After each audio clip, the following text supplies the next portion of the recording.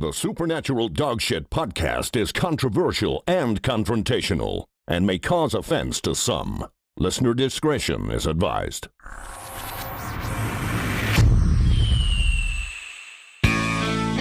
Good evening, one. Good evening, all. Very welcome to the Supernatural Dogshit podcast. As usual, in studio with me tonight, we have Mr. Nathan Locust Lynham. I'm Locust again. I'm sticking with Locust. I like Locust. I like this. I really do like it. We also have in studio, in replace of Mr. Harris this evening, we have Richie. The bald eagle. No. I was going to go with crazyshit.com. Yes. Yeah, that's better. We also have a very special guest in studio tonight. We do. Very special guest who we've been waiting for since, I think it was the 15th of this month, or last month, when we made the original call. It's a while ago now, isn't it? It is. With Mr. Gary Cunningham. Hey. How are you, Gary?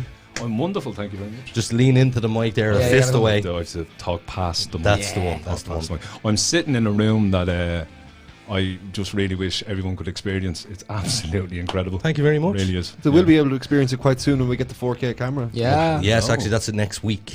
So happy days. 4K. Yeah, we're gonna go visual. So Yeah, we're going Well, to you have a face to go visual, Nathan. to be honest. appreciate you. Trying to win you over. Unfortunately, this is not made for camera. I feel a bromance coming on here already. It's like my buddy, Mr. Boylan. Not for camera. No. Not for camera. No. I was so surprised when I actually seen Niall Boylan's face. Were you? What? Yeah, you Wait. showed me him like 2 weeks ago and I was like, what?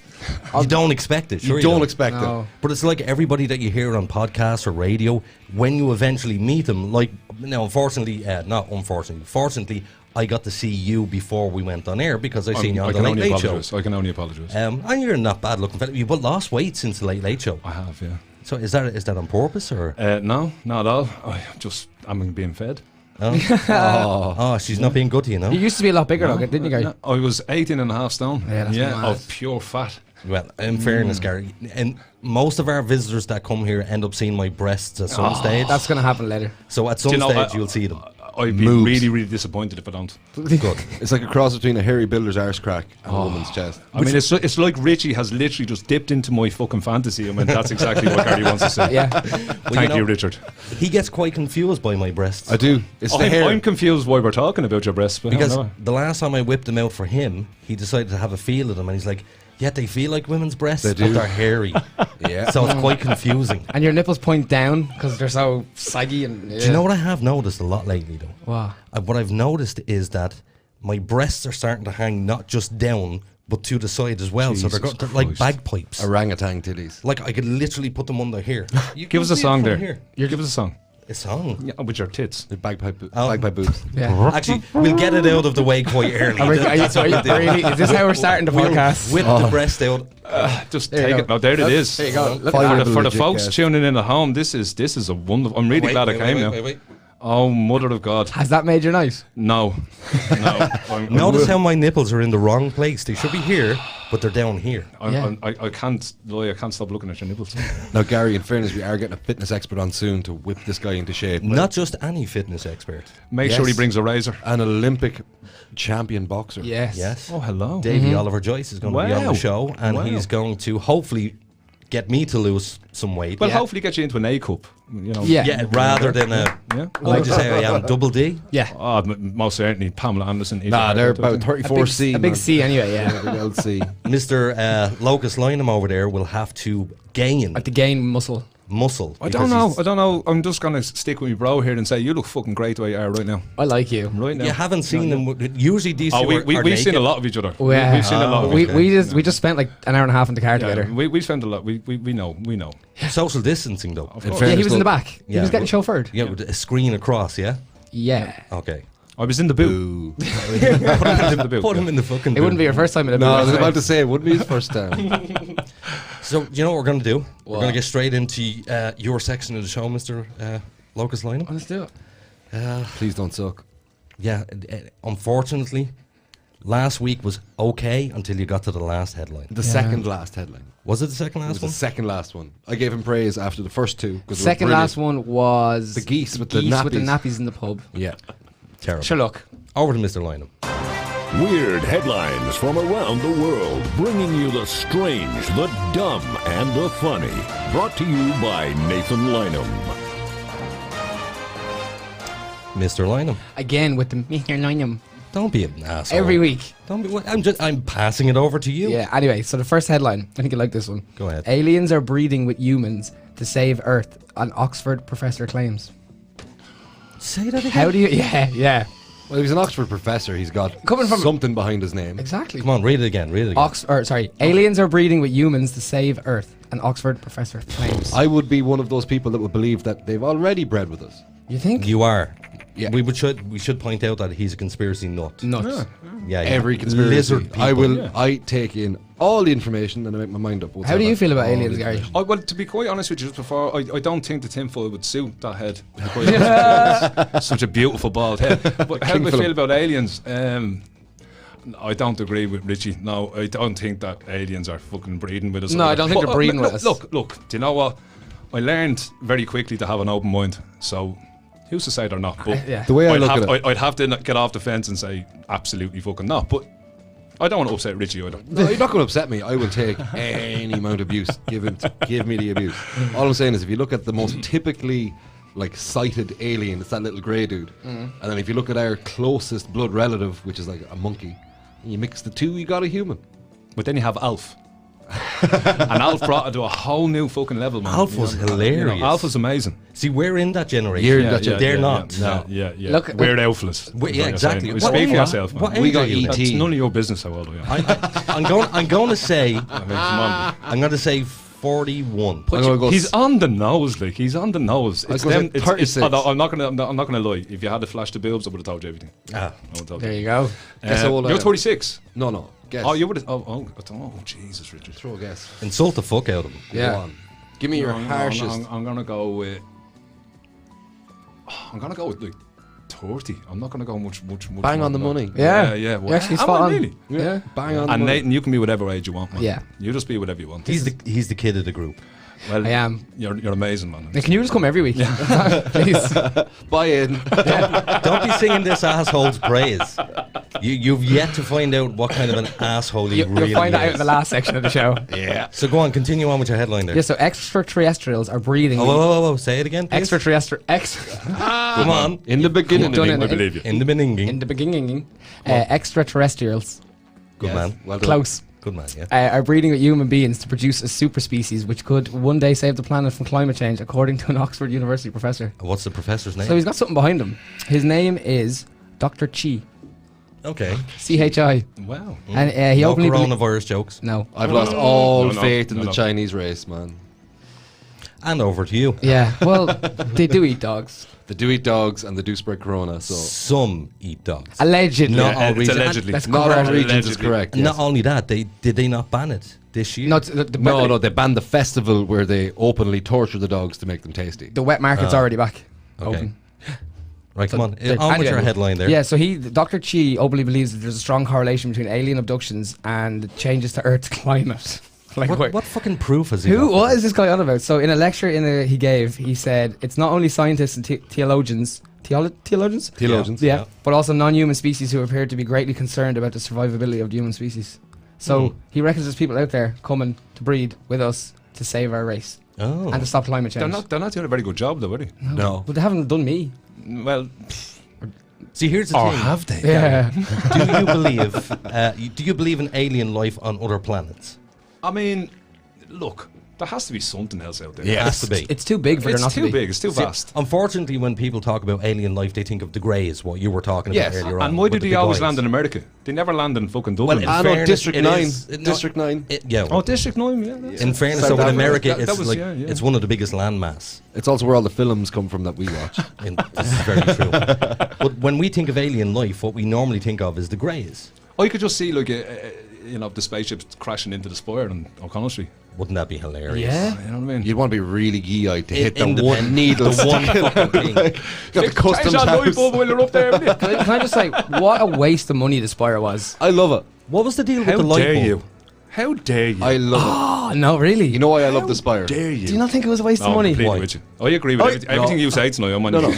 It was overpriced, as is any piece of art in Ireland. Yeah. But I agree with the Spire and why it's there where it is. It's the L and W. Why?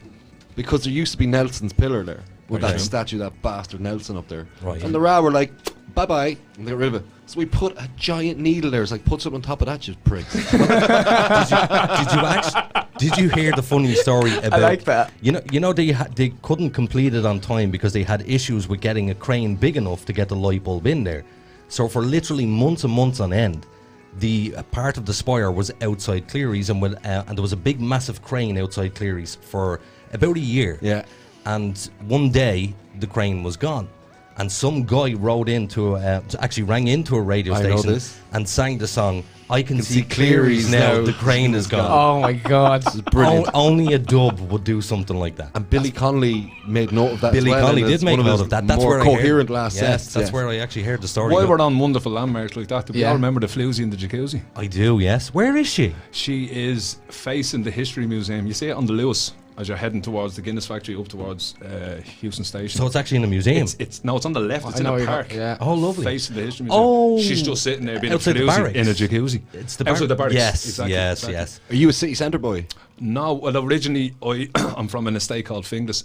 Don't judge. No. I went to college. with We're some sound judging. dudes from We're Finglas. judging. I'm judging. We're secretly judging. I came from I know Ter- people. Did you drink cans hang on, down the hang on, Tolka, Richard. yeah? I know a few people, yeah? Yeah. You want to watch yourself there, pal? Legs broken. You'll do nothing. But no. You're on our yeah. turf tonight, son. I'm now kind of a city centre, but I'm living in East Wall, which is like maybe like a 20-minute walk into town, which is cool. What do you reckon of this whitewater rafting thing that's going on there? Ask me. Would you go down a What whitewater load raft? of bollocks. Listen, I'm a huge advocate for mental health, and I'm a huge advocate for suicide. Yeah. We don't have a 24-hour manned suicide line in this country. No, you'd quicker get a suicide booth where you can Yeah. just go in and commit suicide faster than you would Quicker, get a counsellor right. sitting there to But counsel you out. they won't put 5 million into that, but they put 50 million. How much? into the How much? IFSC. 50 or 15? 50 for the 50. 50 into the IFSC into a hole for people to go whitewater rafting. It's 50 quid a go. But Who the fuck wants to go water The boys rafting? from Killiney might want to go up there when the weather's not so great. You know? Yeah. In their dudes. But even the location is fucked up. Yeah. Do you know what I mean? It's in the financial centre. It's 2 fingers up to you and your Yeah, kind. big time, man. That's exactly what it is. You go around Grand Canal Dock there, and you see all those lovely little red strings and all that walk around, and you hang around there, and the guards are on you like that. What are you doing here? I'm sitting waiting for a bus. The bus is about a 5-minute walk, and I didn't want to sit there with all the junkies. So I said I'd come down and look at this, have a look at it. You're not even allowed in to look at it. If I was standing there in a suit looking at an iPhone, it'd be fine. So off you go. Continue with your headlines, Mr. Lynn. Number 2. Okay. This one's weird. No more details on that This last one, one's no? weird. So the first one wasn't weird. Okay. Nah, not that weird. Well, no more details on the last one. Continue, Apologize. please. So, university student admits to having sex with sheep because he was stressed about his exams. Yeah. What? Was he And Welsh? can I just say it's spelled university student? The puns have already started. So go on, explain That this. was bad. Quite Yeah. sheepishly. That was. Ramming them in there. Go on, the guy. So, Fuck, it's like he was built to be in that chair. yeah, isn't it? right. Yeah, boy. So we've all read the tips on how to ease exam pressures, and this is definitely not one of them. A 23-year-old Fresno State University student has admitted to engaging in a sex act with a sheep after being caught in his California campus barn. California? Yeah. What? He was caught in the campus barn with a U. E-W-E, obviously a U. I expect it in Cardiff. But not California. Not California. Sheepshagger. A sheepshagger. So But- he basically shagged the sheep because And he got was caught. stressed. Well, he just said he was stressed. I mean, you know someone who's into animal porn. I do know somebody that's in an animal Who? park. We I spoke feel about really this. sorry for the sheep in this story. I Yeah. bet you there's nothing about the you, is there? No? No, of course not. No? Because all it ever is about the scumbag who wrote Always. the you. Well, what about the poor sheep? There's What- no victim impact statement there, no? From the sheep? from the sheep organisation? No? Sheep- Fuck the sheep. Sorry, sheep I just said swore. it. in As the Gary first said, the half. sheep just said it was bad, that's all. That's it. So continue. Well, yeah, but you know people who are into. I do. I know one person. Now, not that they ever shagged an animal. Oh, We call it what it is, though. Bestiality. Bestiality. I know somebody. I cannot say their name. Me and Richie said that with a lot of conviction. Didn't Yeah, we? the two of you. Can we Exactly. please? Can we tell if we're going to talk about my hobby, can we at least get the name right? Bestiality, boy. This is a podcast. But here's the thing: if you were stranded on an island No. and there was like a sheep there, No. and Absolutely it's not, been years. Aiden, I don't go there, man. Aiden, would you rather have a wank or do it to an animal? I'd have the wank. Wank. I'd rather have a wank if the option of sex was there. We spoke about this last night. What? Yes. The option of sex with the animal or with a person? I'd prefer a wank over sex. But that's because you're old and your sex drive is gone. Excuse me, now Nathan. He's older than me. I'm older than him. Yeah, but But he's old on the inside. Yeah, you're cool. I'm rotting on the inside. Yeah. Did you ever see the ad with the apple, the smoking ad, and you turn the apple and it's on? That's me. He's rotten to the core. Whenever they do bring him in hospital, give him a CAT scan every now and again. Like, a woman runs out of the room crying, like, El Diablo, El Diablo. Yeah, no. Oh my God! Look at his fucking arm. Yeah. Look. Yeah. Did you see Self-harming. Yeah. He has, to the guys watching or listening at home, he has what can only be described as a nasty, nasty burn on his arm. And the greatest thing about it is, I said to him, "How did you do that, man? Are you okay? How did you do that?" And he says, "Don't know. I have no idea. Can't remember. Don't know." Do you want to exaggerate? Do you want to tell what happened? It looks like you need a fucking skin graft. I think I told it. And I was like, "How did you do it, man?" "Oh, I don't know, okay. It was Look, No, it wasn't that. There's a picture of him then hugging the radiator. Richie holds up a radiator. No, it wasn't that. Now, I'll tell you how I Suddenly know it everything wasn't becomes that. so clear. Was because so it was the night I took psychedelics. Yeah. So, but it was before I had come in here and hugged the radiator. Does it all make sense now, Gary? We don't even have to explain anymore, man. That's it. You can leave it at that. I was in the kitchen and I came back in and I said to the people I was with, I said, "Geez, my arm is very sore." So this is before the radiator incident. So I must have burnt it in the kitchen somewhere. But you've no idea. I have no idea and it's where. nasty. It is pretty nasty and it's starting to go a little bit green. That's all right. That's because Yeah. you're rotten from the That's inside okay. out. Once it's not all green. What and degree would you say that is? That's a first-degree burn. And third degree is the worst. Third degree is the worst. That's a bitch. Okay. It's a bitch burn. That's a bitch burn. Yeah. So. You little pussy.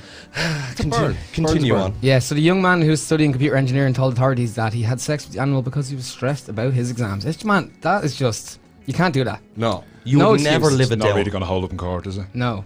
I have like- experience of it. I don't feel sorry for sheep because it's a stupid animal. How do you feel about that? I don't like people being woolly bullies. Woolly A bullies? woolly bully. But no, I hate sheep. Screw them. They're delicious. Neither of you, by the way, heard what he just said. No, I didn't. What did he say? He said, "I have experience." Oh, I missed that. I'm just showing them the eyes here. Hang on. Oh. Do the long stare. What was it like? Won't even take the fucking glasses. Please don't. Don't stare into my soul. So yeah, Yeah, bestiality. he is facing sexual assault charges sexual assault of an charge. animal. Well, yeah. Nah. And they said he consumed a vast amount of alcohol. That is no excuse. Okay, do you think somebody like that should be imprisoned? No. It's a rape of an animal. It's an animal. It's not a sentient being. It is a sentient It's a being. It's not. Yes, it is. They get their head stuck in fences and die. We get our heads stuck in fucking fences. Yeah, but someone And comes and helps banister us. rails. People come and help us. You get the burn our point. arms. There's people that are paid to come and help you. We burn our fucking arms. You do because you were on psychedelics. No, this is true. It wasn't the psychedelics. Was it not? No, it was In the the... length of time I've known you, which is a long time. I've never taken psychedelics before. Yes, and I've never seen you burnt. And then the one time you take them, you get a burn. The Chewits born? What? The Chewits born? Yeah, but that's because you made sticky lava. You should tell the story really quick. So there was another night where I burnt myself, but I remembered this. I actually remember Can I this. swap fucking sheets with you, can I? I He remember this. burns himself beside me, I'm fucked. You're done. So what happened was, I was at home, and before I go to bed, I take my medication, and it gets you a bit woozy, and you do stupid things. So A bit woozy, he says. I went to the shop and I bought a 4-pack of Chewits, Okay. so different flavored Chewits. Lovely.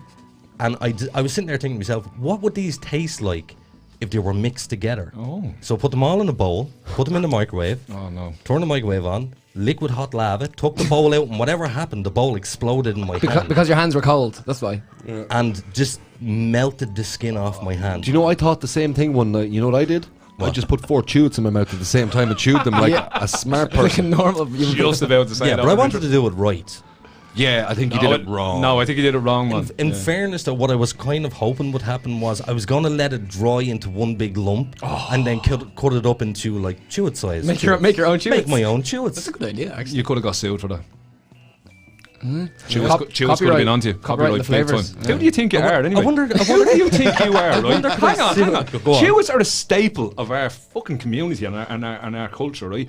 Who do you think you are to make a bastard one? Well, you think you can just get all these chewits. Let me finish, bastardized Aiden. chewits. You did? Yeah. You just thought, like, I'll be the nutty professor here. I'll be Frankenstein. Yes. Come alive. If they wanted to make To be those quite flavors, honest they with would you, have done. karma is a wonderful thing. And karma just exploded all over your hands. Oh, yeah. How dare you try to Here's the thing, bastardize I fucking chewits, suffered, man? I suffered for it. Do you think they designed them to do that? I think that they designed it for him to do it. And I wouldn't mind when I actually told the doctor, because I ended up in A&E because of this. I'm not surprised. That's how bad the you were burn burnt, was. man. I'm not surprised. The doctor, That's what the A&E is for, you know. he asked me, how the hell did that happen to your hand? no. Did So you tell him? I told him the story, and I promise you, Did he clap he you? pissed himself laughing. Yeah. But because what I said to him afterwards, because I was in A&E, I was still a little bit fucking woozy from the medication, and I said, well, you know, my hand tasted great. So I have one more headline, but I know this is you telling another story. But when you went to get the camera up your bum, what's that called? Endoscoping. Endoscope. The endoscope, and you left a little note. I did. That was You hilarious. tell that story real quick if you don't You mind. put a... What? yeah. Hang on. So See, I've had a few of these. I'm I'm dying to know what the note is. So what happened was, this was my first time to get it, and I had a friend of mine who came into the hospital with me, because you know they have to do the driving afterwards. So we came up with the idea, before I go under the anaesthetic, I got a little sticky note, and I put a love letter to the doctor on it, and then I got Stuck the it to your anaesthetic, stuck it to my arse. So the doctor got what a a surprise. I was told then by the nurse afterwards that he didn't find it very funny. he wasn't I impressed. wouldn't say so. I No. wouldn't say so. But if I was a doctor, I'd be like, this man is a legend. Like, But then there was the rape assessment unit in the hospital that time as well. oh, Aiden. I got into so much trouble in the hospital over that. no. So, years and years ago, I had a blood clot in my lung, and when I went into the hospital, You still do. they put me into a unit on my own, because they didn't know what the hell was wrong with me, and they thought they had to quarantine me. So they put me in this. The only room they had was the rape assessment unit. So I'm lying on a bed in the rape assessment unit. It's just a small room about this size, and I can see it says on the wall rape assessment unit. So I then got a marker and I scribbled out a few letters and I turned it into the rape ass unit. And the nurse came in, seen what I had done, and told everybody. Again, wasn't impressed. But I mean, it was funny. That is funny. I'm actually quite happy I'm that... surprised you're not barred from hospitals. Funny you should say that. Well, you know what, man? I actually purposely put that out there, Yeah. thinking that he was going to feed into it. It's funny you should say that. There was one particular night, and this is, I promise you this happened. This is a true story. All your stories are true. They're great. I was in hospital, up on a ward, and I was going to bed. So they gave me my nightly medication, but they also gave me Solpadeine as well, which sent me a bit loopy. codeine. I woke up the following morning, lying in the bed, dripping wet from head to toe. Didn't know what had happened. The guy that was in the room with me had been moved out of the room, and I'm like to the nurses, why am I wet? Where's this dude gone? What the hell happened last night? And then a guard arrives. I'm like, what the hell is that happening here?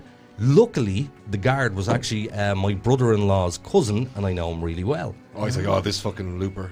The nurses thought I had taken something like heroin, because I seen the video footage. I was running through the hospital, jumping up on tables in the canteen, and then there was an old man who I ran past him and slapped him on the arse as hard as I could. Were you wearing a gown and your arse was hanging out? And Yes. everything? Love it. I was then found in the car park by security on the phone that was dead, talking to nobody in the pissings of rain. Oh my god. And that's the host of our show. Yeah. Like, Hey, drugs Wow. do mental things to people. As long as I know you and all the chats we've had, you just still come out with these golden nuggets, man. I Doesn't know. he? I know. I hold him. I thought I had an eventful life. No. Wait until you get here. well, I won't, man. I'll be long dead before I'm your age. wait until you get to the second half of the show and we talk about Gary's life. Oh, yeah. Oh, yeah. no, that's an eventful life. I'm assuming you have Christ. mental stories like that. You off your fucking head. You said I you were... mean, I went to prison, man. I'm not fucking you. Jesus Christ. This man has been reformed. I haven't learned my lesson. Yeah, you're still not a stable member of Clearly society. not. Aiden was in not. prison as well. I was in prison. Can we say that? Yeah. Oh, Yeah. would you like to tell? But it was over tax insurance. Is this story night with Aiden? It is. Yeah. It was, what the hell happened? the taxi. Because there was a few times I was put into Portlaoise prison. The Scottish one is the best. Oh, no, I can't tell that story. No, you can't tell that story. I can't tell that story. Can't tell that. Can't say with a bag now. What story? Yeah, exactly. Scotland? I don't know what you're talking about. But I know what happened. Oh, yeah, it was the night that I crashed into the door of Danny Bourne's. Yes. Oh, Is that where you're on the phone to a famous radio presenter? That was that night. That was that night. Crashed while on the phone to someone we know. Yeah. Somebody we all know. I'm just going to ask you something. Yeah. I'm just going to pause you right there. Yeah. Hold on. Let me just lower this music down. Have you anything good to say about yourself at all? Can you tell us something, like a story, a little anecdote, right, that just paints you in a good light? Because I just want to say, right, I had a conversation with you on the phone the other day. Okay. And it was a top conversation, man. And, you know, I think we clicked a little bit. A little bit. Yes. A bit of man Now, love. so far, I've sat in this beautiful room with two fucking incredible young men over there. Thank you very much. I've seen your nipples. I've seen your nipples. I've heard some stories. Are you single? Yes. So am I, man. Do you want to give it a go? You're not single. I will. I am now. Gaz, in his defence, he actually does have a heart of gold. I know that. No, the I thing. don't. 3 weeks ago, he know was driving up the town. There was a young man collapsed in the street. He put him in his car, brought him to the guards, said, look, this guy's out of his head, he's a harm to himself and others. And when he came back from the station with the guards to go and get the guy out of the car, he'd puked and shit all over the interior of his vehicle. The car you were in, by the way.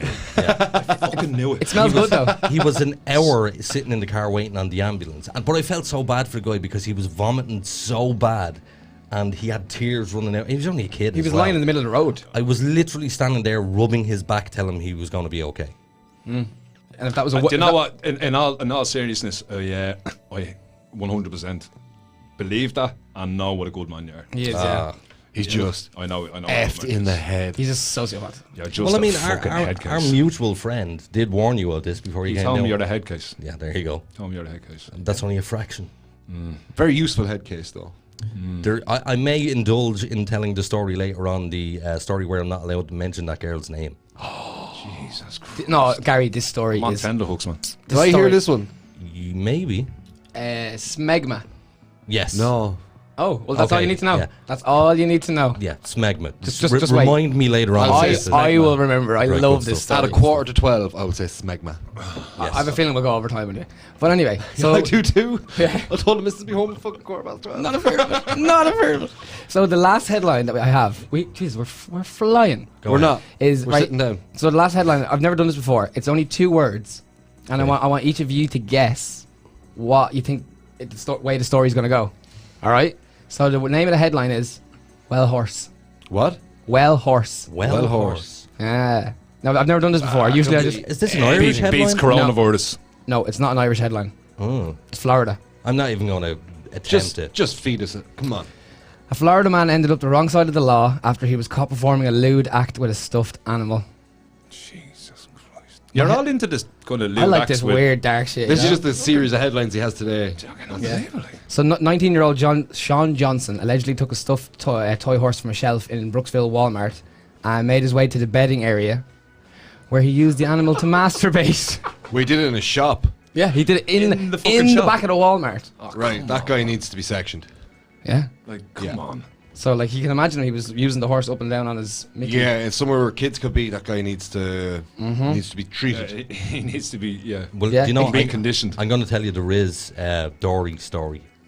Oh, So you know who Dory is? I don't know this story. Yeah, Dory. Dory from Finding Nemo. The stupid fish that can't find herself. Yes. So, Dory, I'm lost. about 4 or 5 years ago, you met Riz earlier on, the Pakistani guy. I did.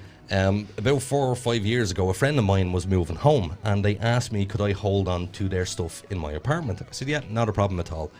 So Riz was living with me at the time and he came in and there was a dory sitting on the mantelpiece and he said to me, God, the mouth on that is very wide, isn't it? I was like, okay, yeah. And he disappeared with Dory into the bedroom and came out about 20 minutes later and he had cut a hole in Dory's mouth and given it a good scene to. That's not where the story ends. Sorry, The Riz. fuck have you brought me tonight? So, it gets worse. Another friend of mine came in, seen Dory on the fireplace, and went, oh, look, Dory, why is there a hole in her mouth? And then proceeded to put his finger in the hole and went, why is it cold and wet in there? Was it Ed? No, it was another Pakistani guy. Right, but what I don't understand is, right, when you cut it in, it's not like there's flesh in there. It's that piling that this stuffed animals with. That would chafe the shit out of your dick. I'll give it a go. Where is it? Oh, it's gone. It's gone. Fuck's sake. Yeah, it's on the sexual assault heap. Oh! Remember we had fun with your sex toy? We did have fun with my sex He had toy. this like rubber ass. There's so many stories, Gary. I get It's the like a pictures. rubber ass wonderful. with a full anatomically correct vajayjay. No, it wasn't anatomically correct. It looked It was good a little enough. bit small. A little bit small, right? I threw it and it stuck to the ceiling. I started to go smacking the Do a car. few rounds out. Yeah. We had such a laugh out at that night. Oh no.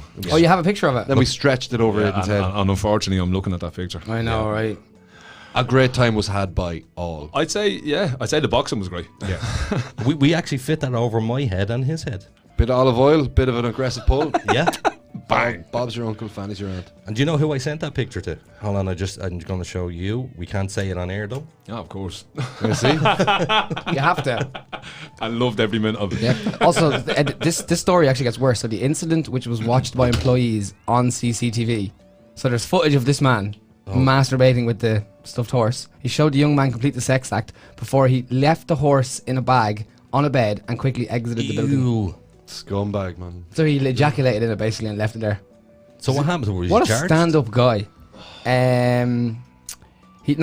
Hold on, this is even worse. It gets worse. He then pulled out his genitals, which were in an aroused state. They usually are when you're... Flashed one of the employees and left. Yeah, no, he needs to be absolutely sensitive. And it says here, he achieved an orgasm. But with these stories, right? Yeah.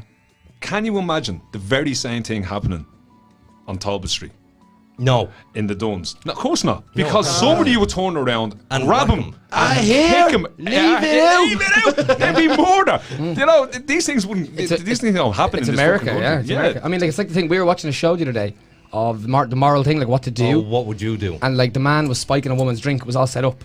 And the woman was just sitting there, she was just kind of like, oh, you boys are so bold spiking her drink. Like they And did. people stood up and Wow. intervened, and she still sat there. And then when they asked her, "Did you see anything?" she kind of played it off. Yeah. Wow. Like she was like basically letting your one go home to get. But there was raped. some dude, and he was like, "No, stopped it." Then he went, called the cops, and tied his jumper around the two handles. Fair So play he to took him. off his hoodie. Yeah. Legend. He didn't look like he was able to take on anybody. But he was like, fuck he it. was ready. He's You're seen not- something. you're not he gonna was do stuck. that. Yeah. You're not taking that woman away, basically. Yeah. Fucking order, man. This is why, those prank shows don't work in Ireland. They don't, because Irish people Take would no just, shit. If they pulled a prank like that, you just end up hitting them. Yeah.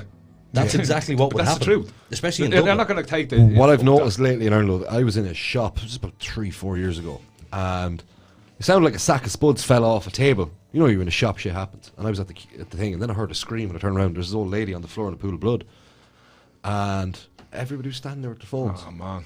I went over, put my arm around her, said, "Instead of filming this, would you ring an ambulance, you retard?" Said it, pointed at the guy and said it. Sat her up into, kind of got a recovery position, got her pulse, checked her breathing, checked her airways. She was out of it. She was How old was she? she'd be well into her 80s. Oh, Jesus. God love her. Well into her 80s. And And she them was already morons bruised. standing She was there. already Yeah. bruised from a fall. You know, old people bruise Yeah. for ages. Yeah. So She we're was most there- likely on warfarin, that's why. I don't know what it was. Asked her about it, she couldn't tell me anything. She couldn't tell, her mouth was busted, her nose was busted, she pissing blood. So I rang the ambulance, told them what was going on, had her there, and she started to fade a bit. I told them, "Get here now." And I could Yeah. hear the sirens coming, so I knew we were good. And then her daughter came in and started screaming. I was like, "Oh, calm down, you're going to make it worse. Relax, you have to relax right Yeah, now. yeah. You have to." The story was, they'd just gotten her out of the nursing home, and they let her, they'd park outside and let her go into the shop and get a loaf of bread. Again, just so she feels normal. Yeah. Because she's completely together up in her head, but her body's gone, like. And they let her in, and then she took a faint. And they came in, they felt so bad, because they were waiting outside, like, oh, we should have went in. She was in there a while, thought she'd be in the queue, because she'd get really upset if they'd come in. course. She didn't want to be nannied. She had her she has wits her- about she- her. yes, Like, yeah. And she's like, F off and leave me alone, Yeah, kind of thing. This happened to her. But it's because of stuff. Like, I've seen people filming stuff, and it's like, It's unbelievable. that's all people do. They just pull out their phone and video it. I was on my way to catch a dart the other day and came outside where you collected me tonight. To Yes. the left, and at the foot of it, it's called a Johnny Cullen Hill. Yeah. As well. A guy came over the hill and just ploughed into the back of a stationary car. But Oh, you it seemed to happen in slow motion, man. It hit the car, and I'm looking, and then the car just went. The car that it hit, not the one that was stationary, the other one hit, went onto its side, and just slid along the hill. Jesus. Man, I ran down, and do you know what? Wasn't the better for it, Richie? I'm not going to lie to you. Yeah. I've been in a few crashes, but never witnessed one before. Yeah. And you know, it's your instinct, what you just said there, your instinct takes over. I just got down on me. I had a Bluetooth headset on, so I started ringing the ambulance, but just got down and just kept roaring at him because it was driver's side down. Yes. But unfortunately, there was one or two with the phones out, and it's always the way. Fuck, man. But it was great. There was a few lads, and you know what? Just want to say this. Gonna get on my moral horse here, but there was a few lads that would be judged by society. You know, just maybe the way they carried themselves, maybe the way they sound. Oh, they'll jump in there and they'll get dirty with you. Yeah. They were running off getting me masks. Stupid little things like that. Yeah. You know, just to think of it. Yeah. Do you know what I mean? And when was it ended up being a local man. One of them ran and got his wife. You know, just little things like that. Yeah. And I just wanted to say that because them lads. Was he in a bad way? Was he? I'm after hearing that he's okay. Thank God. Yeah. When did this happen? I got a flight Tuesday. Just Tuesday gone. Tuesday gone. Oh shit! So that's fresh in your memory. Do you know what, man? I was on autopilot because I had to run. Got to the train station to find the trains had been cancelled where I was going. Turned around, went back home, and I met the guard that I had to leave me details with. And they were after cleaning up the thing. They were actually putting the cars on the back of a truck. Yeah, recovering them. Yeah. And the guard came up and he says, "Listen, fair play to you." I said, "No, listen, is the man all right? That's all your primary concern, yeah." And he said, "Yeah, I think he is." It wasn't a great answer. I wasn't happy They with the answer. can't give you exactly. yeah. Right, so I rambled into the apartment and lay on the bed and I rang my ma. And Richie, I'm talking about, I burst. Yeah, you would, yeah. Good 10 minutes of crying. Yeah. Right. Just fucking. That's the best thing you can do, though, because you time, didn't man. bottle it up. Big You time. dealt with it. I You think got your one closure. thing you'll notice tonight, Richard, is I've no fucking problem crying, man. I cry. It's just another emotion. Did you I'm have very proud of problems before? Absolutely not. So you've Absolutely always not. been a crier? I'm a crier. That's it. Right. Yeah. I'm a whinger, and I will talk about this. I would have been a fucking whinger in my past, but I just feel that, you know, when I was on the Late Late Show and I cried over my mum, I got a lot of emails after that, and I think the one thing that struck me was the amount I got from men, and a lot of them was from rural Ireland, and it was a thank you. Just nice one for doing that. I go into schools, and especially with young fellas, I'm saying, see all this hard man stuff, it's just a load of shite, man. Yeah. Don't be afraid to cry. Don't be afraid to fucking let it out, like, you know, because this is the worry. Where we think we're stigmatised and we think we have to be this strong being all the fucking time. Do you know what I mean? And sometimes it's all right to say, you know, I'm not. Well, you know, unfortunately, I'm a weirdo with crying. I'm pretty strange. I'm not fucking surprised, like. No, I tell you what happens. I can see the worst thing happen in front of me, and I will not cry. Now, this asshole sitting across from me, Mr. Quinlan, he goes onto a website regularly, and it's called crazyshit.com. And on Crazy Shit, there's crazy stuff that's happening. Crazy shit. But you will see people being decapitated. You'll see car accidents. You will see, there was a guy who had his heart pulled out and eaten. I look at this stuff, and I look, and I'm going, you know, I've seen worse in horror Does that movies. stuff give you a stiff? Yeah, no, that's him. That's him. But I had to. If I see stuff where there's good things happening, I cry at that. Like the underdog winning, like. Yes. Like that. Yeah. Like, and this sounds really stupid and gay, but it's not. How is it? How is it? Hang on, whoa. How is it? But wait, when I say what I cry at. Sorry. X Factor. But who doesn't? Yeah. You know. It's the sob story. Go on. I don't cry. Yeah, no, yeah. I actually have a thing. It's actually a mental issue. I've been to therapy. I don't cry. I can't cry. My missus was like, I just want you to cry on our wedding day. In fairness, I couldn't. It was the happiest day of my life. It's just not your in fairness, I have seen your eyes well up. I've welled up, but I don't cry. Can I push you on that one? Yeah. The last time I cried, when was it? I've cried 2 or 3 times in the last 5 or 6 years. Not 5 or 6 years. The last 8 years. It was before my daughter was born. I had a mental breakdown. Just about to say your kids. Was that? It was actually before she was born. Okay, sorry. I like welled up and had a tear when they were born. When my last child was born, my wife nearly died, so that was different. Okay, gotcha. But there was one like perfect birth, and I was like, oh, tears of joy. But it wasn't like crying. Mm-hmm. Do you feel in any way? I can completely separate myself from my emotions. When I explain that to people don't really. It's a sociopathic trait. I think that I can understand that. I can do that as well. It's a completely sociopathic trait. I've talked to a psychologist about this.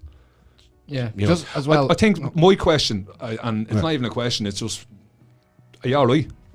Probably not. No, Yeah, I don't mean like that. I mean, Yeah. are you all right in you? Do you feel good about you? Oh, I love me. Yeah, fucking deadly, man. Yeah. Rock the Oh shit no, out I of it. kick ass. Rock the shit Narcissistic. out of it, then. Yeah, deadly. Yeah.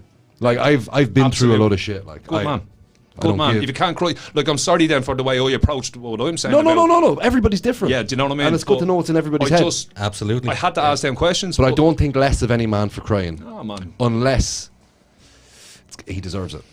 that's it. You know what I mean? You reap what you sow. Yeah. And I'm talking about. I didn't cry in the court when I got sentenced. Cause See, I think I probably would cry in that kind of scenario if it was something I felt unfair about. If I felt like it was an unfair sentence, or if I'm getting the hard end of the stick, I probably would cry out of anger. the one thing that should have triggered me, it did trigger me outside the court, was the only thing I heard was my ma crying. Oh, that was fucked up. Yeah, fucked up. In the courtroom. I'd probably get an erection if I heard Fucking weirdo. He's a fucking weirdo. His mother, your mother was on Crime Watch? My mother was on Crime Watch. Crime Watch. Yes. She a couple of weeks ago. Yes. She defended her filling station she works in from a burglar with tins of salmon. She fucked him up and Threw tins of salmon at the guy. Burst him right in the mush. And he freaked out and ran. Wow. He came in with a screwdriver and a bally on. yeah, but there's something a bit fishy about that robbery. Oh. Are you cutting? Good man, Gary. So come here. You're about to get battered. We can go on. I got a text about 10 minutes ago from someone. Was that from And 085 2727 212? We also forgot to do that, but we got very carried away. And you didn't do the social media I stuff didn't, either. but hold on now, 'cause this is very important. Go on. This text is after making my hair stand up on my arms. Go on. When I got it, okay? Go on. A year ago this week, Gary saved my life. Today I'm lucky enough to call him my best friend. All my love, Maggie McGill. Maggie. Hey, that's brilliant. Like, man, that's insane. The hairs are standing up on your arm. Yeah. Well done, Gar. Hey. I just welled up as well. Gary. Sorry it took me 10 minutes to get to your text, Mag, but wow. Fucking hell. Well done. Can we talk? Can we talk about that at all now? Yes, we can. Yeah, can we? Yes, we can. What we'll do is we'll leave it for the second half. No, I'm going to say something fucking now, man. Yeah, go on. That young one, Yeah. that girl, that girl is incredible, lads. That girl is 24 years of age, and I'm telling you here and now. Sorry, you guys. No, You're go. fine. Go ahead, man. Take your time. She's been through a lot, and at 23, she turned around to me one day and she said, "Gary, turn your pain into power." And I've never fucking forgot that, man. I go into skills and I talk about that young one. That young one, that Maggie, I hope you're listening to this, buddy. Yeah, she's right there. You're absolutely incredible, pal, and you've just made me cry in front of these boys, but you know what? You know me better than anyone, so thank you, Maggie. Yeah, same, Mag, honestly. You know what? And I'm so fucking glad you're here, buddy. Hey. I read that text and literally my hair stood up my arms. It was mad. Good thing you cut in with it, like, get Yeah, a I was message waiting for across. it. That's Wow. savage. Incredible. Wow. While you're reading the Love you, Maggie. text, Yeah. while you're reading the text, you want to You do can that? text into 085 2727 212. You'll get us on Put that Facebook. number in your phone and save it in your contacts so you can do a jingle? WhatsApp Can we us. not sing that? Go on, give it to me again. 085 2727 212. We must ask Gary the question. Oh no. Do you know the number for On Post? One Direct. Pat Short. Ready? Do you remember it? If we lead you into it, I bet you it'll come to you. Yeah, it's 1890 to 2222.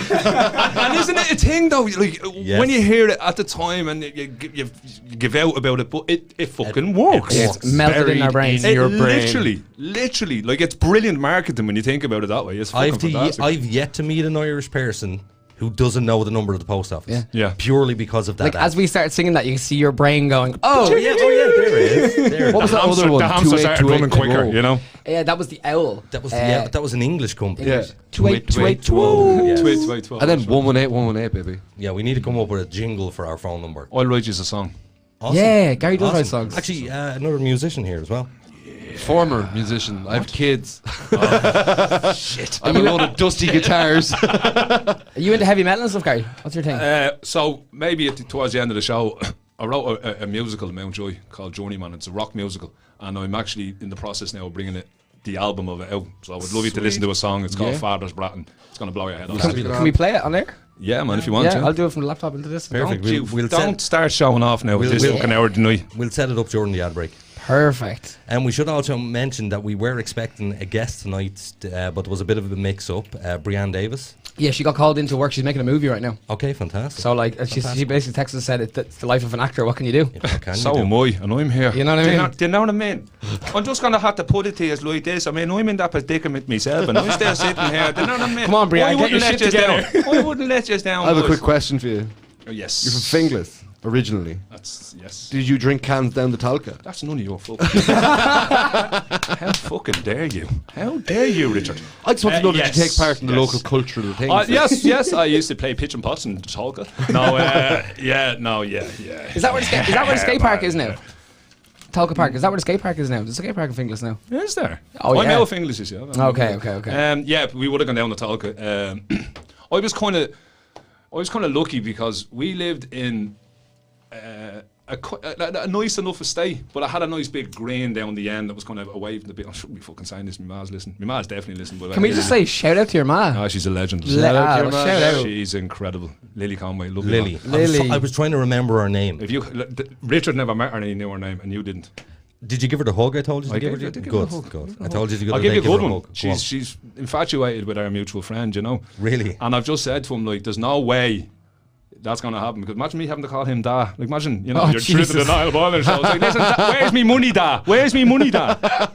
What time are you coming home at? The dinner's on, yeah? It's Mickey Money Day. You do know that our mutual friend, I only heard him about 2 weeks ago talking about you. Oh, yeah. Where he said that you were the guy that changed his mind on whether people can actually reform. Before that, everybody was scum. Yeah. Anybody who committed a crime, just absolute scum. Yeah. Now he is of the opinion that people can be reformed. So we talked about this. Not everybody can be reformed, though. No, absolutely not. Most people. Depends on where you get them and what's happened to them before you get to them.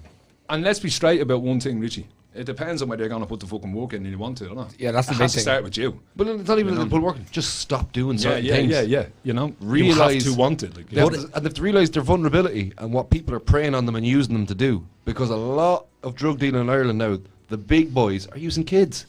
Because scary. You get picked up, stuff gets taken off them, they get brought home to their man and dad, and they're back out working an hour later. There's no jail time there. It is amazing how little encouragement people actually need. You could get a young lad who has been, downtrodden all his life, and you only need to have one word of encouragement for that guy, and it could change his entire life. Yep. Yeah. I had a prisoner do that.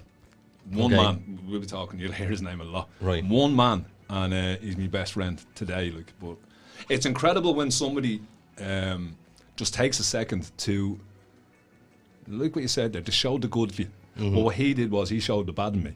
And it was incredible what he did. He held up a mirror to me and said, "You're a fucking arsehole." But that's the best thing to do for a person, is to show them where they're going He saved wrong. me life. He doesn't like me saying that, but he saved my life. How many times a week do I give out to you?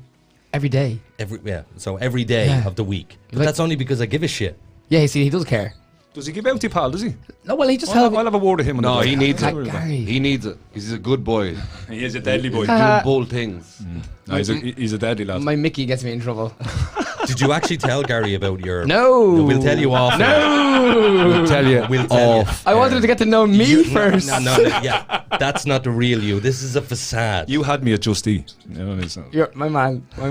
Did somebody say Just Eat? Sorry, can I just say, I still can't believe Maggie texted in. That's I also have another comment here from a listener, Carol Mahan. She said, "Brilliant chat, lads." So I don't know who that is, but shout out to you, Carol. I know who Carol is. You know Carol? Carol? Yeah, I know who Carol is. You're a legend, Carol. It is that time of the night. What? It's for you.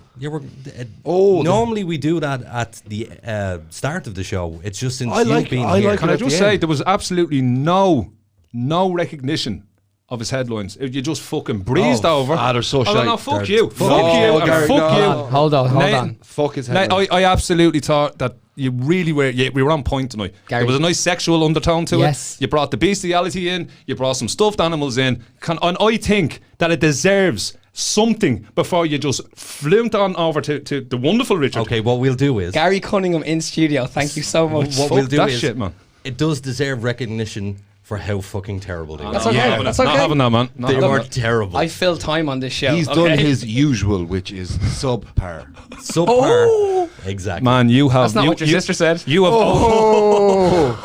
Shout out to Megan. I'm sorry, I couldn't. So, I have another comment here from Ash, just to move on real quick. Get to know the man before the Mickey, she says. Hey. Go on, the Ash.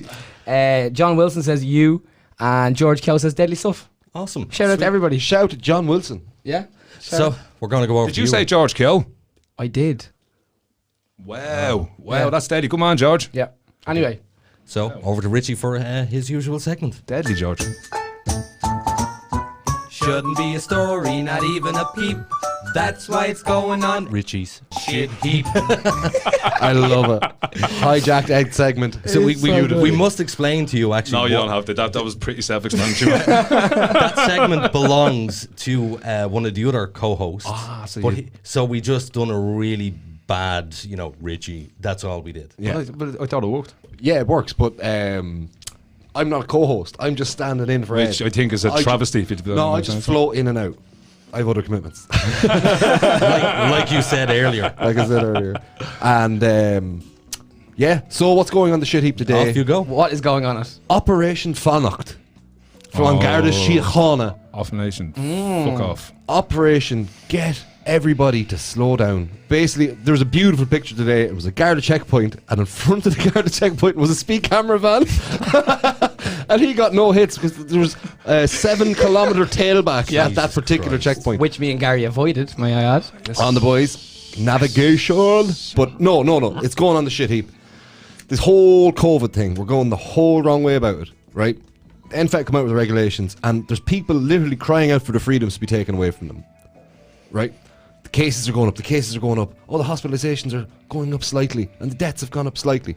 They're fudged in all their numbers. They've been doing this for a long time. They've not put any money into ICU beds. I'm sorry, guys. You fudged it. Let us have our lives back. I'm sick and tired of regulations and lockdowns. Why are you saying you fudged it? Sorry, you fucked it. We've been cursing right all up. night, like. Yeah. They have royally fucked it. I do apologise. I probably brought the undertone. You did. You brought the undertone of swearing. You but opened it. But no, it's gotten sick. They're putting checkpoints on the M50. And there's another picture I've seen because I followed it all day because I was absolutely boiling over it. 7 cars seized sitting on the side of the motorway. That was somebody who was on the motorway, right? So they get left then at the side of the motorway and have to find their own way home. Of course, the guards have to escort them off the motorway and leave them wherever. That's ridiculous. But if it's to enforce lockdown regulations, why are you taking people's cars off them? It's opportunistic. It's not about COVID. It's about enforcement. It's about making the guards the big hard men and putting fear in people's fear into people and getting their numbers up. I thought it was against regulations to have a checkpoint on the motorway. They've started doing it. They've only just started doing it this year. Yeah. Like, it's sick. You leave people the fuck alone, especially motorists. It's hard enough to get around, especially in Mullingar at the minute. They've Mullingar dug up again and traffic queues. I know someone who lives usually a 10-minute drive from work. It takes them 45 minutes to get into work in the morning because of one stupid roadworks that they only did about 9 months ago. Redoing, picking holes and things, trying to use up their budgets. It's just, that's another thing. But the lockdown restrictions and the NFED, like, I know people that still haven't gotten back to work yet because they work in childcare and they work in play places. I know a guy who only just got his place open back up and he's to close it back down again yesterday. It's a joke. And let 3 people go again to go back onto a pandemic unemployment payment which was cut at the same time ministers got a pay rise. This shit has to stop. Now they're looking, a local TD came out today and said that we should be closing off licences to stop all these house parties where all this COVID spread is coming from. They're blaming house parties. They're trying to encroach on our freedoms. We have rights. They've been taken away and shit on. It's going to stop. You're really looking for trouble. They're looking for trouble now. There's going to be mass unrest. But what's already happening, I think such a passionate play or statement there, Richie. It was good, wasn't it? Yeah, it was deadly. Everybody's sick of this shit. They are. And where I come at it as well is we already have severe mental health issues in this country. Oh, we have given it speed. We have jumped up mental health problems in this if country. they think they're under a bit of pressure for mental health at the moment, which they are, well, you see this shit show in about 2 or 3 years' time. The knock-on effects from this are going to last a decade. And I understand what you said. I'm going to say one thing to you though. I understand exactly what you said about people complying, right? Yeah. But I'll challenge it insofar as to say, this is what I mean about mental health. So take a guy, and this is just a random whatever. Say myself, I'll say myself, and I'm already of a nervous disposition. Yes. I'm now swallowed, I'm consumed by this. Yes. So I actually feel for them people as well. Yeah. As regards to the masks, my mother is completely vulnerable to this virus of where it is we don't know. It's there. I can't let my mom get it. That's just wear a mask. She's pulmonary fibrosis, blah blah blah. Yeah. I'll wear a mask for her. Yeah. You with me? I can understand that.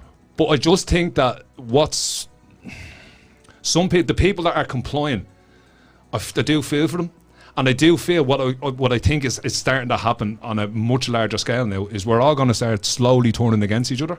That's what's happening. Polarization. You know what happens then? This shit is going to start getting very real. Yeah, very the quickly. problem is we're turning against each other when we should be turning against the people responsible for it. What I have always said from the start, right, is get your fucking ducks in a row. Yeah. Like the mixed messages, the absolutely ridiculous, restrictions so many allowed at the wedding. But no, if you can go here, if you can, it just doesn't make sense. Then they can all fuck off to Clifton but for a massive golf See party. that golf thing? See that? I was never more annoyed in my life with the audacity. The very people enforcing all this bullshit on us. But it's pure.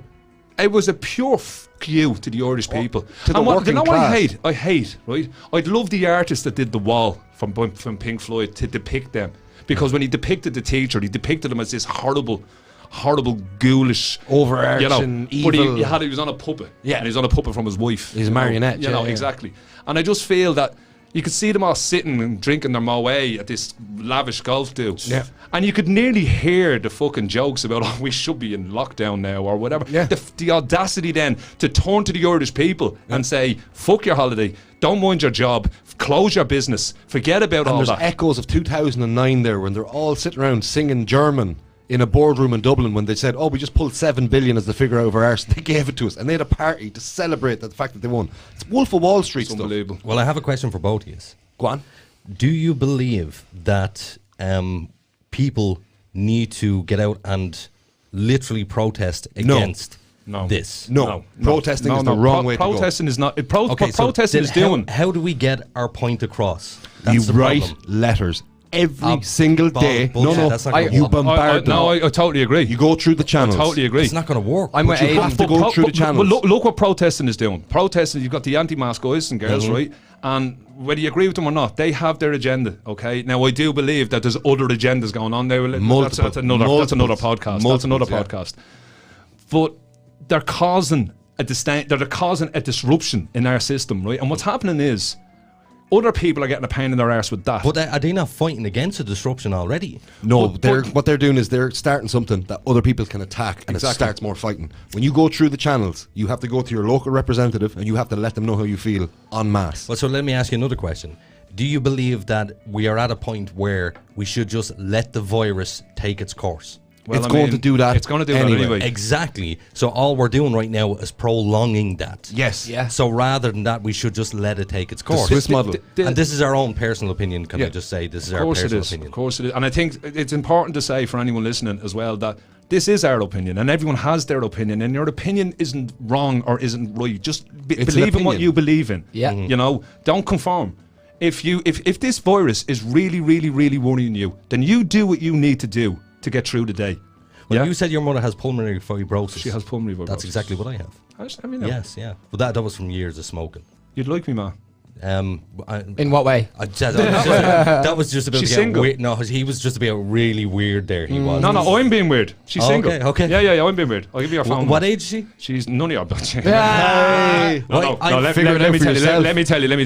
If I told you my mom's age, I would be discommunicated.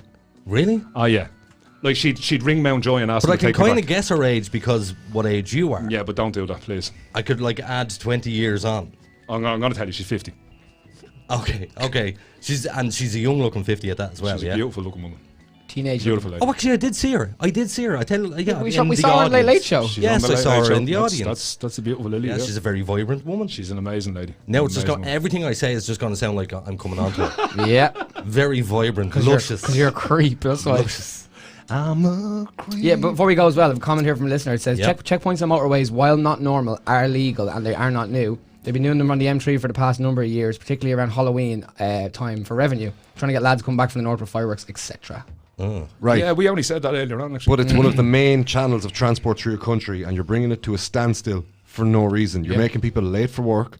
You're making ambulances delayed. You're just about to shutting say, down the country. The front lines, the people that are necessary at the moment. They didn't ask for these tailbacks. They're just trying to get on and do what they're what they're being allowed to do. If you want to say it like that. Checkpoints. Look, it's too opportunistic.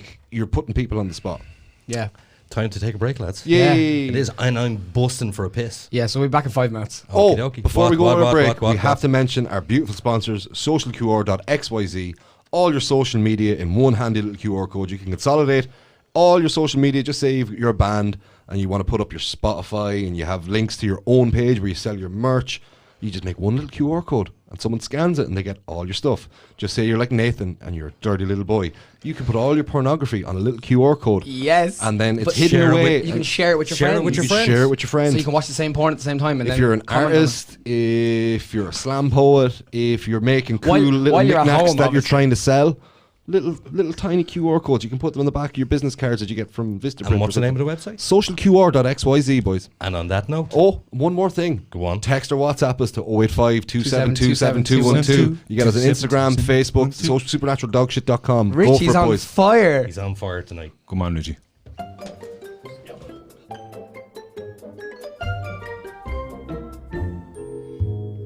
So, Billy, does your social media look like a teenager's bedroom? What? Full of Justin Bieber posters? No, you incompetent fool. Messy and unorganized. Yeah, it kinda does. But what can I do about it? Oh, poor simple Billy. Why not put all your social media in one convenient place? But gee whiz, mister, how can I do that? With Social QR, of course.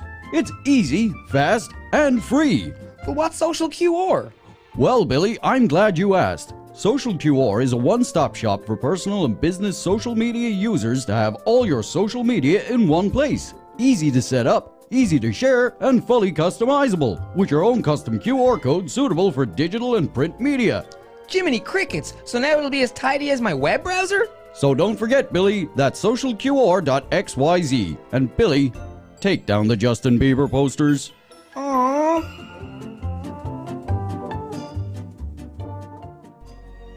Every day, Richie has to drive 2 miles to bum tobacco from his friends.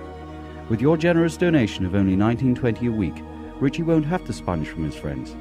Text Richie to 5210342 27591268089 so we can finally tell Richie to piss off.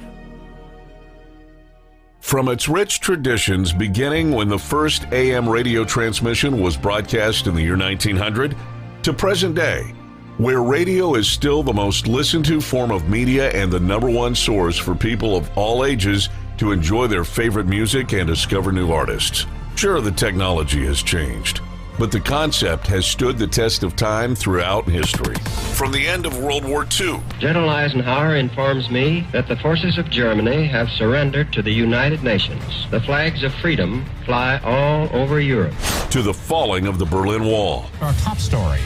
The Iron Curtain between East Germany and West Berlin has come tumbling down. To the U.S. entering the War on Terror. None of us will ever forget this day, yet we go forward to defend freedom and all that is good and just in our world. Thank you. Good night, and God bless America. Generations across the world are united by music as it transcends all language barriers. It brings everyone on planet Earth closer together. We at iStreamRadio.ie understand what radio has done for the world and would like to thank radio for its 100+ years of service. Radio has been here through thick and thin. Thank you, radio. Imagination is the beginning of creation. You imagine what you desire. You will what you imagine. And at last, we create what you will. Don't wait for the right opportunity. Let us create it. When the virtual world of the internet, ideas, dreams, and concepts have become a reality, now is the time to bring your idea to the digital world. MilestoneMedia.ie offer a full range of digital services such as web development, hosting, audio, and visual services. Inspiration has a new platform. MilestoneMedia.ie. Experience the difference.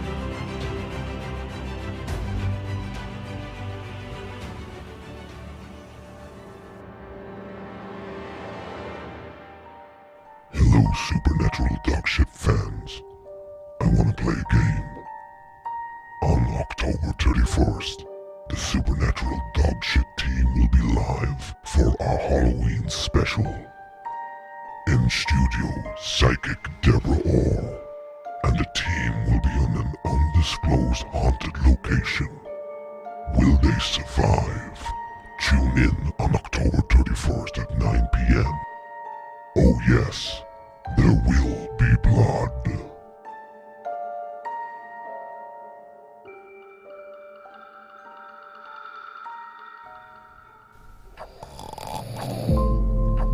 This is Henry. He's 40 minutes late. Again. His crew are waiting for him in the yard. He insists on using a wanked iPhone 4 to keep his alarms every morning. Ed says if he's late again, he'll eat his nonsense-spewing face because he's sick of his dogshit excuses. With your one-off donation of €3, we can get him an alarm clock and batteries from the pound shop.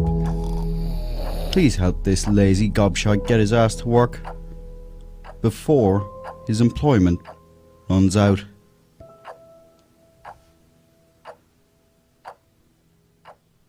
The Supernatural Dogshit podcast is controversial and confrontational and may cause offense to some. Listener discretion is advised.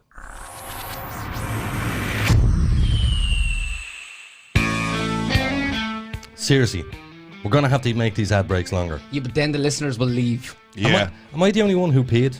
No, I peed as well and ate half your dinner. I'm peeing at the moment. But do you know... You know, it's warm and gooey. You're older than me, so you probably have this. Fuck off, man. When you get older... I don't wear them knickers incontinent pants. You piss for about an hour. Young lads come in to go zip, flap, flop, it depends if I'm drinking or not. I wait till my bladder's full and then I just have a good old wee. Like, I can pee for... I actually timed it once for 2 minutes and 20 seconds. That's Austin Powers stuff, man. That's Austin Powers. No, that's normal for me. Unfrozen. No, it's not. I drink lots of coffee and I save my pee. I wait till I'm busting. I guarantee you, if you try timing your pee, you'll actually notice it's a lot shorter than you think it is. Same with my dick. Jesus. On the subject of pee, I'm an advocate of peeing in the sink. So am I. No, I'm an advocate for peeing outside.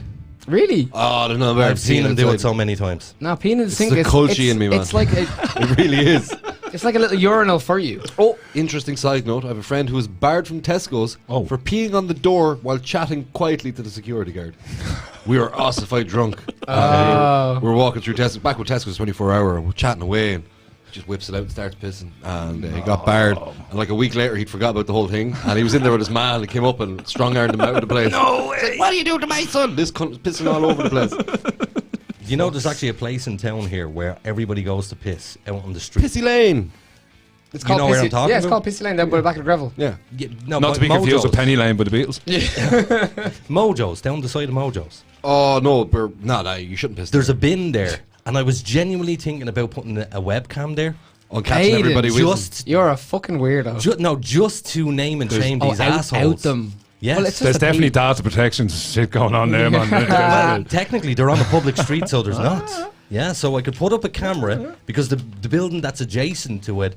You've really thought about this, man. I'm looking at your face right now. Can we just say Supernatural Dogshit does not affiliate ourselves with Aiden Doyle whatsoever? And neither does Gary Cunningham. You absolute fucking weirdo. Supernatural Dogshit. A serious question. Have any of you taken a stealth piss before? Oh, mother of God. Stealth piss, just say you're in a field with your mates, like a town park or that kind of setting, and there's loads of people around, and you're buzzing for a whiz, and there's no public toilets. And you're all kind of lying around in the grass on a summer's day. Oh, and you just like you just roll over, zip it out, pee onto the ground, put it in a lying down position. But you have to move back then because then it keeps coming closer to you.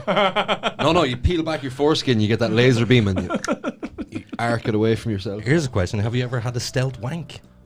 Yes, I have. I've had danger wanks too. Start banging on the door and screaming for your man. Can I just point out this is supposed to be the serious section? We're going to get to that now. Okay. The worst place. I do think I mentioned this before. I was with an ex of mine at the time, and we were in the back of my mother and father's car. Yeah, you were. And it's not like she was doing it for me. So I'm doing it myself. Again, I'm just not surprised, Aiden.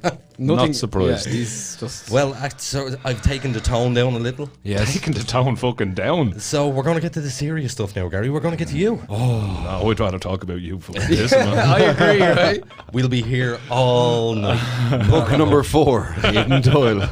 The Aiden Chronicles. So, Gary, you may tell the listeners your story. Start from the start, man.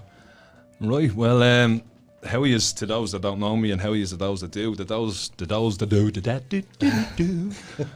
do, you know this story inside out. You've heard it before, but I suppose my story's a little bit different in how I tell it, because I refuse to offer any type of excuse for the type of human being that I was. I was an out and out scumbag. I was a really, really, I was a negative guy. Like, I hurt a hell of a lot of people when I was younger. I told atrocious lies. I just was a nasty piece of work. And look, I have a story. You know, I think we all have a story. But my story's no different to anyone else, but how I reacted to it and how I let that manifest and turn me into what I was. Yeah. And one element of my story is that 16, I got a girl pregnant, amazing girl. And at 17, I had my first child, Megan. By the way, everyone who knows me, some people take fun out of me on Facebook over this, but I cry. And I can feel it coming already. Don't worry about it, dude. I'm not worried at all, man. I already teared up, for fuck's sake. It doesn't bother me in the fucking slightest, lads. I'll cry if I want to. Don't mind the haters. My daughter was born, and I only had her for a short time, and she passed away. And what was the short time? How long was it? Had her for 6 months. Wow. Right. She was just perfect in every way, shape, and form. And can we ask what was it that happened?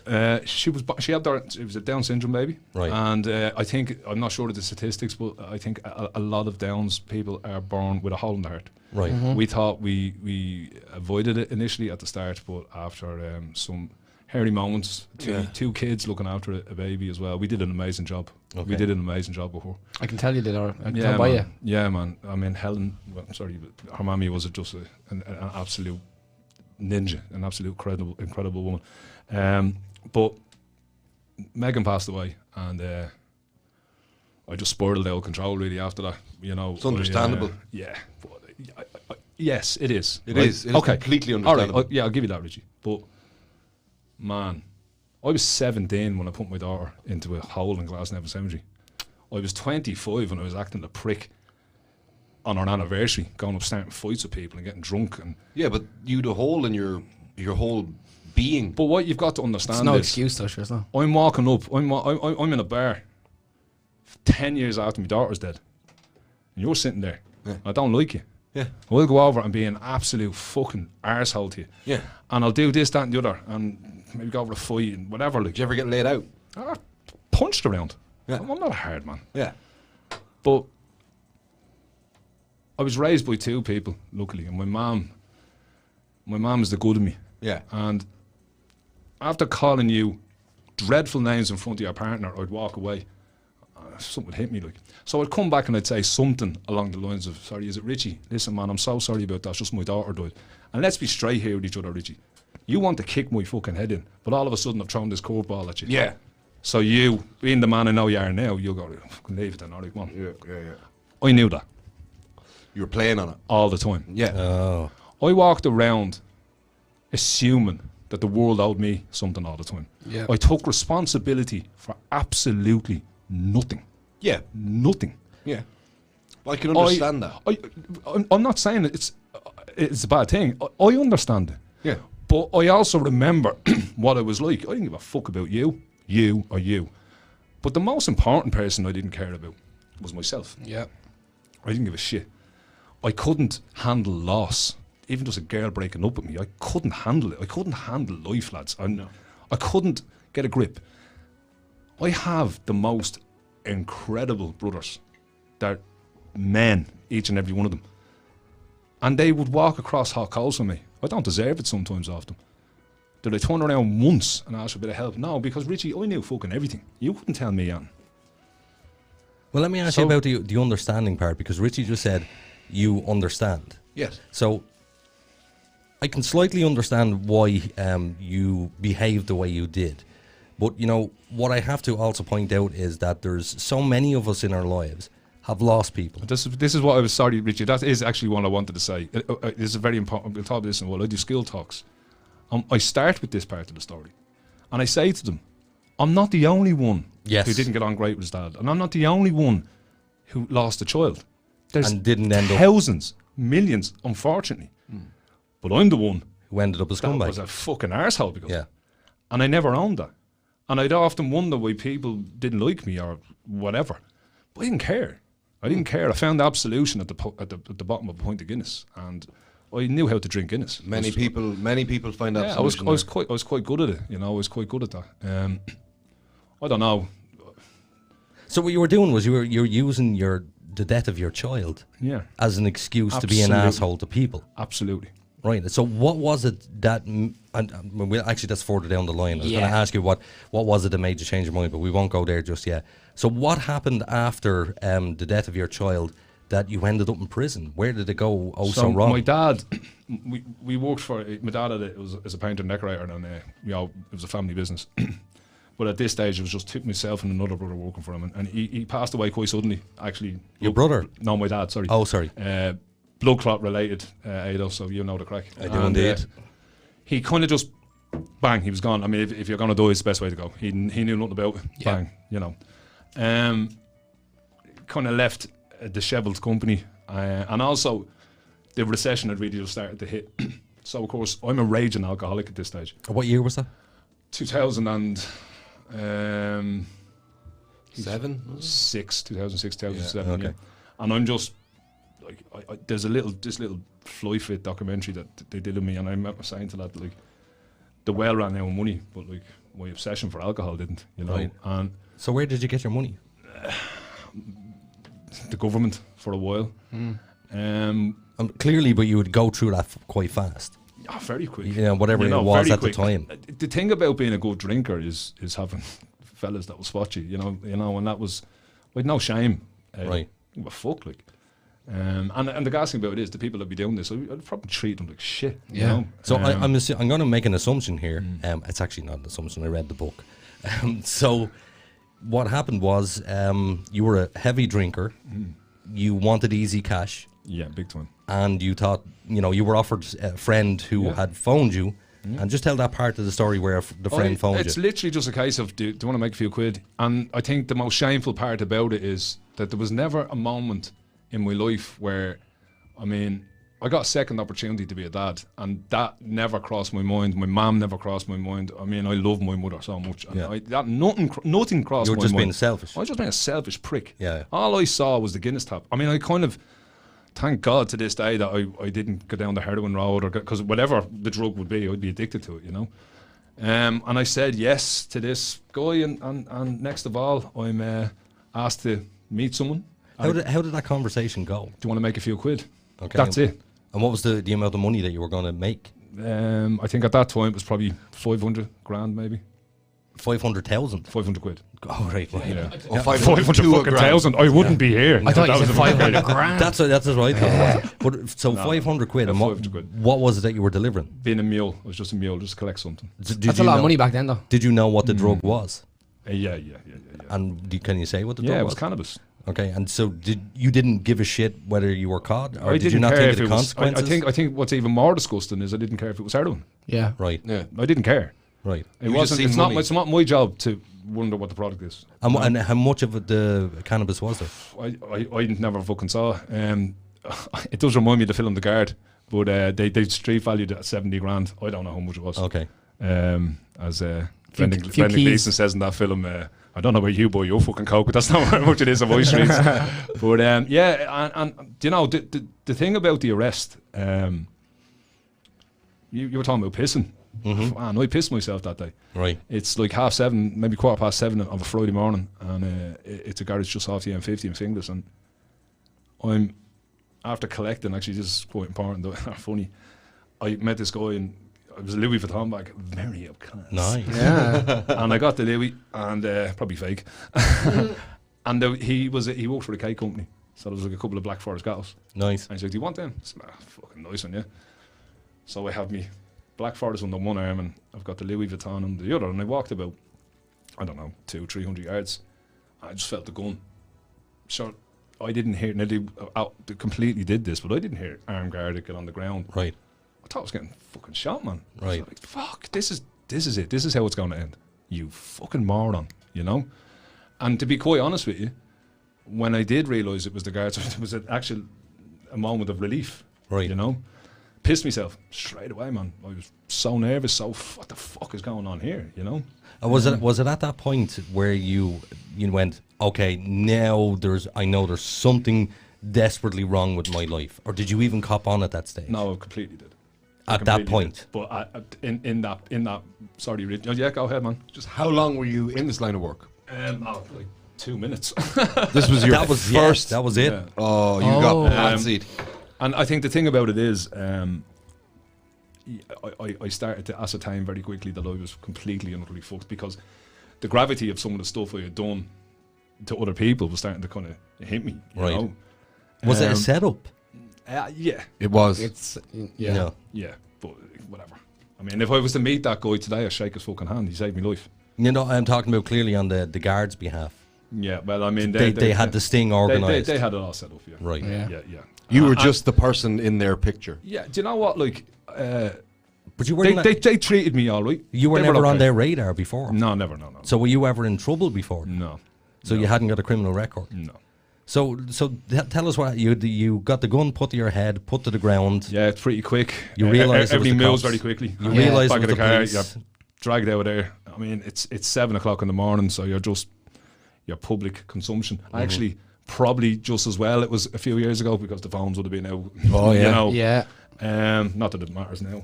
But yeah, it's a very short drive to Finglas Guard Station. What year was this that you were arrested? 2011. Yeah. Finglas Guard Station, it's a quick drive, and you know, I'm just resolute that I just have to just shut my mouth and just take what's coming at me now. Yeah. Okay. Because of a fate worse than that is being shot for being a fucking rat, or for opening your mouth. So just shut your mouth, just take what's coming at you. And did you consider? No, absolutely not. Okay. Absolutely not. I want to live. Yeah, you knew your territory. Yeah, and I don't respect telltales and rats. Yeah. I just don't. Right. I don't respect them. So sitting in the cell, you know, they leave you to sweat and stew for a while, obviously, and still the gravity wasn't hitting. You know, as soon as I started doing the section, it certainly hit. You know what? They were all right with me, and I think I was all right with them. I remember just saying to them, "Look, I'm not going to be rude. I'm not going to be we're going to have to understand each other." Yeah. I think the worst thing about that then is after all the shit is done, they just put you back out onto the street, you know. And so, did you initially get bail? Yeah, I think it's like 200 quid or something like that. And how long? Station bail, I think. How long was it before the court case itself? This is a bugbear of mine. Okay. I appeared in court at the taxpayer's cost a multitude of times. Right. And I've no idea why. I can't tell you why to this day. Did it keep getting kicked out because you wouldn't open your mouth? No. It's about the process. This is just, if Richie, God forbid it ever happened to you, this is what's going to happen. Your first court date will be a district court. Yeah, I have a friend who's going through the process, so, and it's about a year and a half. And he's just going to the district court. He's not allowed to address the judge. He has to be in the court, say, for 9 o'clock. He mightn't get called till 11. This is, by the way, that's his own fault. Yeah, right. So I'm not saying the poor guy, but I'm just explaining how process. Inefficient the system is. Yeah. And then you stand, you hear your name, you stand. Your solicitor does a bit of waffle, mostly legal jargon. Yeah. And then it's put back. And it's not that it's put back, it's just moved to the next day. It's moved to the next part of the process. And remanded to another day. Exactly. And then all of a sudden, it's very surreal. The judge just addresses you, Mr. Cunningham. Did you go to a circuit court then? Yeah, so but that moment is very surreal because you're so used to this, you're not allowed to speak to him, he's not going to talk to you. You're nearly kind of standing there. Yeah, you're standing. The next of all, it's Mr. Cunningham. I now send you forward for trial. You'll be presented with your book of evidence. And again, the gravity of it was starting to hit, you know. But this is important. Okay. Not a lot. That's being honest with you. Yeah. I mean, I realised I was an arsehole, but not a lot. Right. So that's how fucking narcissistic I was.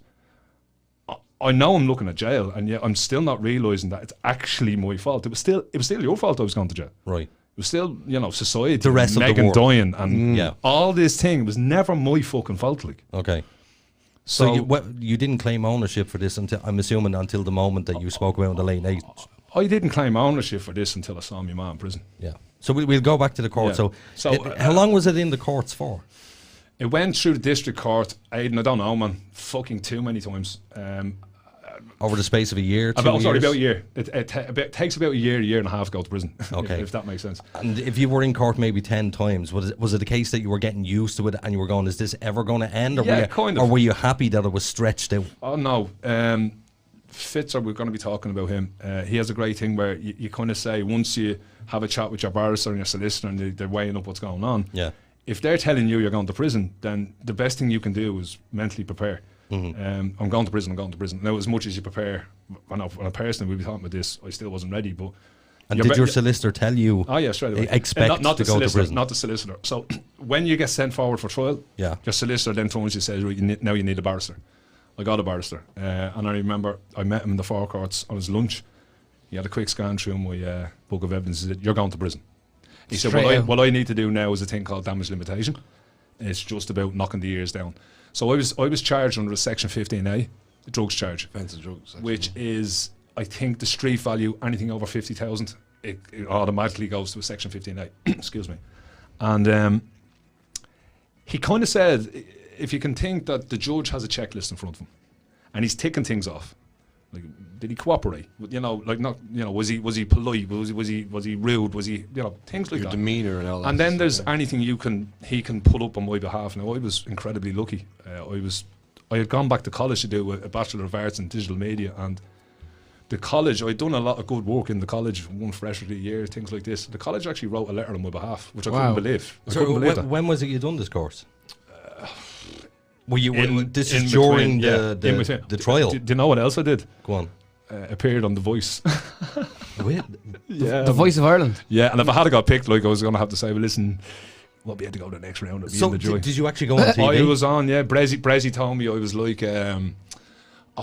he said you have the same type of voice as the singer from Reef, whose name is Gary. And I said, oh yeah. And he goes, yeah, he can't sing anymore. Because of the way he sings. And I was like, yeah. Okay. So I'm assuming you do the raspy type thing, is it? It's none of your business, Aiden. We'll get him to sing at the end. Yeah. I'll sing for you right fucking you know, now. You know Brezzy's actually from here. Yes, I do. Mullingar musicians. Great Shout man. out to all Mullingar musicians. On the Mullingar musicians. So we get to the trial. So yeah, what you're advised to do at this stage, something that you're going to hear a lot is you start realising that it's a game. Life's a game. Let's be straight about it. But this is now a game. And the first play that you have is to admit your guilt at your earliest opportunity. Let me explain that one to you. So my first day in court, I had to make a plea. So the plea would be guilty, not guilty. Yeah. You could say, Jesus, Gary, you were caught banged to rise, the CCTV footage, this, that, and the other. What some men and women might be advised or asked, does your kid have a communion coming up? Yeah, well then we'll go not guilty and we'll push it back a bit. So you get a bit of time to, you know, stuff like that. I had nothing, and I wanted to plead. I'm sorry, by pleading guilty at your first available opportunity, that's one of his little boxes that he's ticked. Yeah. You piss off the courts. If you're guilty and you go not guilty, you're going for trial. There might have to be a jury brought in. It'll stand against you. It could stand against you. Now, at the same time, if you're not fucking guilty, you go not guilty. Yeah, but or it if you depends believe. on the evidence. Exactly. I'm caught banged the fucking Yeah. Day of the trial was horrendous insofar as I drank the night before. I was probably still pissed in the court that morning. I was in a suit that was too big for me, but I was 18.5 stone, so you can imagine what that was. It was like fucking, it was like Talking Heads. It was like David Bowie from Talking Heads. Like, yeah. Do you know what I mean? My mum is just the one thing that just kind of plays over and over. I remember overhearing her saying to the barrister, like, he's going to be fine, like, he's coming home today. And I'm like, someone needs to go and fucking talk to her, like. But the barrister did. All of a sudden, I don't know if, lads, if you've ever actually gone in to a court situation, but it's open to public consumption. So you can just walk in and have a look and have a ramble around and whatever. And on the day I was in, there just happened to be a big number of people there. Yeah. And, you know, that's the one thing about COVID now as well, that doesn't happen anymore. No, of course, yeah. But I was so embarrassed, and I had never felt this type of embarrassment before. You felt like a criminal. Yeah, well, I was, and I think that was the gravity. And I look into the corner of the court. So if you can imagine, I'm facing sideways on. Richie is the judge, and he's facing that way, and everyone's facing him. So I'm facing this way. You can see everything. So the corner over here is where my family were. But there's this beautiful lady that's standing there, and I'm just fucking let her down, man. Yeah. Unbelievably. So instead of looking that way, I'm decided to look at the fucking judge. Now, again, do not address him, you know, don't say anything, do. You just stand there. Unfortunately, you did address him. Yeah. How did you address him? Yeah. Was it an innocent way? Was very it like, innocent. Yeah. And you're gonna laugh at it, but what happens in front of you is very surreal. You go behind this perspex screen.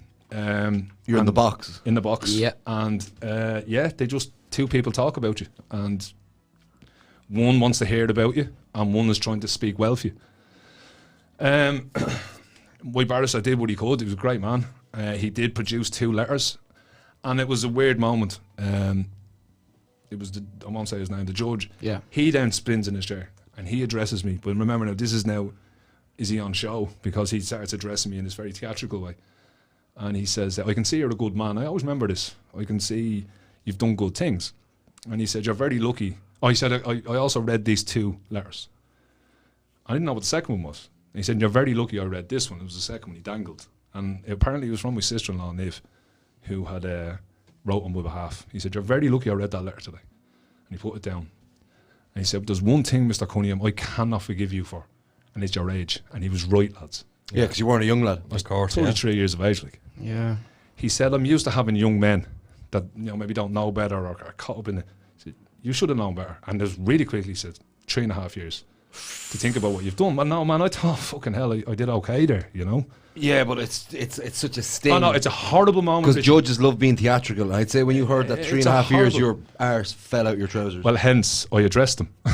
Yeah, when you hear this, what was your tone? I said, yeah, that sounds about right. That's what I said. What? I just, nothing. But I did. I thought, yeah. Well, it was kind of like just came out almost. But it was like the realization of I'm going to fucking prison, like. But then the fear hit. Fuck me. I'd say then the fear hit because of his reaction to what you said. But what was that? What was that famous one-liner that you said to the judge? Oh, God, I can't remember now. You was bad language, wasn't it? No, can we move off? I'm not saying that. I'm not. You're not going to say it? It's in the book. I know. Did you have a jibe at him? Sanctimonious bastard. Oh, Jesus. He called the judge a sanctimonious bastard. There goes your appeal. Yeah. Well, the appeal was out the window anyway. So an officer appears and I left, and it's quite quick. You're just taken away. In cuffs, yeah. Well, no, the cuffs will come later. But I shit you not. I suppose it's a human thing. When the damned is being sent to the gallows, there's a hush falls across the gathered. Yep. Yeah. Except me ma didn't buy into that. She just bawled her eyes. And you could hit that. She was the only voice you could hear. Yeah, so that was intense. Do you remember what she was saying, or did she? She just howling, and I remember walking away, and you're then brought to a room, and it's the first realization of us and them, where you're divided by a perspex screen, and your legal team comes in and just basically tells you what's just after happening. And as they opened the door to come in, I could see outside of court 5, and there's my mum being consoled by my family, and you don't know fucking shame till you felt that. Well, I can only assume that. When you were sentenced, that fear quickly went out of your brain because no, it didn't. The shame of what you did for your mother to your mother. Not yet. It's just like an extra wheelbarrow. Not yet. So it still hadn't kicked in. I'm brought into a holding cell and left there for fucking hours. And it's funny, I say in the book that I buried my fat head into my fat hands, and just over and over again, what have you done? What the fuck have I done? And I don't know how long it took, but I remember when the officer arrived to bring me to Mountjoy, I remember he told me to put my hands up to put the handcuffs on. And I'm like I said, lads, I'm not hard, I'm not into any of that shit. Like, I came up rattling. That, rattling. And he said to me, I'd love to actually meet this man, you know that? He said to me, "You alright, son? This is your first time." And of course, this is important. I still think that I have to act like, the hard man. I still think that I have to assume the voice and be a bit of a hard man, you know what I mean? Yeah. And I'm like, yeah, pal, or whatever. And he's like, listen, bit of a voice. Keep your head down. Don't get into anyone's business, and you're going to be all right. And I'll never forget him for that. Yeah, because he's dealing with that every day, and he saw straight through you. Get brought down this winding white corridor, brilliant white, like, and then you're brought into matte black. And it's the underneath of the CCJ at Cunningham Road there, Cunningham Road. But I was put onto the jail on wheels, which is them little white vans you see floating about the place, which are literally, you step up, you turn right, and it's a corridor. It's like a little, really narrow corridor, and there's these doors, and you go in, and it's basically a horse box for people. Yeah, it's like a fucking public jacks. It's like a little cubicle, except there's no piss or smell. The smell is pretty much the same. And I think this is there's an angle I went with my book, So if you're reading my story up to now, that's what you know. Actually, I start my story with the gavel. There's no fuck me past. Like, this is what happened. The first line of my book is I sentenced you to 3.5 years, Mr. Cunningham. But you're still getting this process when. So I'm rattled. I had the audacity. I need to check this one now. I had the audacity. This is the arsehole that I was, to think, oh, I can't believe I'm going in there to them scumbags. Yeah, you thought you were. Oh, I was above everybody. Yeah. You know, it's funny that you should use that word arsehole, and I tell you why. Because throughout you talking there, saying I was a scumbag, I was a scumbag, I was a scumbag. I don't think you were a scumbag because you didn't have much of a criminal record. I think you were an arsehole. But what defines a scumbag? I remember going on to a radio station once. Wait to hear this. And the host, we were talking. It was lovely. Before, just as we went live, she said, "And I'm here with Gary Cunningham, and only for his tattoos, you'd never know he was in prison." Oh, come on! And I just stopped. I said, "Interview over, but before I go, can you please describe a prisoner to me? Yeah, just tell me what he looks like." It's so like what defines a scumbag? It's like the stereotypical. We think that a criminal is, or a murderer is somebody who hides behind a cloak. You know, and hides in the darkness. No, these people are out in front of us. They're ordinary people that just look like us. Yeah. I just redefined what a scumbag is. What I feel, the way I am, and the way I was. I don't see man. No, I don't. You didn't know me, man. No, trust me. No, but the thing is, you displayed asshole behaviours. You were pricks to people. I was much more than an arsehole. Trust me. You've got to trust me on this. Yeah. Okay. So this is where I'm trying to dig into why do you think that you're. And one thing to be very knowful here, lads. And brilliant what Richie said earlier on. Said I love myself, and I love you for saying that. Yeah, you have to. I'm using language here that I hope you're copping onto. Like, I remember a time when. Yes. Do I think I'm a scumbag today? Absolutely fucking not. Okay. I love myself. Yeah. I think it's important. I have a big gripe about people judging tattoos. Oh, stop, man. Come on now, that's beautiful. You gotta love your tattoos, man. I love me tattoos, man. I love me tattoos. Would you turn down help from a paramedic if you were in need? This is what we always say. And they had hand tattoos and a neck tattoo. Do you know what I mean? It's for fuck's sake. Like, some of society's best and brightest out there wearing ink, man. I hate this. He looks like a criminal. Just tell me what a criminal looks like. So I look like a criminal. Yeah, people cross the street when they see me at night time. Everyone does, yeah. Except you, Aiden. You're just lovely. I'm just a pretty boy. Let me ask you, in retrospect to everything, when you look back at it, do you think that the punishment was harder on your mother than it was you? Absolutely. Okay. Absolutely. So because what happens now is the transformation, and it all hinges on that one woman. Yeah. You know, I didn't have a partner going into prison. I didn't have a girlfriend. I fucked up everything as regards to being a father. I'd nothing. I'd nobody, and I deserved that. I have a saying where I say that Mountjoy reset me to 0 and gave me another go, gave me a second chance. And I grabbed that chance. I think when you go to prison, it resets you back to maybe -2. Maybe. Because you are set back for the rest of your life. Some people. Yeah. No, but even, no matter how good a guy is, or how bad a guy is. Yeah, but someone looks at him, they'll always see that. Yeah, 100%. No, I agree with that. But what I mean by that is, as personal traits, this was the time for me to rebuild. But I didn't get that initially. I walked in there like a fucking arsehole. Yeah, but you're 3.5 years to face it. Yeah. Well, bring us to day one of walking in the doors. Well, you go in at night. Do you? Usually, yeah. They'll take you out of courts. Maybe, I don't know. You lose the concept of time, right, which is really fucked up. You're a prisoner. Yeah, and you know, in Mountjoy, there's gates that they're not just with a lock and key. The officer needs to put his hand in and get scanned. And there's clocks on them, digital clocks, and they're all set to the wrong time on purpose. So you have no idea what time it is. You know, but anyway, fuck it, whatever. So it was that night. You go in. The first thing that hit me, I'll never forget it, was the smell. The smell was So what was that smell? Sewer smell. I said in the book that it was like what Bigfoot's arse would smell like if you went on the Guinness and had a curry after. That was brilliant. Is it that bad, Gary? Yeah. It's just like as soon as you walk in the front door. I wouldn't say it's like that now. At the time, it was the controversial slopping out was happening. There was no sanitation in cells. There was no toilets. So you pissing and shitting for hundreds of years in that place, it's gonna fucking leave a stench, isn't it? Yeah, of course. When you go into Mountjoy, it's a corridor. Like it's at the back. It's not that big gate that you go in. You know, you're brought in like into this kind of really narrow corridor, and then you're brought down this staircase, and then you come across a boss. A boss chair is this big grey chair that you sit on to see if you have a phone up your arse. Right. It looks for electronical pulses. You're then, you know, stripped, and you're given prison clothes to wear, and then I have an officer standing there, and a really, really nice man. and he's 77615. That's who you are now, and you know, welcome to Hotel Mountjoy. And he was just sort of cracking little jokes. Yeah. And I held this one off for you, Richie. I held this one for you. Oh, he says to me, "Are you fighting with anyone?" And I shit you not, Richard. This is how I answered. I said, "Actually, just this morning, yeah." I says, and I said, you know, we're welling up, and I says, "Me and my brother had a fight, like, you know."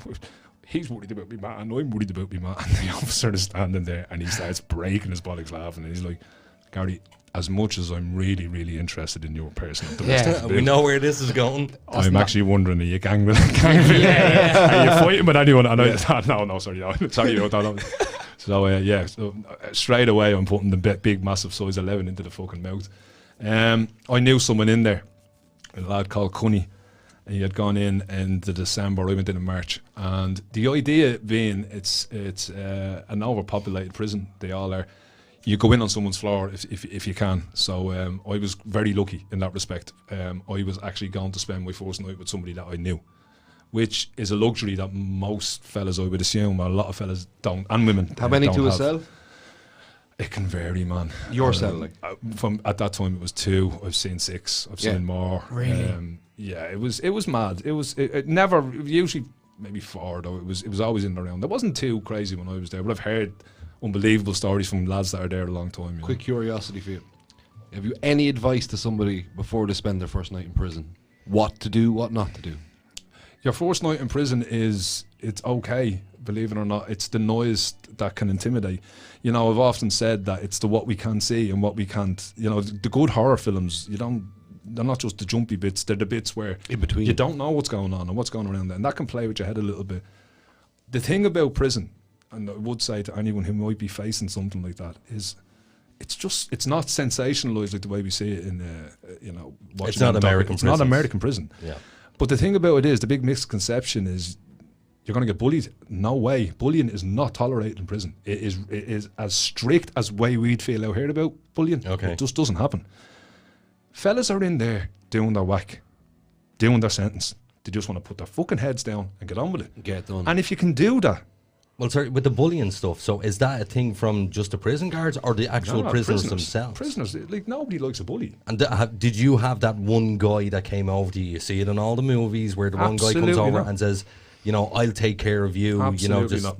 That's I had that, but not in that. You just knew someone. Manifestation. No, like I had something similar to that. What was your process? What happened? Well, first night. Let me tell you about the first night. I go up onto a cell.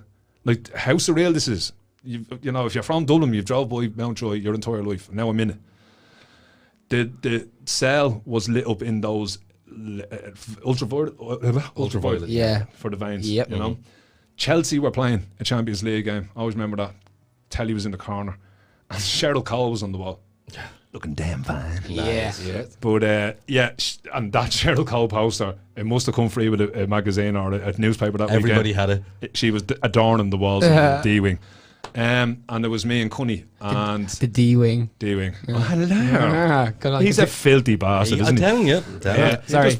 We're talking about prison here. Yeah, not dick. And people get the D in prison, I'm sure. Oh, no, darling. No, not a thing, no? You would, though. That's what I was about to ask. they'd I love said, you. if I went to prison, Absolutely. You would be a prison bitch. Would I honest to God? I'd pay for you. Fuck. Yeah, man. I'd fight for you. Okay. I am the man who will fight. Anyway, getting back to the fucking prison stuff. Get back to the serious stuff. Night one, and one thing. Oh, man, I'm really showing all my flaws tonight. One thing I can't stand, the creepy crawlies. I'm fucking arachnophobic, man. I'm the same. Cunny, he's used to he's in there a couple of months. He's grand. The noise, Richie. It was the noise. What kind of noise is it? So you got all that shouting out of windows, just banging, and I wasn't used to it. And at this stage, I'm still being sensationalized from what I've watched my entire life being drip fed me from America. So I'm still thinking I'm gonna get fucking battered when I walk out here, and then whatever. You're a fish. I'm a fish. And Cunny had fallen asleep, and I'm on the floor on a blue mattress, a thing thrown over me, and this fucking cockroach comes out. And I swear you could have put a saddle on this thing and jockeyed it around the cell. And so that wasn't much sleep. The sleep did come That noise that you hear in prison, so the guys shouting at one another, that type of stuff, is it a case that during the night that dies down to dead silence? Yeah, of course. So there is a dead silence at some stage. I mean, and it wouldn't be every night. It was the night I went in, or maybe I was heightened to it because I was fucking heightened to everything. Yeah, man, I was heightened to everything. But the first morning, that's a different story. Okay. The officer opens your cell door. I was awake already, and light comes in, but not just light, a train station vibe, like just bustle. Lots of bustle, lots of noise. And I have to go and get me breakfast. Yeah. And it's just that moment of pure fear. And I'm no fucking problem with admitting that. Afraid to make eye contact. You know, just thinking stupid things like, what's he in for? And you know what blew my mind about prison is that prisoners don't give a fuck what you're in. Yeah. They don't care. It's not their fucking problem. They have their own shit to deal with. So I went down and gone for breakfast and with Cunny, and this is when I met the man who saved and changed my life. Okay. And he's working serving the breakfast. And Cunny had put in a good word saying, like, my uncle's coming in and he can maybe get a job with you in the kitchen. So this guy Fitzer is standing there. So Cunny walks up and he's like, here's Gary. And Fitzer turns around and said, rashers and sausages, yeah. And I'm like, oh, yeah, deadly, man, thanks. And he's like, you fucking man. And everyone's laughing. I'm like, oh, no. Yeah. I mean, I may as well, at this stage, I was thinking about just walking around with my feet in my fucking mouth. Yeah. You know what I mean? And what was the breakfast? Just like a cereal, like a little Wheatie Bix or little Rice Krispies or something like that, and that's it. Like it's not like a big thing of gruel that they're slopping out onto your plate. There's slop there. There's some porridge there. I wouldn't call it porridge, but yeah, there's grill. There's grill there as well. And then you just got your milk and stuff. And the thing about it is, there's no communal eating area or anything like that. You get your food and then you're back to your cell. And then I didn't know that either. Yeah, and you eat your grub and cell. Straight away, Fitz was like, listen, come down to the kitchen, whatever. And I did. And to be quite honest with you, I'm not going to talk you through every fucking day in Mount Joy. No, this is a huge moment. I met this fella, Fitzer, and he was to become the architect. He was to become, now if he was listening, if he probably is listening, he's going to be cringing like fuck, right? But I love the man, and I've never loved a man like this before. And he saved my fucking life. And he did it. I could see, if you don't mind me saying, Richie, I could see you being the type of man that would do this. He held up the mirror to me, you know, and he said, you really are a fucking arsehole, do you know that? And he did it with love, but he did it with aggression. He did it with, cop yourself fucking on. Like, seriously, man. You're in here and you're blaming every other fucker for what you did. You did it, Gary. Cop yourself on. And he became that guy that I didn't want to let down. Yeah. So like that father figure. Now, I just want to point out here, he's not aggressive in any way, shape or form. He's not a bullying man. He's not a... He's the... lads, I will do anything to get him on the podcast. Because I'll tell you here and now, he's a laugh a minute. He's just... He consumes a room. He owns a room. So I'm not painting him in a... He pushed me up against a wall. No, he's a man's man. He's a man's man. But you know what? I was just thinking that, you know, an old school stereotypical man who done what's necessary. So he basically said to you, you're an asshole, cop on. I never saw that man not smile. 2 weeks, 3 weeks before he came in, his only brother died. His wife just gave birth to their first child. He had more fucking shit on his shoulders than I had. And I never saw one day in there when that man didn't smile. Wow. And his wife, by the way, is an absolute ninja. She's incredible because the support she gave him in there made him what he was. Jesus Christ. He didn't have to worry about her. He didn't have to, you know. Well, she still died inside every day. You know, I'm not going to talk about them now, but I got some very personal moments with him that I'm very proud that he came to me with. Yeah. And just to show he's a fucking real man as well in that respect, you know. Well, talking about support, you clearly didn't have a girlfriend at the time. So your mother was your support. Yeah. So fast forward to the day where you had your first visit in prison. You see, that'd be too easy. You see, there's one more absolute scumbag move coming up. You're gonna love this one. Go ahead. So it's like it's a system. You have to wait to get your phone set up before you can organise a visit and stuff like that. And I tell students all the time when I go into schools and do talks, I say, listen guys, don't do the adults in your life thinking for them. You know, if you're struggling inside, don't turn around and say, I can't tell Aiden, he wouldn't understand. Give him a fucking shot. Yeah, of course. You know? Well, I did my ma's thinking for her. And I decided that my ma's not coming up to Mount Joy. No way. My ma's not coming up here. My ma's not going through that, getting searched, getting dogs sniffing around her. this is hard to say. So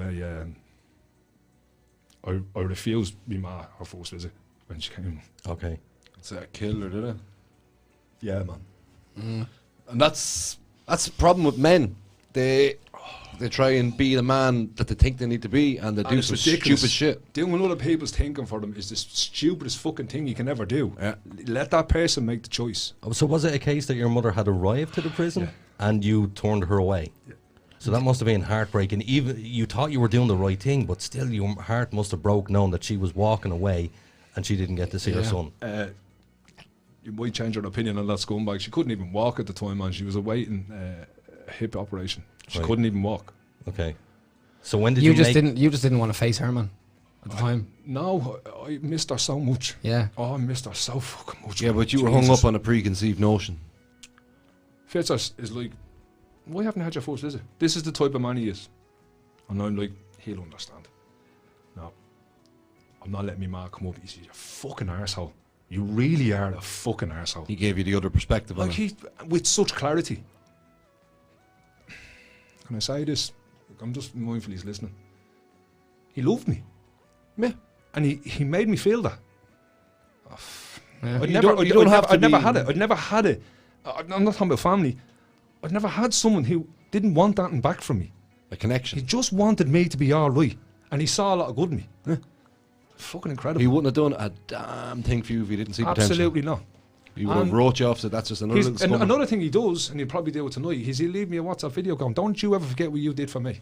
Don't ever forget what you did for me. Because I wrote a book about him, for fuck's sake. Yeah, but there's people like, they've done things for each other, and it might seem so insignificant to somebody else, but when it happens between two people and they have that bond. Hence the reason why I said very early on in the conversation, you know, people need that little encouragement. Just that small amount. I love that you said that. I love that you said that. And in my case, I needed quite a lot of it. Yeah. But when it came, man, it came. And I know that this sounds Hollywood. I know what I'm about to say next. Is like, oh yeah, that's so fucking obvious. Go on. I rearranged that visit, and even saying it on the phone, I'm sorry, just please come up and see me. She goes, absolutely no problem, son. No problem. I'll be there. So I got called. Got brought down. I was working in the kitchen. You get called from the kitchen. You're brought out. You turn left. You go down through the famous circle of Mountjoy, and there's a door. And he gives the door an out boo, and you open. You walk through a scanner, and then there's 3 visiting boxes, and they just one is different. Never mind that, but 2 and 3 are identical, and it's just a long, big kind of big slab of wood. Visitors this side, you're this side. But what you do have is this big kind of window. And it was a different part of the outside world that I could see. Because I only saw everything from D-Wing, so I saw a little bit of the hospital. I saw this hut, and that's where they used to bring me ma through. And, you know, they had to strip her one day. Jesus. I put my mother through that. She kept beeping. Wow. Her hip, was it? Again, I don't say scumbag, I say arsehole. But come on, I did that to her. Yes. That was a dick move. I did that to her. You did. But fuck me. But here's the thing: you didn't intentionally do that. No, of course not. But like, I mean, if you did, then I'd say you're a scumbag. Fair enough. But like, at the end of the day, intention or not, it still hurts. Of course it does. Yeah. Really badly. Yeah. But anyway, at least you're feeling it and owning it and making a better man out of yourself Big for time. it, and putting the message out there to potentially make a better man out of some lost little young boy out there today. That's the plan. Yeah. That's the plan. But anyway, I tell this story with a lot of honesty in front of students all the time. I wear it. I own it. I can't stand people that offer excuses anymore. I suppose I'm like the guy who quit smoking. I'm the anti-smoker now, you know, the worst fucking kind. Anyway, I'll never forget that first visit for many reasons, but certainly because... so tell the story that you told on the Late Late Show, because that's the bit that got me. She couldn't walk, like. I'm standing there, and they obviously bring the prisoner in first. They'd get word at the gate. You know, Lily Cunningham has arrived. They'd ring up, so maybe get Cunningham now. So while she's going through the process, I'm there. So she's not waiting around, I suppose. At this stage, it's my first visit, so they're going to be strict with you. It was 25 minutes. And one thing to say, we're all socially distanced in here, but you're not in prison. So if you can imagine if me and you were closer, Aiden, like there's no privacy. Now, your liberties are taken away. What do you fucking expect? But like, everybody can hear your conversation. You can hear the conversation, and if you're going to have a good old cry, it's public consumption. I was standing there, shaking a little bit, nervous, didn't really know what to think. Shaved head, still a fat fucker. I remember looking out this window that I was saying this different view of life, and I saw this woman, and she's being kind of assisted by a prison officer, and then a cop, like, that's Lily, that's my ma. And my brother Noel, he came with her as well, and she couldn't really walk. She was brought in. What do you think the first thing she said to me when she sat down was? Go on, shock us. No, what do you think, man? She had every right to say anything at all. I love you. You're looking well. I love you. Yeah. That was the very first thing my ma said to me when she walked in there. Yeah, she's your mother, man. I didn't deserve it, though. But that's a mother's love, man. But I'm glad I thought I didn't deserve it. Because if I had been the narcissistic fucking sap that I was before I walked in there, I would have went, grand, she loves me.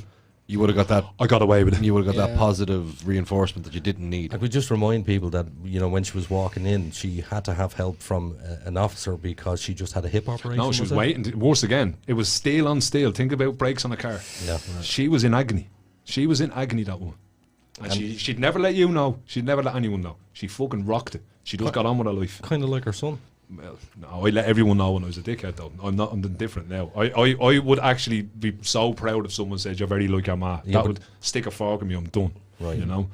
Anyway, we spent that time together, and I'm in this unbelievable position where my first book is in the process of being turned into a movie, and there's a bit where the scriptwriter was he loved this honesty that I told him, that I'm sitting there and I'm looking at me ma and I'm going, this will never happen again. I'll never let you down again. And she's just gone. So that was the moment. She didn't believe a word out of my mouth. Yeah, I was about to say that. She didn't, and I didn't blame her. She just thought, you know, you're going to drink when you come home, and we'll get through it. That's what's going through her head. And I'm sitting there and I'm going, and I can read her. I'm going, she doesn't fucking believe me, man. Mm. And I said in the late show, I don't give a shit, and I love everyone in this room. I don't care if you don't believe me. It doesn't bother me in the fucking slightest. But the penny dropped. And it dropped like the atom bomb. It was like a wave of emotion coming out. Hang on. What can I? No. I'm sorry. I'm saying to myself. Hang on. No, not you, man. Jesus, sorry about that. I'm saying. Fuck's sake, huh? I jumped the fucking table. Love you, Gary. I was saying, like, hang on, like, I need to fucking change. I need to show her. Man, if I can't get it right for her, fuck. Do you know what I mean? Mm. Well, you know, earlier when I asked the question, do you feel that the punishment was harder for your mother than you?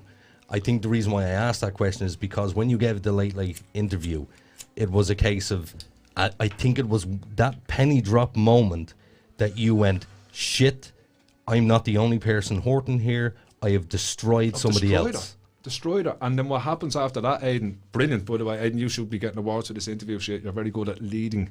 That's excellent. Because what happened next was the gravity of everything I did here. Right. I'm sober. I haven't drank in it. I drank to forget about all the shit I've done. You didn't have your mechanism. I didn't have that. The voice literally started in my head. You absolute fucking piece of shit. It was monotonous. It was, yeah, man. How long into your sentence did this start? Like 4 days, because the bit. No, that's sorry, that's ridiculous. Sorry. 2 weeks. Sorry, I apologize. Your first visit. Yeah. First visit. Yeah, it's like days after my first visit is what I meant. Sorry, I apologize for that.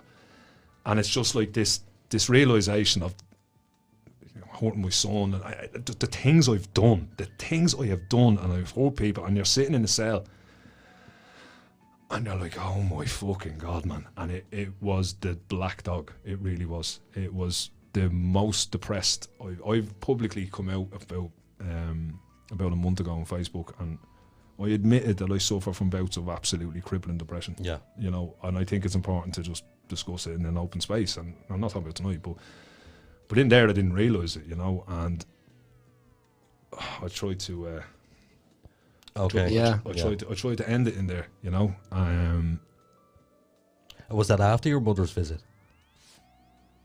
Yeah. It would have a few days after. You're still here, man. You're still here. I wrote a letter to him. I wrote a letter to that Gary, and I said, "Fuck you, man. Like, imagine if you had won. Imagine, look at what we would have missed out on." And I had that absolute fucking rock in my corner. I had Fitzer. And unbeknownst to him, he dragged me through it. He dragged me through a really fucking dark time at that time. How did he feel about the The he was absolutely disgusted. You know, he said things to me like, "You're just selfish. Like, you're just so fucking selfish, man." Yeah, it is a selfish, very selfish thing. You're trying to get away from responsibility my again. Responsibility, the damage I'd caused to, you know, other people outside my family, the damage I'd caused to my mum, the damage I'd caused to my brothers, the reputation that my fucking father had built up, a good family, and all of a sudden this curtain twitcher's going, "Oh, there's Lily Cunningham and her youngest fucking locked up," you know. She'd never had the guards at her door with a fucking traffic ticket, man, you know? Yep. She never had to go to a guard station. Next of all, she's traipsing up every Monday, by the way. Every Monday. Wow. 12:30. And every Monday she'd go, and she'd go to Ormond's shop and she'd order the Sunday World for me that would be brought in. That's the shop in the corner there. You'll all know it's straight facing the Matter. Yes. They do a little delivery service and you get your Sunday paper, by the way, just a little FYI, pointless Gary fucking fun fact about prison number 4,763. If there's anybody in the Sunday World that's in the prison, you don't get your paper. Yeah. No. If it's too sensitive, or, you know, it makes a lot of sense. So let me ask you, obviously when you saw your mother and all of that hit, there's obviously going to be this massive wave of guilt that hit you. So during all of that guilt, at what point was it that you went, okay, I need to change this? When did that moment happen that you go, okay, now we're going to go forward being the good guy. I'm not going to be the asshole anymore. I think it was a culmination of the one thing that unites us all, which is music, and the fact that I was terrified I was on my own. I was terrified that I couldn't do this shit.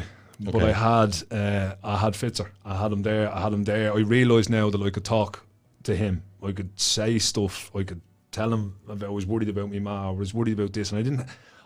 I think as well, coinciding with that, as I'm dealing with that depression, it was the realisation that I don't have to be a fucking hard man. I don't have to.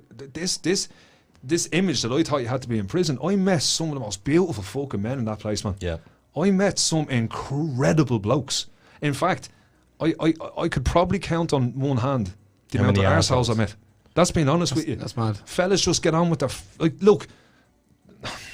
You made lifelong friends. I did. And I just want to say to anyone who's out there that has been a victim of crime, please don't think I'm sitting here and I'm belittling you. I'm fully aware of what we did, but I'm just trying to say that the men I met, the men that I spent time with, owned their shit. They owned up to it, and they served a sentence that was deemed fit by a judge.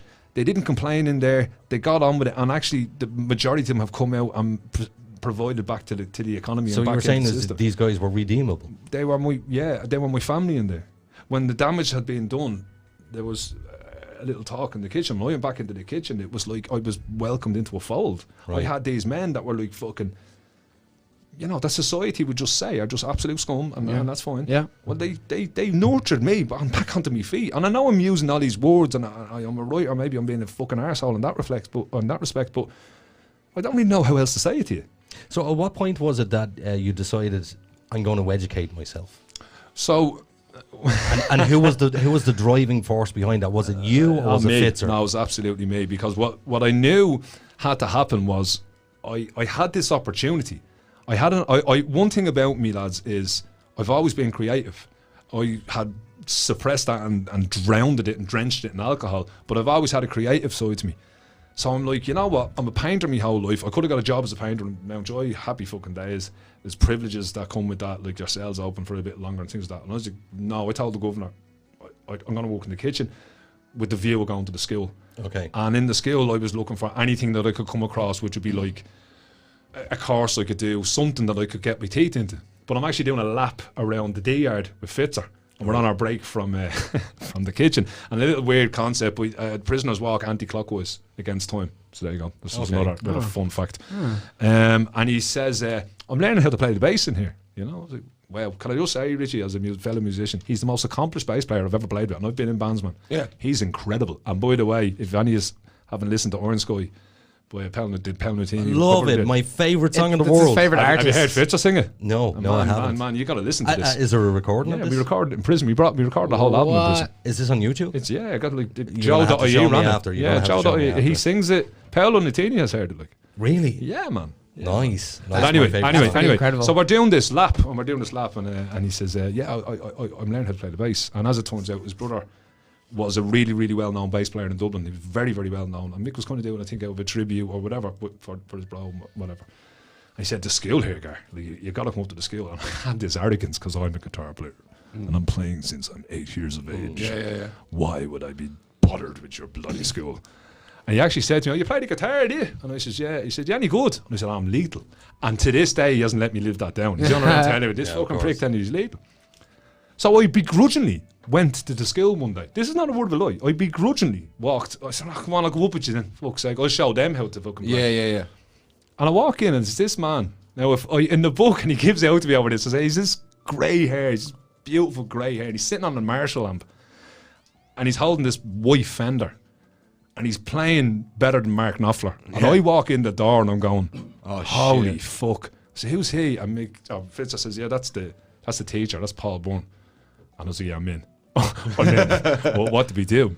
So we started kind of back and forth, and I'll never forget, we played Roadhouse Blues. I picked up an acoustic guitar and did the riff out with Roadhouse Blues, and Paul, the teacher, was like, oh, great, keep going. And he's actually not a guitar player, Richie. He's a bass player. Yeah. He's just that good in the guitar. Yeah.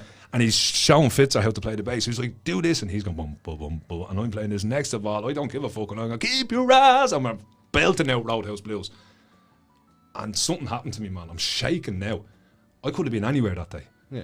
I could have been anywhere. See, music, man. Music is the most beautiful escape thing that brings us together. It's universal. You weren't in jail when you were playing your music. Yeah, literally, man. So I said, Fitzer was saying, I'm just after getting this acoustic bass, and I got a permission to bring it in. It's a huge process. They have to strip the guitar to bring it in and put it back together and all this kind of stuff.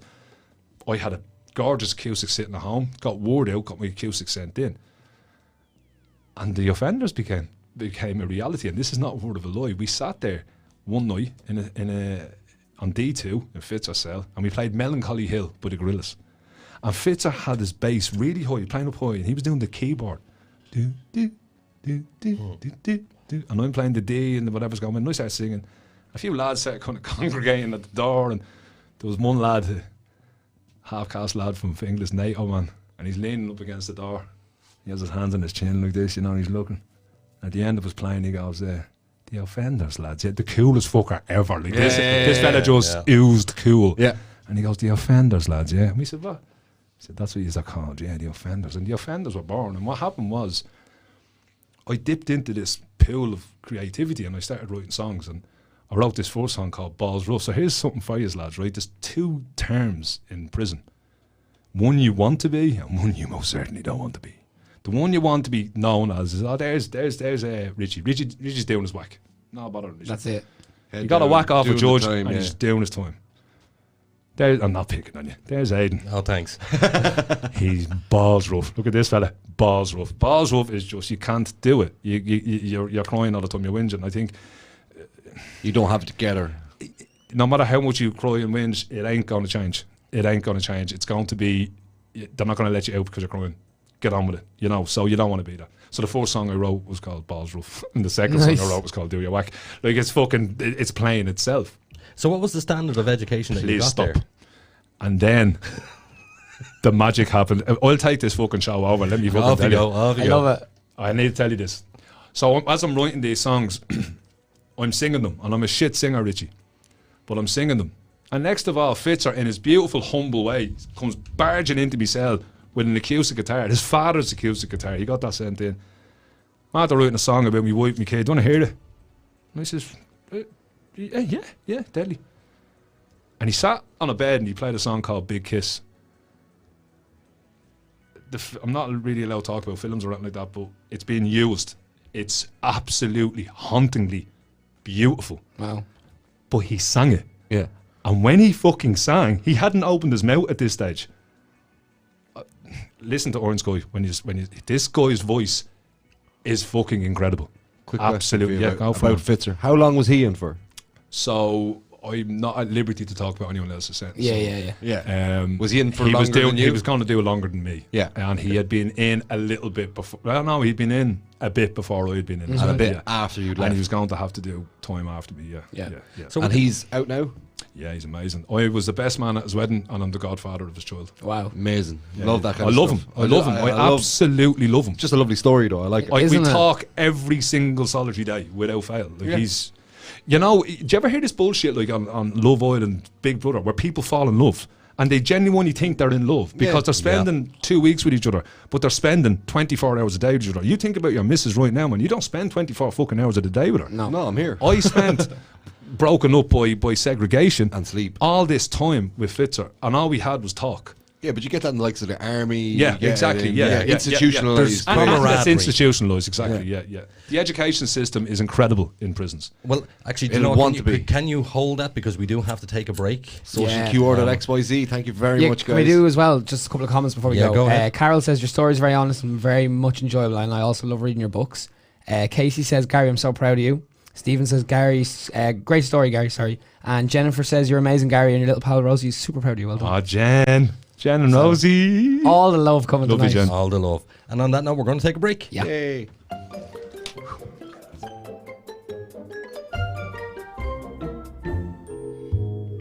So, Billy, does your social media look like a teenager's bedroom? What? Full of Justin Bieber posters? No, you incompetent fool. Messy and unorganized. Yeah, it kinda does. But what can I do about it? Oh, poor simple Billy. Why not put all your social media in one convenient place? But gee whiz, mister, how can I do that? With Social QR, of course.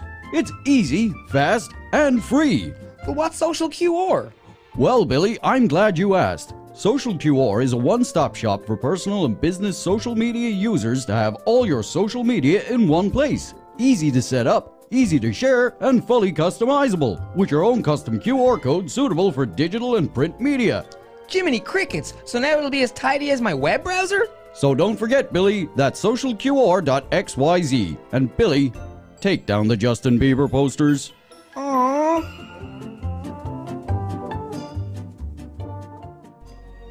Every day, Richie has to drive 2 miles to bum tobacco from his friends. With your generous donation of only $19.20 a week, Richie won't have to sponge from his friends. Text Richie to 5210342 759126089 so we can finally tell Richie to piss off. From its rich traditions beginning when the first AM radio transmission was broadcast in the year 1900 to present day, where radio is still the most listened to form of media and the #1 source for people of all ages to enjoy their favorite music and discover new artists. Sure, the technology has changed, but the concept has stood the test of time throughout history. From the end of World War II, General Eisenhower informs me that the forces of Germany have surrendered to the United Nations. The flags of freedom fly all over Europe. to the falling of the Berlin Wall. Our top story. The Iron Curtain between East Germany and West Berlin has come tumbling down. To the U.S. entering the War on Terror. None of us will ever forget this day, yet we go forward to defend freedom and all that is good and just in our world. Thank you.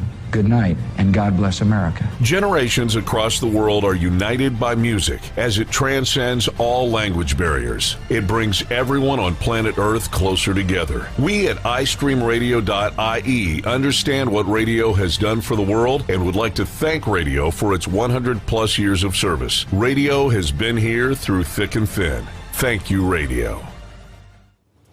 Imagination is the beginning of creation. You imagine what you desire. You will what you imagine. And at last, we create what you will. Don't wait for the right opportunity. Let us create it. When the virtual world of the internet, ideas, dreams, and concepts have become a reality, now is the time to bring your idea to the digital world. MilestoneMedia.ie offer a full range of digital services such as web development, hosting, audio, and visual services. Inspiration has a new platform. MilestoneMedia.ie. Experience the difference.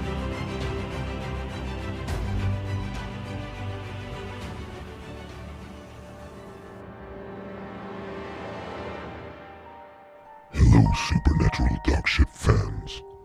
I want to play a game. On October 31st, the Supernatural Dogshit team will be live for our Halloween special. In studio, Psychic Deborah Orr, and the team will be on an undisclosed haunted location. Will they survive? Tune in on October 31st at 9 p.m. Oh yes, there will be blood.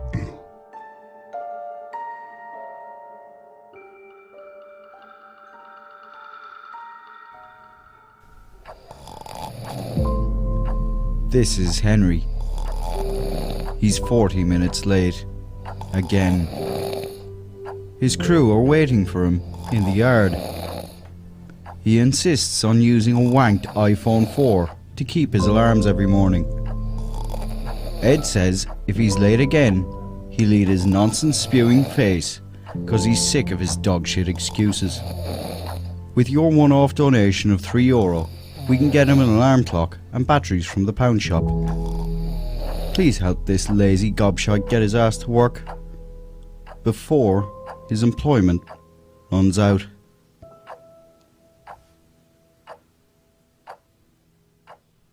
The Supernatural Dogshit podcast is controversial and confrontational and may cause offense to some.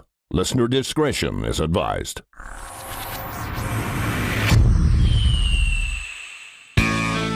Welcome back.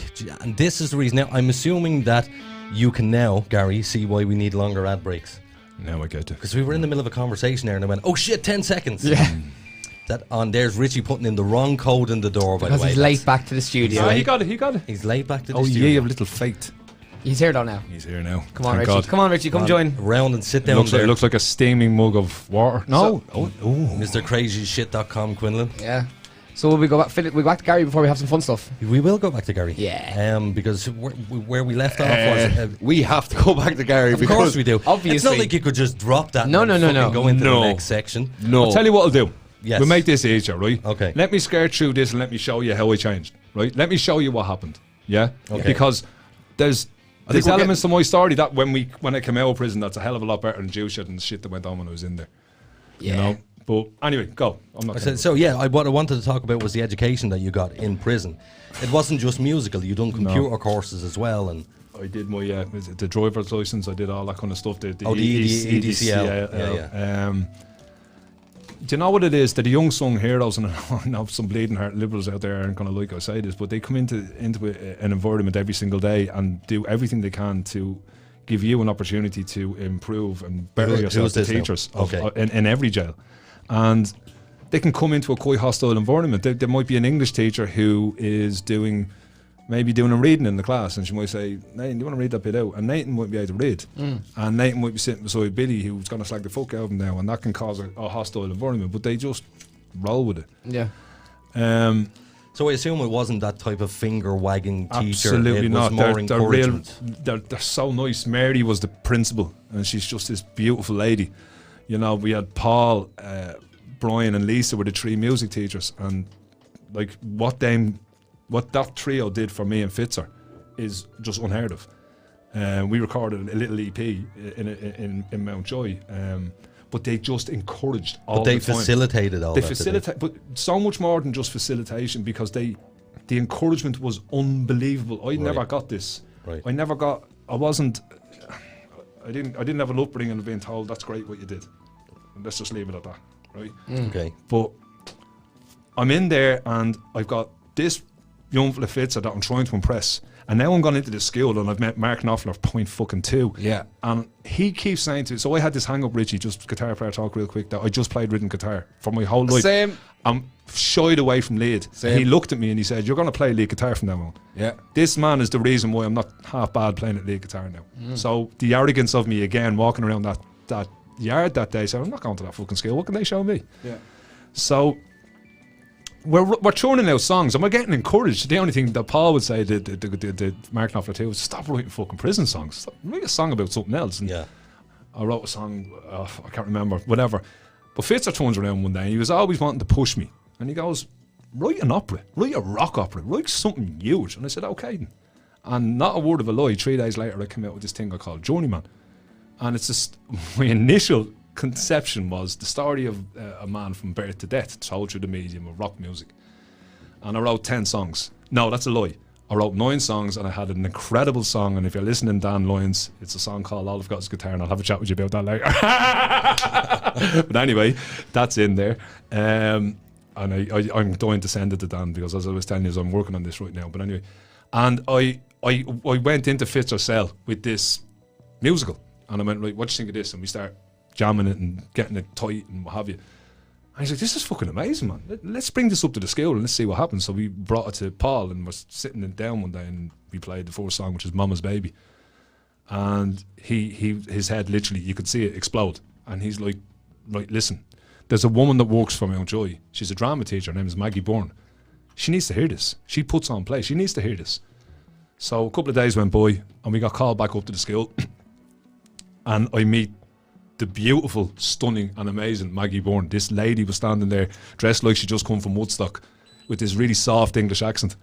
And she just lavished. This is another teacher, a drama teacher. And she's just started lavishing this praise on me and Fitzer, saying like, this is incredible. And I didn't get this shit in school, like.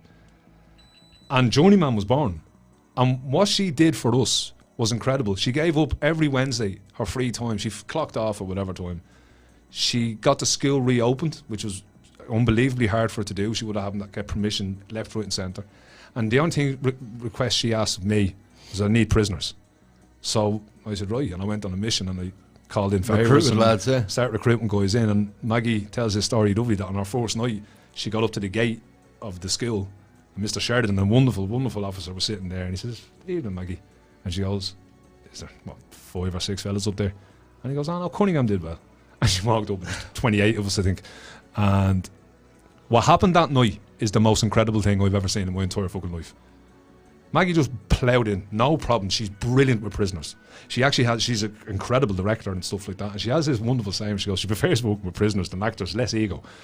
So she goes, look, let's just start tonight. Let's just go. We're going to do drama workshops.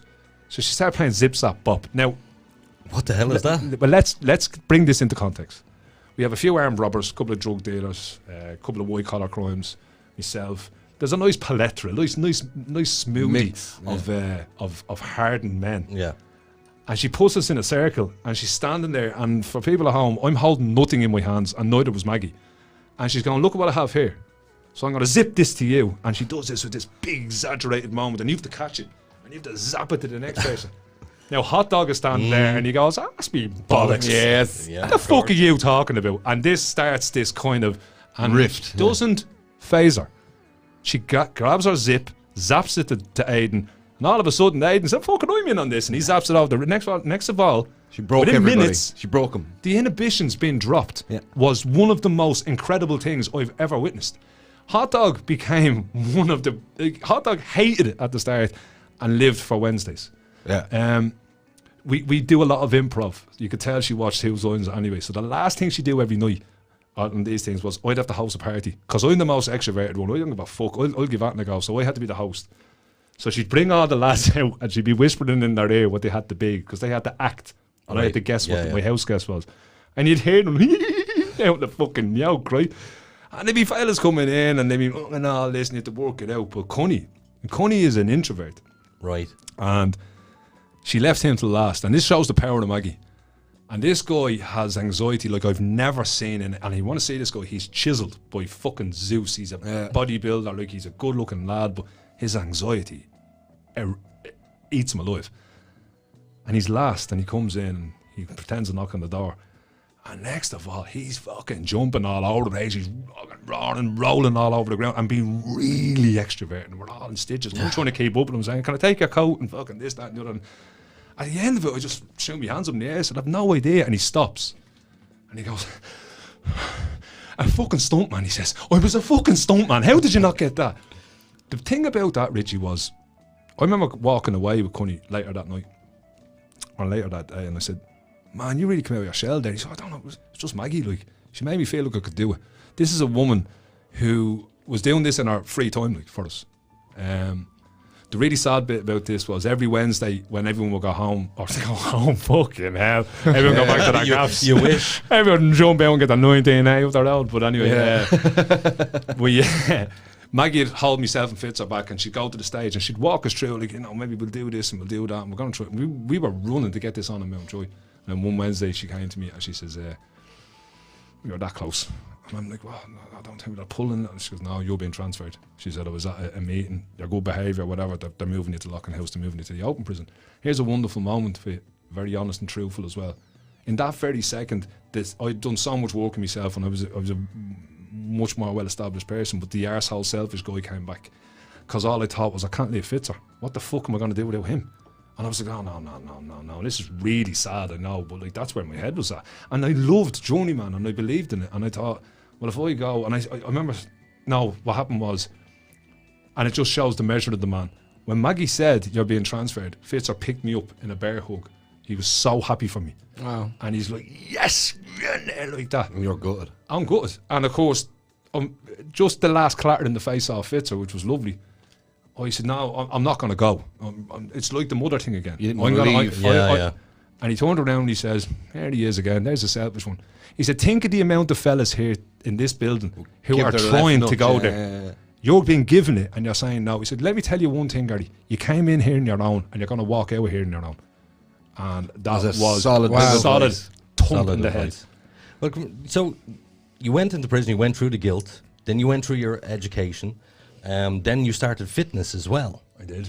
And then your mental health as well. So I think I was reading in the book that your fitness had a lot to do with your mental health. I think that a healthy body promotes a healthy mind. And I don't mean a healthy body as in I'm not a fucking Adonis or anything like it, but I was fat and flumpy and had no energy, and I was fucking just wanted to sit on my arse on a bar stool and drink Guinness. But I think if you're working on yourself, which you're going to be doing in a couple of weeks, indeed. There's just a nice, I don't know whether it's endorphins that's released inside you, but it just makes you feel good. And that's exactly what it is. Yeah, and it is. Sorry, Richie. And I just believe I would have. The only time I was in a gym before prison was I went down with a pair of Bermudas on me and I waddled me fat arse down to a fucking jacuzzi and sat there like fucking Scarface, like a fucking beached whale. You know, while all the really cool, good-looking people went off and did the weights, I'm sitting there like farting and creating my own jacuzzi. Like, considering that you were in prison, are you a unique story? Or is it a case that we just don't hear about it? No, because you had the full experience. You had education. You had there's fellas mental that have health done much more than me, and fitness. There's fellas that have achieved much more than me. Yeah. I'm just that guy that is able to explain it. I wanted to tell a story, and the story I wanted to tell was a human one. Niall Boylan is a perfect example, and I love that guy, right? But Niall wrote me off. Yes. Before he met me, he said he's a scumbag, he's a prisoner, and I'm going to tarnish him. And I didn't do anything. I just told my story. And I told the story of these men. So much so that Niall has launched every book for me, but he launched that book. And that was a huge moment for me, you know. But I don't know, man. I just think that there's so...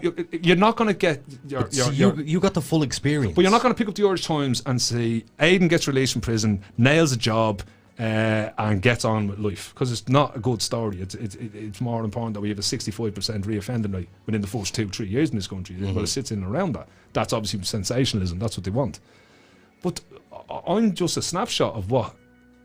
Look, let's be fucking honest here, okay? There are lads in there that don't give a shit, and they're just going to be in that. This is what they've chosen to do, and you know what, man? That's their life and that's their choice. And could you tell the difference between the write-offs and the redeemable? Well, I wouldn't call them write-offs, man. What I mean by it is nobody's a write-off in life. They just haven't met their fits. Nobody's right. Yeah, that's one point. But the second point is they have made their decision. My decision was to change and become a better. No, sorry, I shouldn't say a better person, and they're not a better person. They've decided that this is the life for them, like a pirate. This is the only life for me, and they won't buy into the system because it's just not for them, and that's on them. But they don't make you feel like a fucking tick for doing it, if that makes sense. Yeah, no, they don't look at you and go, look at you going to the school, you tick. Like, there's none of that going on. I think what I take from your book is that you got out of prison what you didn't get in the first half of your life. Absolutely. Yeah. Which was all of the things to make a stable person. Absolutely. And the thing about it is, people say, you know, you don't attack the Irish prison service in your book. Why would I? It saved my life. It's the best thing that ever happened. It is the best thing, yeah, absolutely. It completely saved my life. And the only thing, there's victims to my crime, believe it or not. There's the young fella who can't afford his 50 quid bag of grass, who's taking it out of his ma's pocket. Yeah. Right? You know, there is victims of my crime. There's victims to every crime. So I do have a weight that still weighs around my neck, and that's my son and whatever, you know, that kind of stuff that I don't talk about. But anyway, but I'm glad it's there. Yeah. Because it reminds me, stay the way you are, because one of these days they'll see that you've changed. I don't blame these people for thinking he hasn't fucking changed, because he's a nasty piece of work. So I'm just resolute about where I'm at in life, where I'm going. I'm on my fucking track. I've got blinkers on. I'm in my lane. If this is the human race, well, I'm in my lane, and I'm sprinting, man. Well, that's a great segue where you are now. So let's fast forward to the day you were getting out of prison, because we've covered that you got the best experience out of prison that anybody could possibly get. I came out of prison, and Fitzer, I sobbed crying in front of me two brothers. We're in Lockin House, and my brother's reversed his van. He's out, he's grand. He's get the fuck out. I'll see you in a couple of years. Like, he had another 2 years to serve. And I'm like, what am I gonna fucking do? Like, how am I gonna walk without him? How am I gonna breathe? This guy got me to this point. And he looked at me and he says, just do what we said. Just rock you. Stay the course. Stay away from the drink. I reckon 6 hours after that conversation, I was pissed out of my fucking head. You were not. Here's the bad bit. My second book is the most honest I've ever been in writing. I did in the first 10 chapters of that book, because I tell you, you think what I've just told you about my past was bad. You want to see what happened when I came out of prison, lads? I was that close to going straight back to the exact person I was. And what was that happened? What happened in that moment? Drink. I was Yeah, an but alcoholic. but what happened that made you go, I'm out now, I'm going to have a drink? Was it just it was the freedom? welcome home. I mean, you're a party. home. There was murder over that, because I didn't want a party to celebrate a crime. Yeah. There was a party thrown for me. That ended up fucking shit, man. But I was like, oh yeah, we down have a few points, man. That first point of Guinness, fuck me, man, I was gone. Did you feel any remorse when you took your first sip and put the pint back down? So, or did you neck it? This is why I said he's lethal. Do you know how bad I felt it? I did. You're not going to believe. There's a chapter in my second book, and this is what it's called. It's called Shutting Out Fitzer. Wow. I shut him out. I was so ashamed of what I had done. Wow. I haven't felt that in a while. He was in there, and he just wanted a mate. And I was so ashamed that I felt like I'd let him down. And I'm not upset now about that. I'm upset that I spent about 3 or 4 or 5 months not talking to him, because I couldn't. Yeah. And bounce back ability number fucking 2, I used him as my drive, and I was like, get your fucking shit together now. It's a very quick one, this. I got my shit together like that. How long was your period of back in the drink? About 3 months, maybe a little bit. Oh, long enough. Yeah. Can I ask you a question as well? What did Fitzer say when you told him? This is incredible, right? He knew. No. He would have found out maybe through his wife. I was in contact with his wife, Gary's drinking or whatever. I pluck up the courage after getting me fucking shit together, and I ring him and get this sorted now, you know. And by the way, I did ring him. I fought to have phones given to prisoners in prison, but only in an open prison, so don't be thinking it's in yeah. So Lockin House we trial ran it, so it was just a crappy little phone, but I could ring him. And that phone call, it went exactly like this. I hadn't spoken to him. I'm riddled with shame. And when he picked up the phone, he goes, "You bowed at me, old mucker. What's the story?" No way. And I went, "Listen, man, I'm so sorry." He said, "Yeah, that's grand. Don't worry about that. Here, wait till you hear this." That was it. Nice. Bang, straight back in. Wait till you hear this. The way a man deals with it.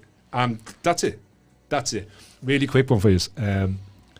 When he came home, how about this for beautiful? He came home on a Thursday when he was released, and his wife, the incredible Ashlyn, I had said, we were laughing, and I said, I love him more than you fucking love him now. Right? So I said, right, he's home Thursday, you can have him Friday, you can have him fucking Saturday, I want him fucking Sunday, right? Yeah.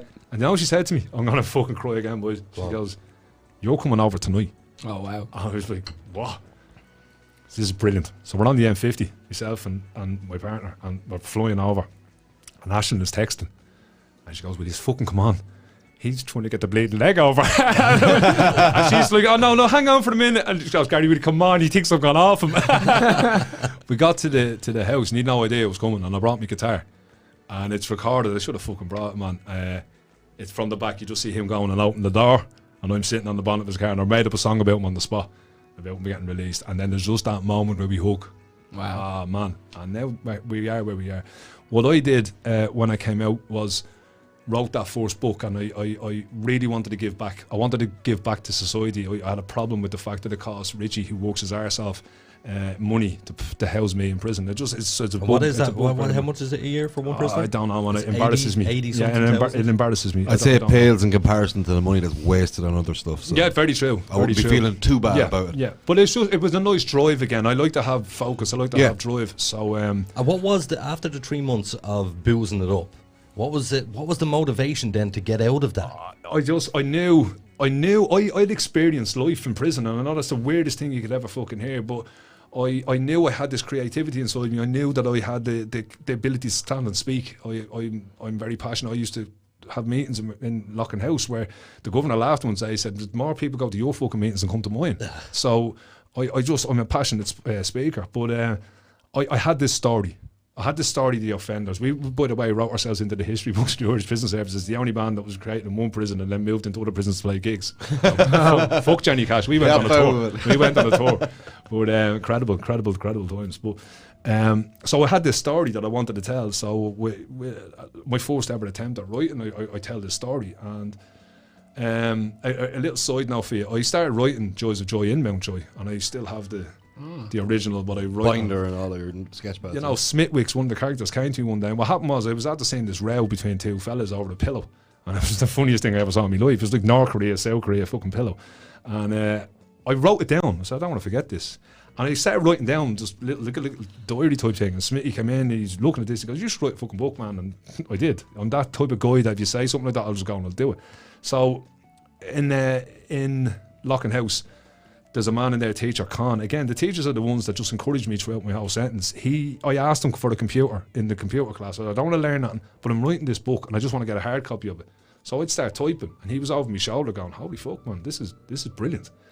So he invented a class, a creative writing class, so we could get this author to come in and have a look at it for me. And she was really rude to me. Oh. And I was very close to telling her to stick it up, right? So she goes off. And she stays. It was in Black Lion. It's at the very top of the border there. And she came back the next day, and I was paid off, Richie. I'm not going to lie, man. And I was getting called to the school. So I'm not going up to her. I'll go. Yeah. Like my bleeding book. Oh, ego coming back. Ego coming back. There you go. Eventually, I get brought up. Probably Fitzer brought me again. Went up and went in. And she went, oh God, oh hey. She said, first of all, I'm sorry for yesterday. I was just under a bit of stress. She said, this is brilliant. This is brilliant. She said, I didn't realise it's funny. And I said, yeah. She goes, you wouldn't have believed the amount of prisoners that hand me a book. I'm writing a book. I said, okay. She goes, just one, you've never done this before. I said, no. She said, one mistake you're doing. And this is huge, right? Okay. She said, you're telling me the story. You're not showing me the story. And I said, I don't can't understand. visualise what you're saying. She said, you say the judge, you sanctimonious prick, the judge. I said, yeah. What's he look like? And I was like, oh, yeah. Like said, a sanctimonious you know prick. what he looks like. Yeah.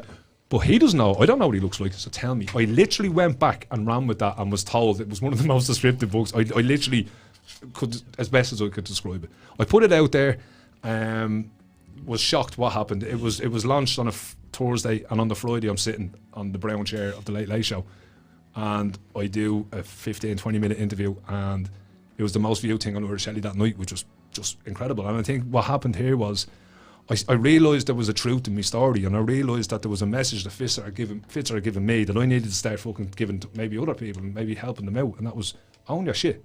Start having a bit of personal responsibility in life. Everything starts with you.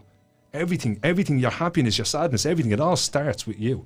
So when I walked onto that stage, I had no fear. I'd never been on telly before, and this isn't, I no fear, I'm fucking hard. I knew what I wanted to say, and it wasn't poor fucking me. It was, there's human beings in there that saved my life. You were past that, you had your message, you know and you what I mean? wanted I really wanted to get it out there. So I went, did that. By the Monday, the Irish Prison Service had been in touch with through different avenues, psychologists and stuff like that, asked me would I go into prisons and give talks, and I ended up doing that. Never giving a talk in my life, lads. Just standing there, and with the prisoners, it was great crack. Were you nervous? Because you were one of them. Shitting. But yeah, but I knew how to have a chat, like, and a lot of them would just take the piss, and that was great. A lot of them blew my mind. A young fella put his hand up once and says, would you put your clothes into a broken washing machine? And I says, this isn't Port Leash. And I says, no. And he said, no, hang on. If you did put your clothes into a broken washing machine, would you expect them to come out all right? And I just smiled and I said, no. He said, well, how do people out there expect us to come out all right when the process of rehabilitation is broken? And my head literally exploded. What a fucking way to put it, huh? Fucking amazing, man. Fucking amazing. Yeah. So they were great times, but there was a Did that go in the book? No, it's in another story which I can't tell you about now. But it's secrets. I like I'm working on something. But anyway, so a governor approached me and she was like, that was an incredible talk, Gary. And I said, yeah, do you know what though? I just feel like I'm a little bit late. I'd love to get into a school. And I'm a firm believer in the law of attraction. And I started putting it out there, and all of a sudden I'm standing in front of 900 students in the Stole in Kerry.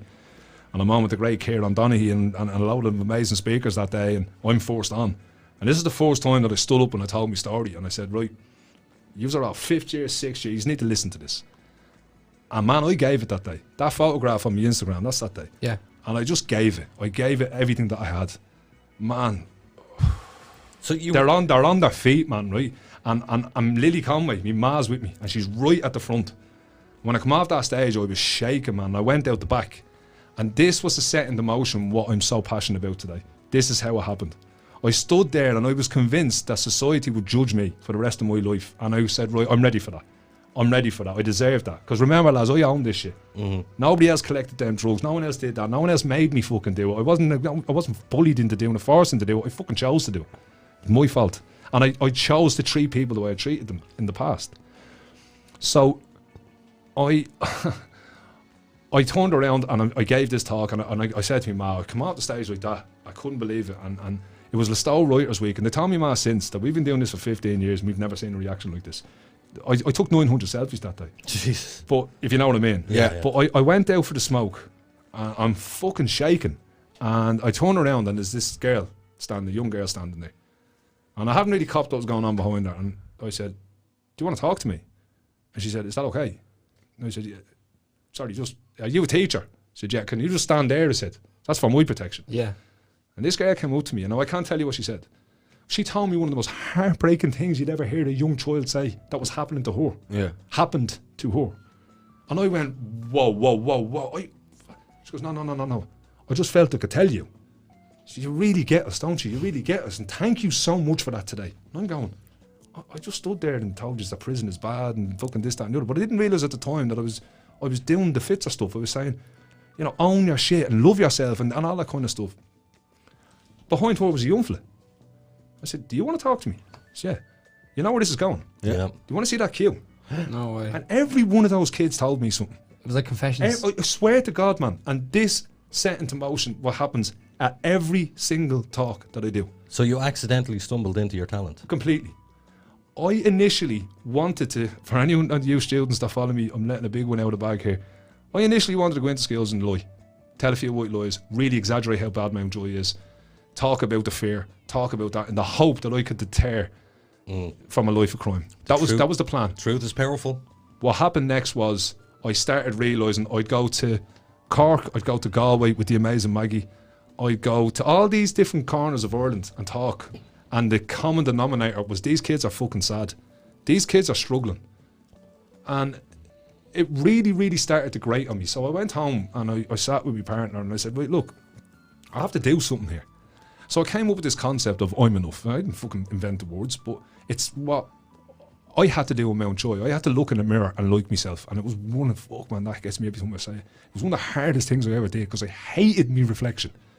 I kept on seeing the damage I caused when I look at that ugly bastard, and I forced myself to fucking love him. Yeah. And I did a great job of it. Eagle glasses were off. Very proud of that.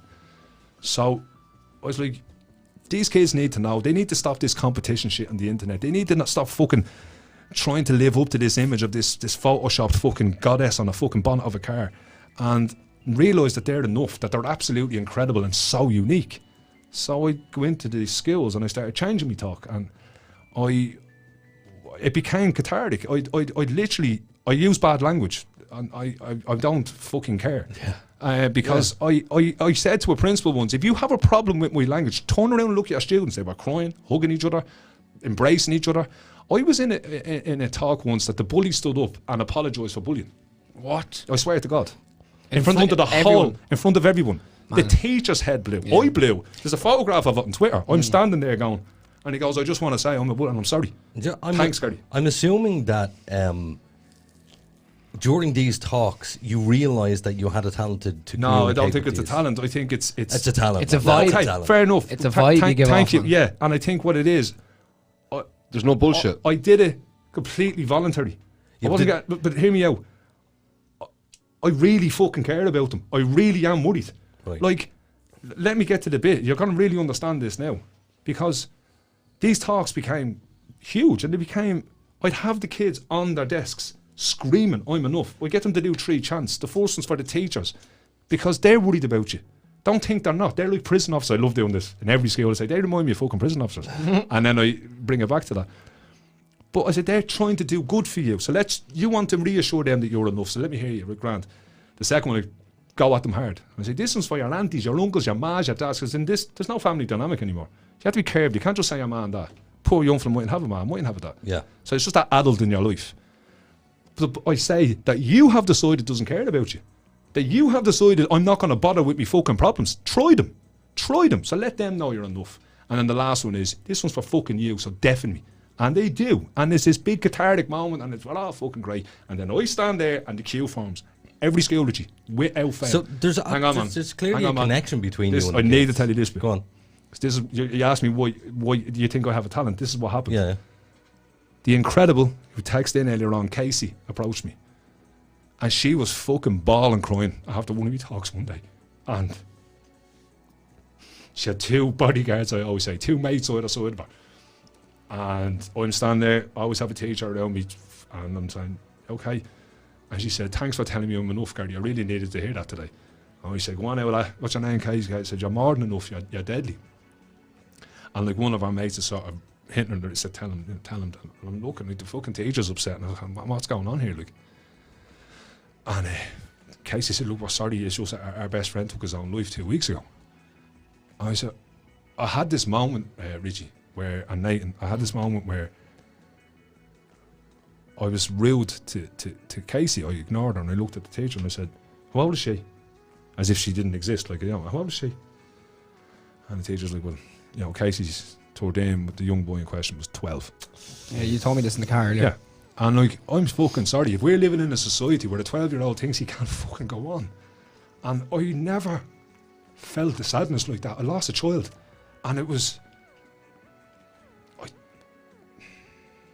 It's fucked up, I still can't make head nor tail of that story. No, you won't. I went home, I cried for fucking, I don't know, I cried for Ireland, and then I went, I have to do something. So what you're saying about me having a gift, fucked having a gift, I don't give a shit if it's a gift. Yeah, but see, the reason why I'm asking you this, there's this very good reason why I'm asking you, is because clearly there's something happening between you and these students. There's something that you're saying, there's something resonating with them, and there's other speakers who have gone up before them, and they don't get this. They don't have that relationship. Tell them the with truth. them. So have you sat back and thought, why are these kids connecting with me so much? I will be honest with you, I think the connection is bluff on my part. I think the initial, we said this in the car, man, I think the initial connection comes when I say my first fuck, which isn't strategically planned. Okay. But you're sitting in a room, think about it, man, think about an our fucking day, and we're sitting there in St. Kevin's in Glasnevin, and the brothers are in the corner, and the headmaster's there, and some mad fucker stands in front of you and goes, oh, you fucking mad bastard, you. And you look at the teachers and you go, he's a bleeding rebel. Yeah. I've won them. I have their attention. And when I have their attention, I really believe in that quote from Spider-Man, with great power comes great responsibility. Yeah. So I now have their attention. So they're going to listen to me. So I need to make sure the first part of my story is a quick run through of how I was a prick and how I went to prison. And they love the story of prison, obviously. But how I turned it around. And I say to them, you're going to think this whole day is about me. It's not. It's about you. It's fucking you. And I have some incredible moments with them. Like, what I do is, I have a book to give away to someone tonight. Yeah, we're going to give it to a random comment. But I gave a copy of that book to a student, and this is a brilliant moment. You're going to love this. So I say, anyway, listen, I wrote this book for you. And I said, you want it? If you want it, you can fucking have it. And I turned me back and said, just come and take it out of my hand. And somebody will sprint up, whack, grab it. And I'll just go around and grab them. Go, yay, well done. I said, there's no such thing in life as a free lunch now. I turn around to everyone and say, listen, you have been so good, you all talk amongst yourselves, so I need to talk to this person. It could be a young girl, young boy. Without fail, this moment has never, ever not hit hard. I look at the student and I say, book is yours. But I want you to earn it. And all you got to do is give me 60 seconds. And I look how nervous they are, and if they're shit, and I go, 30 seconds. I just want you to tell everyone out there, well, you're enough. And I said, I've been to prison. I can smell bullshit a mile away. Tell the fucking truth. And some of the things these kids have said. My dad died 2 weeks ago, so I'm helping my mum, so that's why I'm enough. And like, we're standing there, and it's this moment. But it breaks down these barriers, especially when I have young men, young inner city Dublin men, who are fucking wrote off because of their address. Yeah. And I'm sick of it. I'm fucking proud dub, and I'm sick of it. And I have these lads, and you want to see what these... I ran a competition on my Instagram and Facebook over the COVID to get the kids to do something. You want to see the talent this country has. And they were sending me... This fella taught himself how to play the guitar, just to fucking do it. And he's fucking better than me and you, Richie. You know what I mean? I just believe in them. And I went off and I wrote that book, and ever since I've been just doing my best, going in and out of schools. And yeah, man, I'm actually going to a school on Monday. I'm really, really excited. I think your biggest privilege thus far in life, in my opinion, is the fact that you have been to prison. And I tell you why I say that. 100% is because agree with that. when you talk to these kids, I'm sitting here when you're talking, I'm trying to figure out why these kids connecting with them so much. I think it's because they're seeing you as not an authoritarian figure. Yeah. You're one of them. And not only that, I bring it home that it's okay to be you. I drive home this fact that at the moment there's currently nobody like you. In the past there's never been one of you before, and in the future there's never going to be another one of you. So tell me you don't feel fucking special right now. And I don't do it. I believe in mental health language. I endorse it and I encourage it. But I had a young fella come to me one day and he said, it's okay not to be okay, isn't it? And I said, yes. Now what? What next? Exactly. Yeah. Exactly. Do you know what I mean? Great question. I was beautiful question. And I'm not saying stop saying them words. Fucking do say them, but have a backup plan ready. Like, I feel for some people that it's like a child presents with you know, dark thoughts these days. It's okay now to be okay. Mm-hmm. Right, what do I do now then? Do you know what? That kid took the words out of my mouth. Really? How old was he? I'm going to go 40 years, so maybe 15. What a fantastic question for, you for wouldn't a kid believe, to ask. You wouldn't believe what I've witnessed with the youth of this country. And as I was in front of the Sinn Féin coming on a couple of weeks ago. They asked me would I speak about mental health with our youths, and I said, there's one no-brainer. Our future Taoiseach is sitting in a classroom somewhere. You know, we're all going to get fucking old, lads. And these guys are running the gaff. This is our future. You know, when we're old and fucking... Well, me and you are we're fucked. You're done. We're gone. Fucked. I'm fucked now, like. But, you know, they're our most precious cargo. And hang on, right? And they're an investment. Let's go here for a minute, right? Let's go here for a minute. Because I've no problem calling them out. They can be moany little shit sometimes. Oh, yeah. And they can fuck it up for themselves sometimes. But it's the prisoner thing, Richie. I'm not having it that we tarnish them all. I'm not having it that they're to blame for the fucking COVID. I'm sick of that one being bounded around the moment. The house parties. There's so much being asked. Did anyone stop and think for a minute what a first year college student thinks this year? Did we all go to college? No, I didn't, but the rest of the lads did. Right. Do you know your first day of college, man? Your first day of college is on a campus. It's in the canteen. It's meeting new people. Yeah. These fuckers are doing... No, I don't mean fuckers, sorry. These guys are doing it in a bedroom. They're not having a social interaction. It's gone now, yeah. We're asking a lot of our youth at the moment, and I think they're doing a really... You're an awful... You're off the lighter. I threw the lighter at him, my bad. Threw a lighter at him. Don't fucking throw that at Aiden again. I'll throw you. Oh, you got to throw me next. Promises. I will. But I just feel that there's a lot being asked of them, and I think they're doing a really good fucking job. Well, just back to what that kid said, I'd like to elaborate on that, because I was listening to, you know, Jordan Peterson, he's a really good speaker, and he formulated that question himself, and this is a psychologist, where he said, we tell kids it's okay to be you, but then what? So, okay, it's okay to be me, but what happens after being me? What I say is, it's like... there's a chapter in that book called Unsocial Media, and it's just what that book is. It's a book I wish I never wrote. I wish I never felt I had, maybe not a necessity, maybe, but I wish Casey didn't have to tell me that story. I wish that story never existed. Yeah. That one of the hardest things. Every story in that book, there's 10 chapters, but the 9 chapters in that book are just based. They're based on actual conversations I was having with our youths. But the 10th chapter is about suicide. Okay. And I didn't know what to do. So I I contemplated telling my story, but I was thinking, fuck that, narcissism. I contemplated doing it from an adult's point of view, remembering a time when. Didn't work for me. So then I just went and I did a thing called Grania Story. And it kind of ties into what we and Richie were talking about, which is that brackets no one understands. So Grania has decided to check out and nobody cares. Yeah. She has convinced herself of that. And you go through this quite depressing process with her to the point of where she has wrote her letter for her family and they'll be so much happier now. And she throws that under her pillow and she says, then tomorrow I'll do everyone a favour. And she wakes up the next morning, and yes, the next bit is Hollywood and the next bit is a bit whatever, but she wakes up to screaming downstairs in the kitchen, and I'm ruining the fucking story, but anyway, fuck it. And she goes down and her auntie is standing there and her auntie's sobbing and she's very confused and her ma's crying and her dad's putting her arm around her auntie and bringing her into another room, and she looks at her ma and goes, what the fuck is going on? Like, so sorry chickens, your auntie Antoinette, her best friend's son just took his own life. Around the same age, local lads, GAA player, good looking fella. Yeah. She then gets to witness it.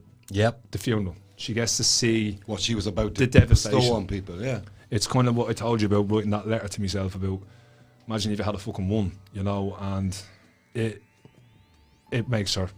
The last bit is when she picks up the phone and she does pee at the house. I wrote it, put the full stop on it, handed it to someone to read. I handed it to Antoinette actually to read, and broke down crying. It was the fucking hardest thing I ever wrote, man. Mm-hmm. It was really fucking difficult because I'm telling you now, sorry for getting political, this country thinks we have a fucking problem now with mental health. 2-3 years time, man, we're going to be counting the bodies, man. I'm telling you now, and like, let's not blame the youths on fucking everything. They don't have to be blamed on everything. No. Well, you know, it's quite difficult to listen to, for me personally, for suicide stories, because my family has been rife with suicide. So even your own stories as well, man. Yeah, I have my own stories as well. I was on air last week telling my story. I threw myself off a bridge in Dublin. Yeah. Literally, I jumped off the bridge. Thank God you're still here. I made a second attempt, believe it or not.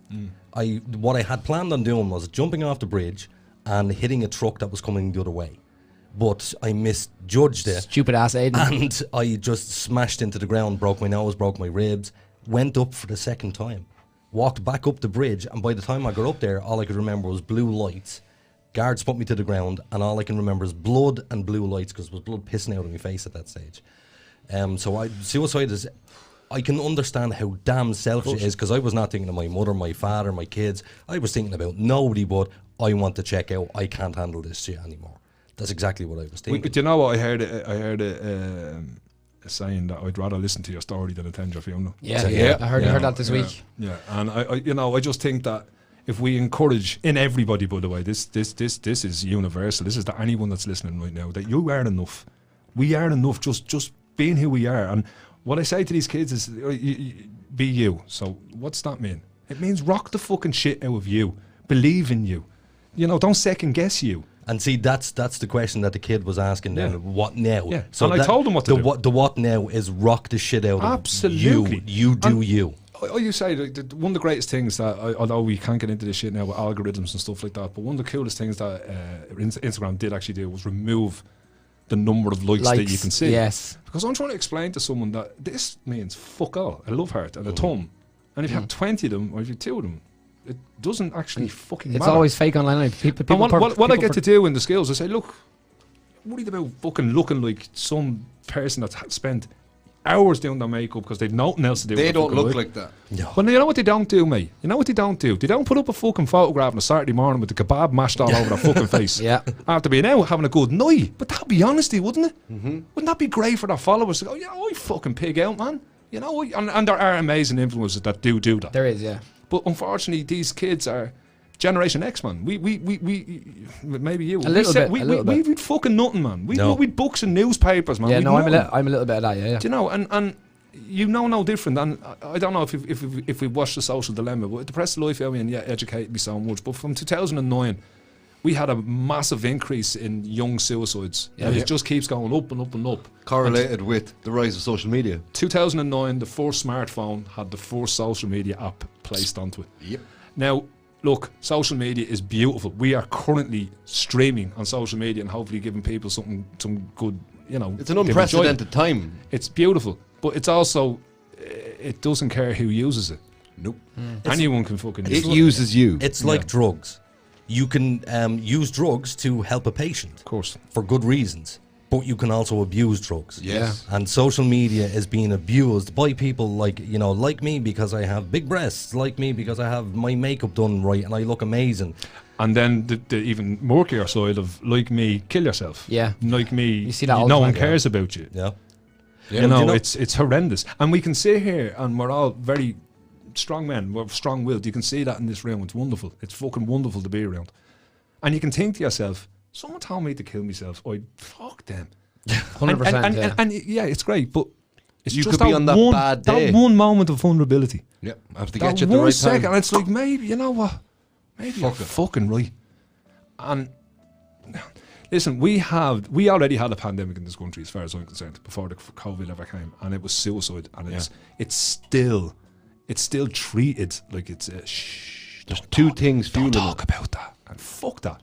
There's two things fueling it, and both short-term feedback loops for serotonin and dopamine, which is your social media, but also the prevalence of drug use in this country at the minute. Absolutely. Especially amongst young people. Absolutely. And especially with the drugs they're using. Yeah, exactly. When I was 19, 20, it was weed and hash.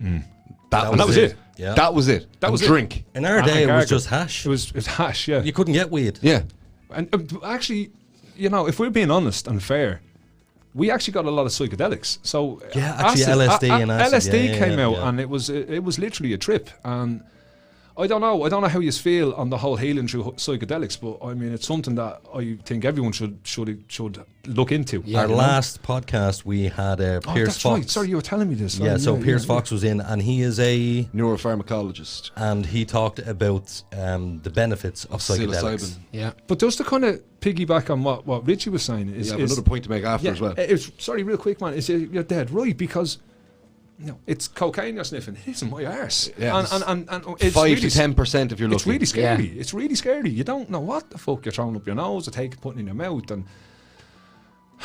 then it's the reason why they turn to drugs in the first place. So you're dead right, man. It's this negative circle that we. But there's two approaches, right? There's people coming from the place of it's a party, everybody else is doing it, may have a go. Then there's like, well, if I'm going to kill myself, I can try anything. I can do whatever I want. This takes me away. Their inhibitions are gone, and they feel good.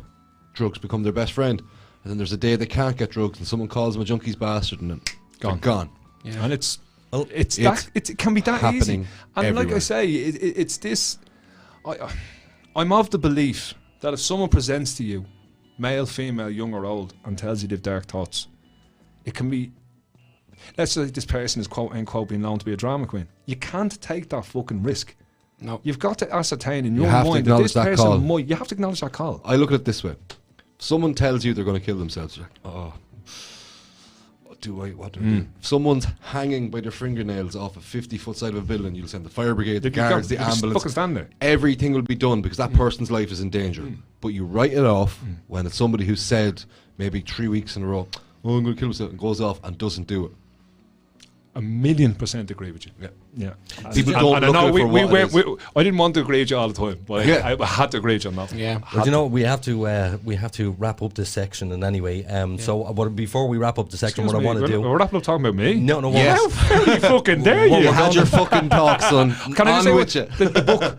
Oh yeah, no, actually no, we're just wrapping up the section. Don't worry. We're not finished. We're not cutting you clean. We're not cutting you clean. We won't do you dirty. We're going overtime. That's you. Yeah, that's you.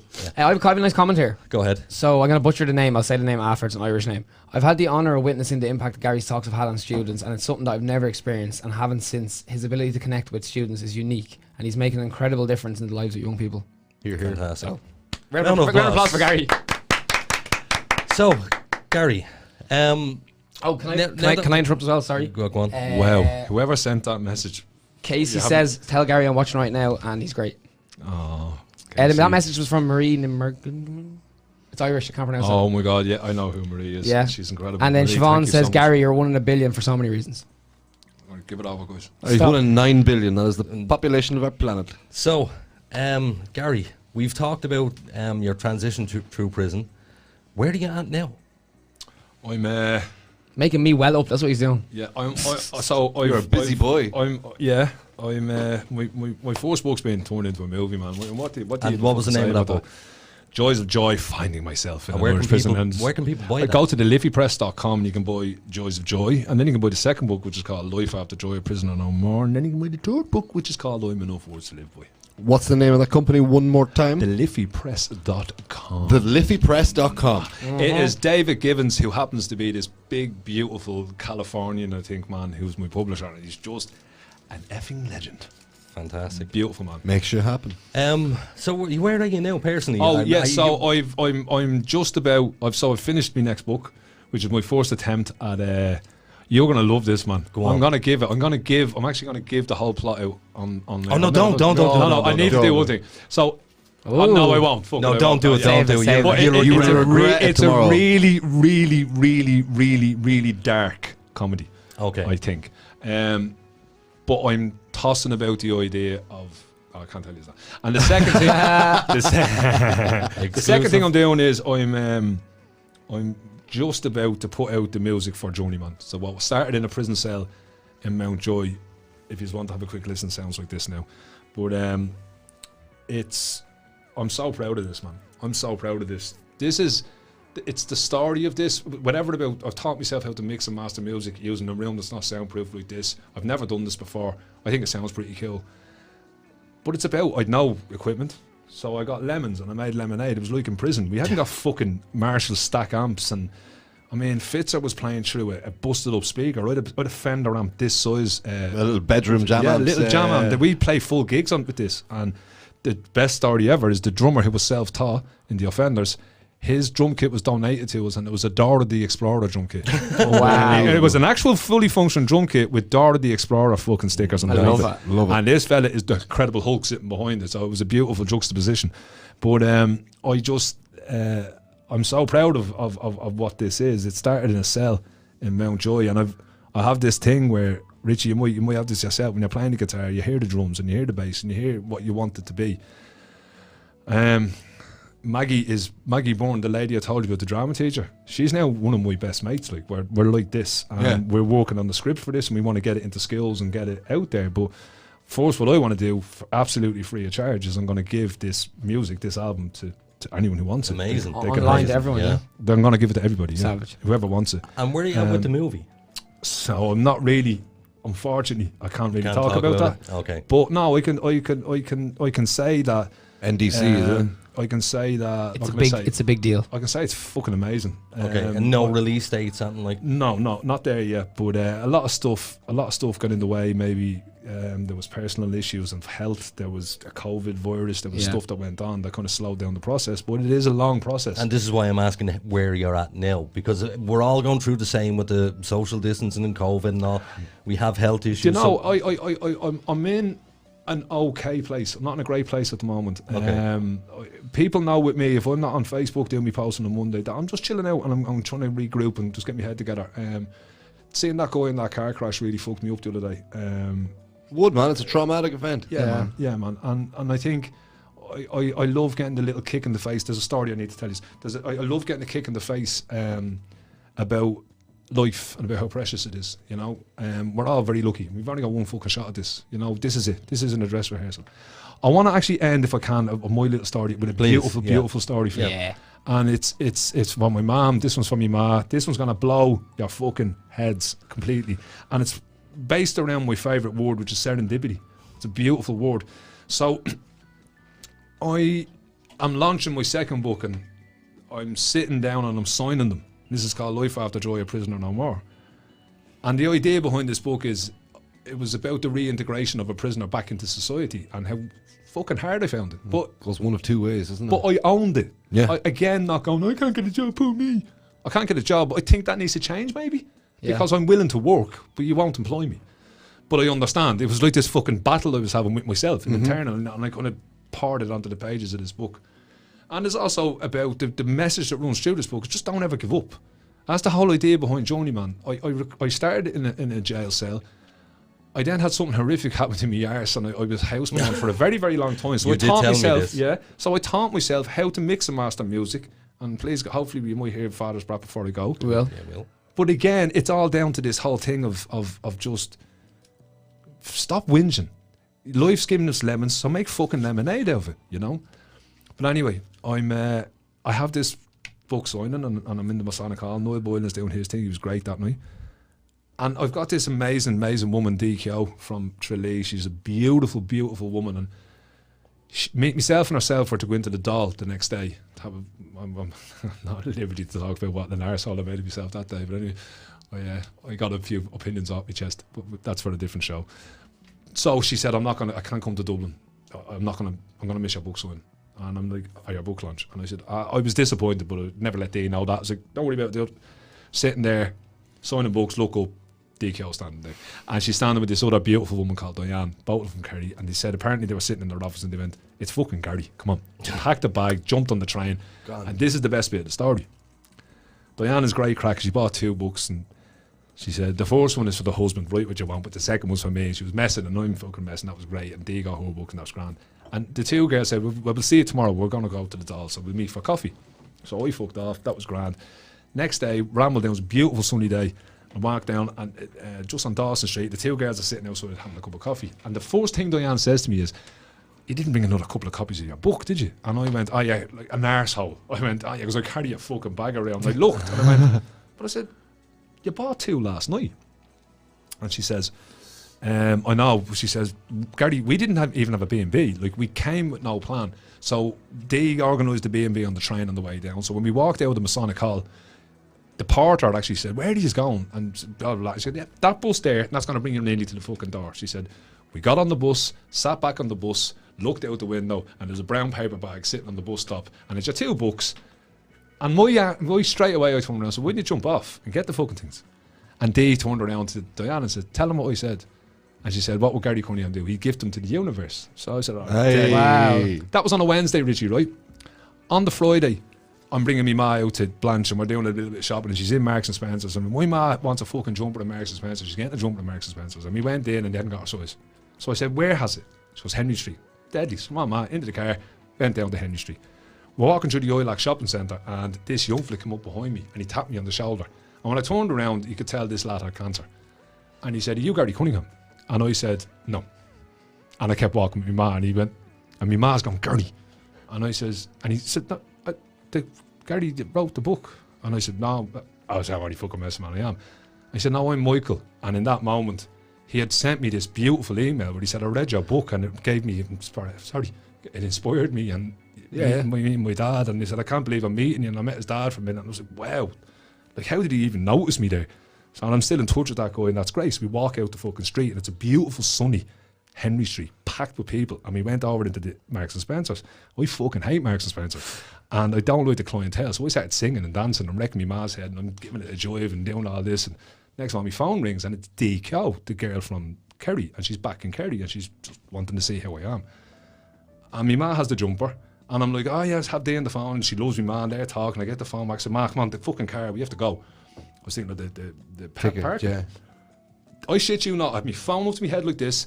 My mum's shorter than me, and I'm linking her. So I'm hunched down a little bit. I come out onto the streets of onto Henry Street, turn right to head over to the Ilac shopping centre. And this guy comes up to me, and he has like a farmer's cap on, rolly out of the mountain. He goes, "You Gary Cunningham?" And I'm like, "Fucking yeah." No, I'm not doing that. Like, it was just protect to be mad. Like, and, so, yeah. And he goes, "No, sorry, mate. Yeah. See your book, Joy's a Joy. Yeah, that saved me, man. That fucking saved me." And I'm going, wow. And he goes, "You're not writing another book." And I said, "Yeah, it only launched the other day, man." He says, "No, is that a fucking bus stop the other night?" No way. Seriously? DKO was still on the phone.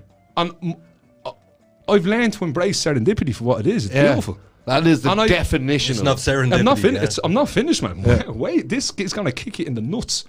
And she's going, "Oh my fucking God." And he's looking at me and he's like, "What's wrong?" And I went, and I handed him the phone. And he said, what the fuck? I said, "Just really quickly, the woman who lost them books lives in Kerry. She rang me 5 minutes ago. That's her." And now he said to her, "You're not getting them back." But then he said talking to Dee, whatever. He gave me back the phone. The most beautiful moment of this is my ma standing there the whole time like this, mouth on the floor. Yeah. Right? I just told you what that book was about. And he turned around to me and he said, "I'm with an organisation called PACE." He said, "Would you come and give a talk?" I said, "Absolutely. Give me your number, whatever." And I'm in my head and I'm going, "PACE. I fucking heard that before." And I'm thinking, I'm obviously after hearing it in prison. So I was like, all right. So he had told me, I did a bit of whack, mate. He said, "Yeah, fair play to you." And he said, well, enjoy the second book. And they were gifted to him. I went home and it was wrecking my head. And I Googled Pace.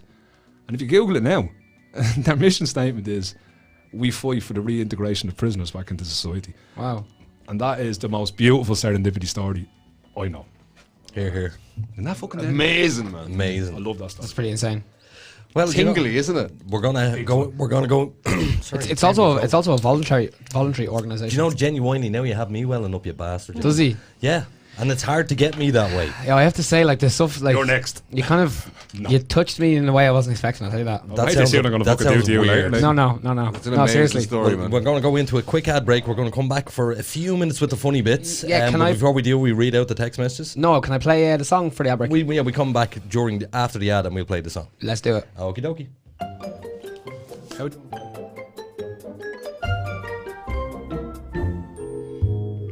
So, Billy, does your social media look like a teenager's bedroom? What? Full of Justin Bieber posters? No, you incompetent fool. Messy and unorganized. Yeah, it kinda does. But what can I do about it? Oh, poor simple Billy. Why not put all your social media in one convenient place? But gee whiz, mister, how can I do that? With Social QR, of course. It's easy, fast, and free. But what's Social QR? Well, Billy, I'm glad you asked. Social QR is a one-stop shop for personal and business social media users to have all your social media in one place. Easy to set up, easy to share, and fully customizable, with your own custom QR code suitable for digital and print media. Jiminy crickets, so now it'll be as tidy as my web browser? So don't forget, Billy, that's socialqr.xyz. And Billy, take down the Justin Bieber posters. Aww.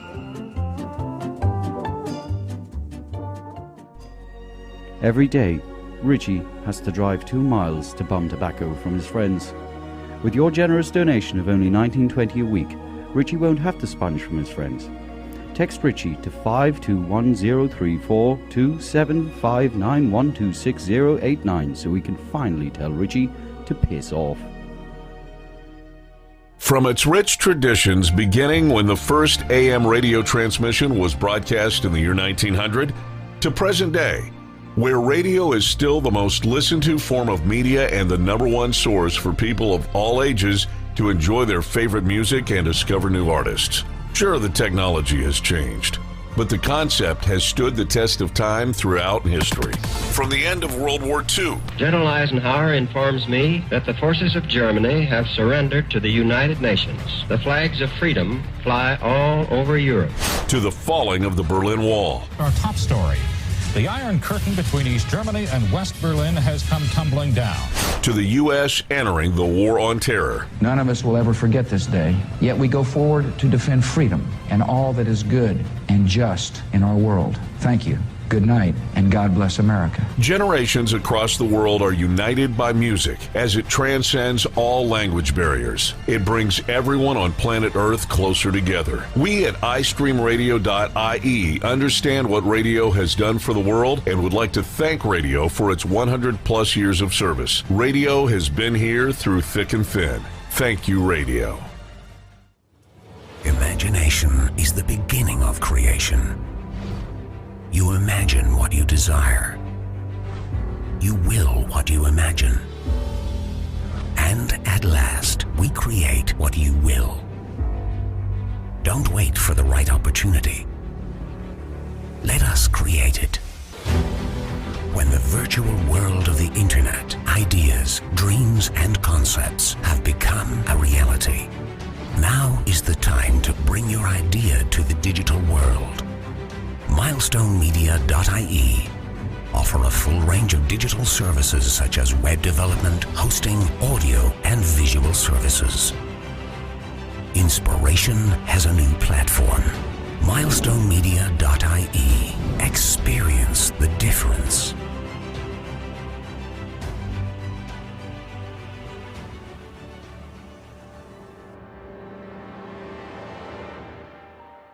Hello, Supernatural Dogshit fans. I want to play a game. On October 31st, the Supernatural Dogshit team will be live for our Halloween special. In studio, psychic Deborah Orr and a team will be on an undisclosed haunted location.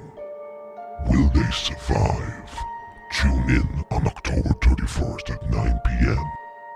Oh yes, there will be blood.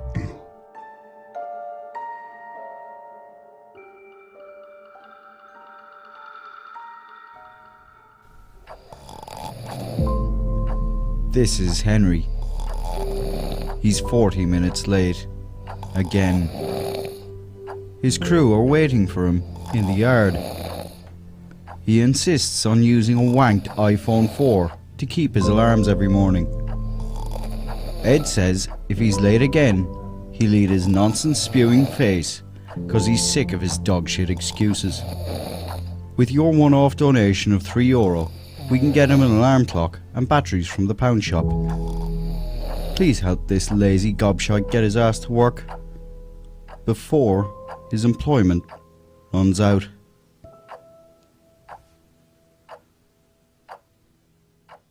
The Supernatural Dogshit podcast is controversial and confrontational and may cause offense to some. Listener discretion is advised. Welcome back to the Supernatural Dogshit podcast. In studio with us, we have Mr. Gary Cunningham. Not that you're tuning in this late, you already know that we have him in the studio. And if you don't, check it out. Check out the podcast.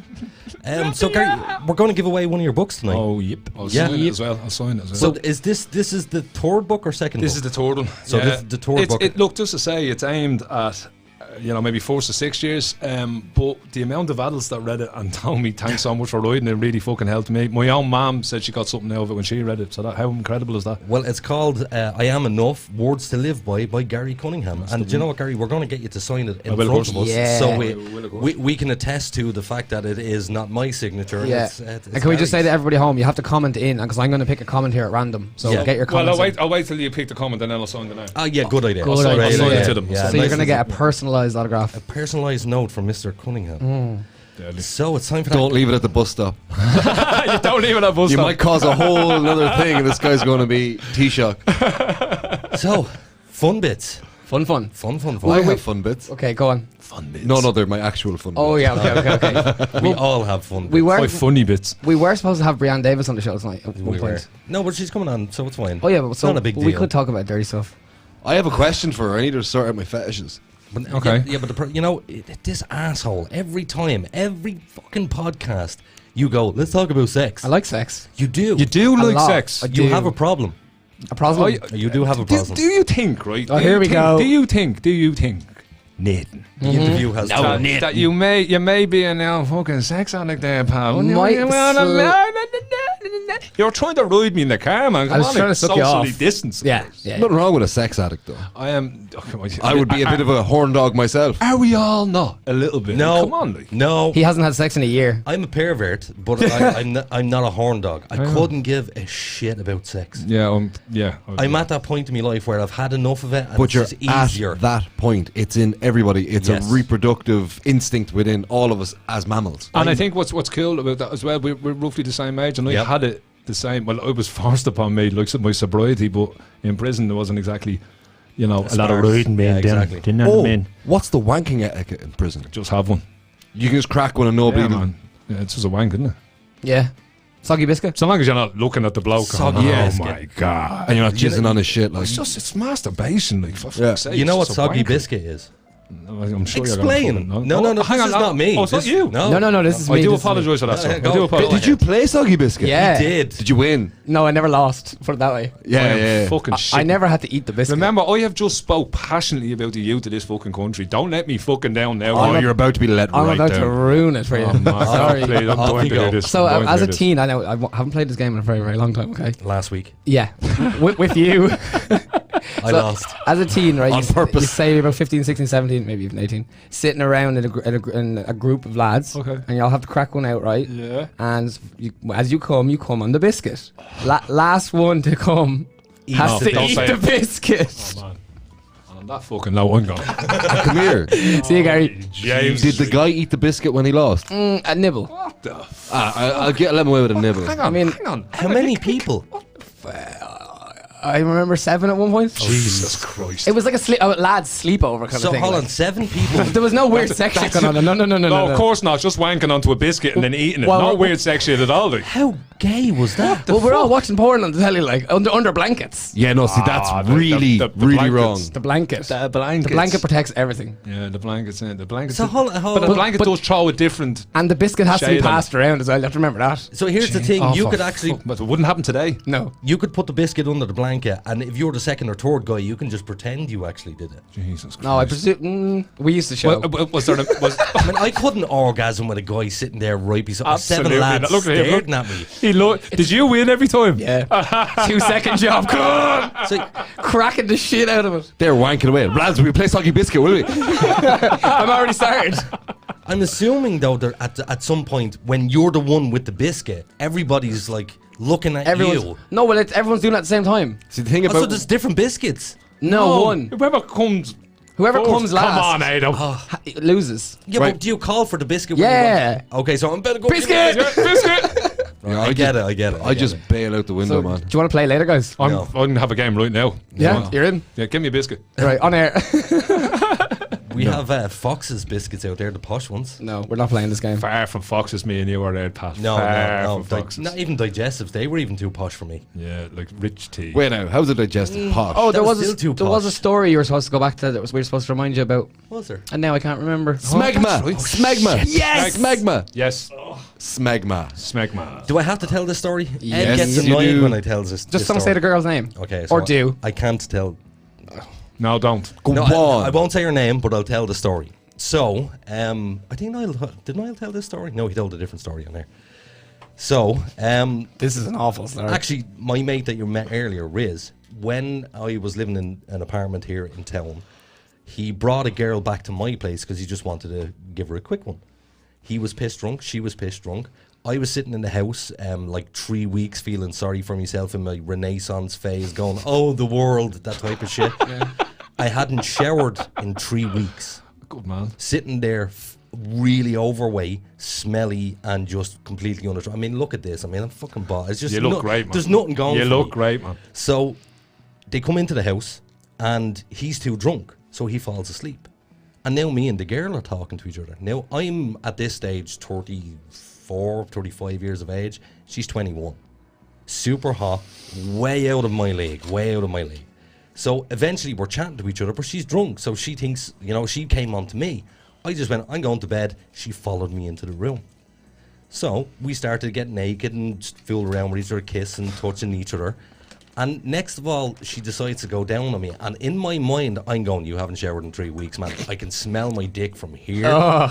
Like, I'm up here, she's down there. And if I can smell it, she can goddamn smell it. There was ball sweat, there was like ass. Yeah, but she's drunk and came home with Riz. Yeah, well, this is true. Sorry, Riz. Sorry, Riz. You're not exactly high rolling here. If you don't shower in 3 weeks, there's like a build up of shit under your balls, Knob cheddar. build up of shit on your ass. Knob cheddar. It's just everywhere. Yeah. So she goes down on me, and I cannot get an erection because all I'm thinking There's too is much dirt on. there's too much filth. Yeah. So now we try and have sex, and it's like trying to play snooker with a rope. It was not going in. Not a fucking hope. They're trying to sausage up a concert. Yeah, but this, God love her, she was a trooper and she tried her best. So eventually I laughed and I said, "Love, we have to give this up. It's just not working." So we both went to sleep. Following morning, I woke up to the sound of her going, went into the bathroom to check was she okay, and there she is, butt naked on the floor, puking into the toilet. Do you ever deal with a drunk person and they're like, "No, don't touch me, I'm going to get sick"? That's the way she was. So I said, Jesus, I need to bring her home. So I went in and got the other fella out of bed. I said, grab a blanket there, we need to get her home. So we bundle her up like a bleeding rape victim into the back of the car. Jesus Christ, Aiden. And she's butt naked under a blanket. So I get down to her house, and I take her keys out of the bag, and I put the keys in the door, and just as the key goes in the door, it gets pulled open from the other side by her mother. Oh. And I'm going, this isn't what it looks like. She's not well. She needs to get into the house, X, Y, and Z. So she's bollock naked still. We get her into the house. About 8 hours later, I get a phone call from her. And I phoned her and I asked her, "You okay? How are you feeling?" And she said, "Yeah, I'm feeling much better now. I think I had a stomach bug." It wasn't stomach bug. It was my cheese cheddar. dick. Yeah. That's exactly smelly what it was. penis. It was bacteria. So she said, "But that wasn't." She got food poisoning off your dick. She said that wasn't the worst thing that happened last night. She said my father died of a heart attack last night, and she only got told. So while she was having the worst sexual experience of her life, her old boy died. Her old boy had a heart attack. Yep. Have you ever heard that story, Richie? No, Have and you I not think heard what's that even story? worse is the poor mother opened the door to her daughter in that state after dealing with all Her that. 21-year-old good-looking Polish daughter and this old, fat, balding, smelly man is like saying, packy. "It's not what it looks like." And clearly, the second you say that, it is what it looks like. Yeah. Wow. I think that was the universe stopping your dick from getting erect. How? What?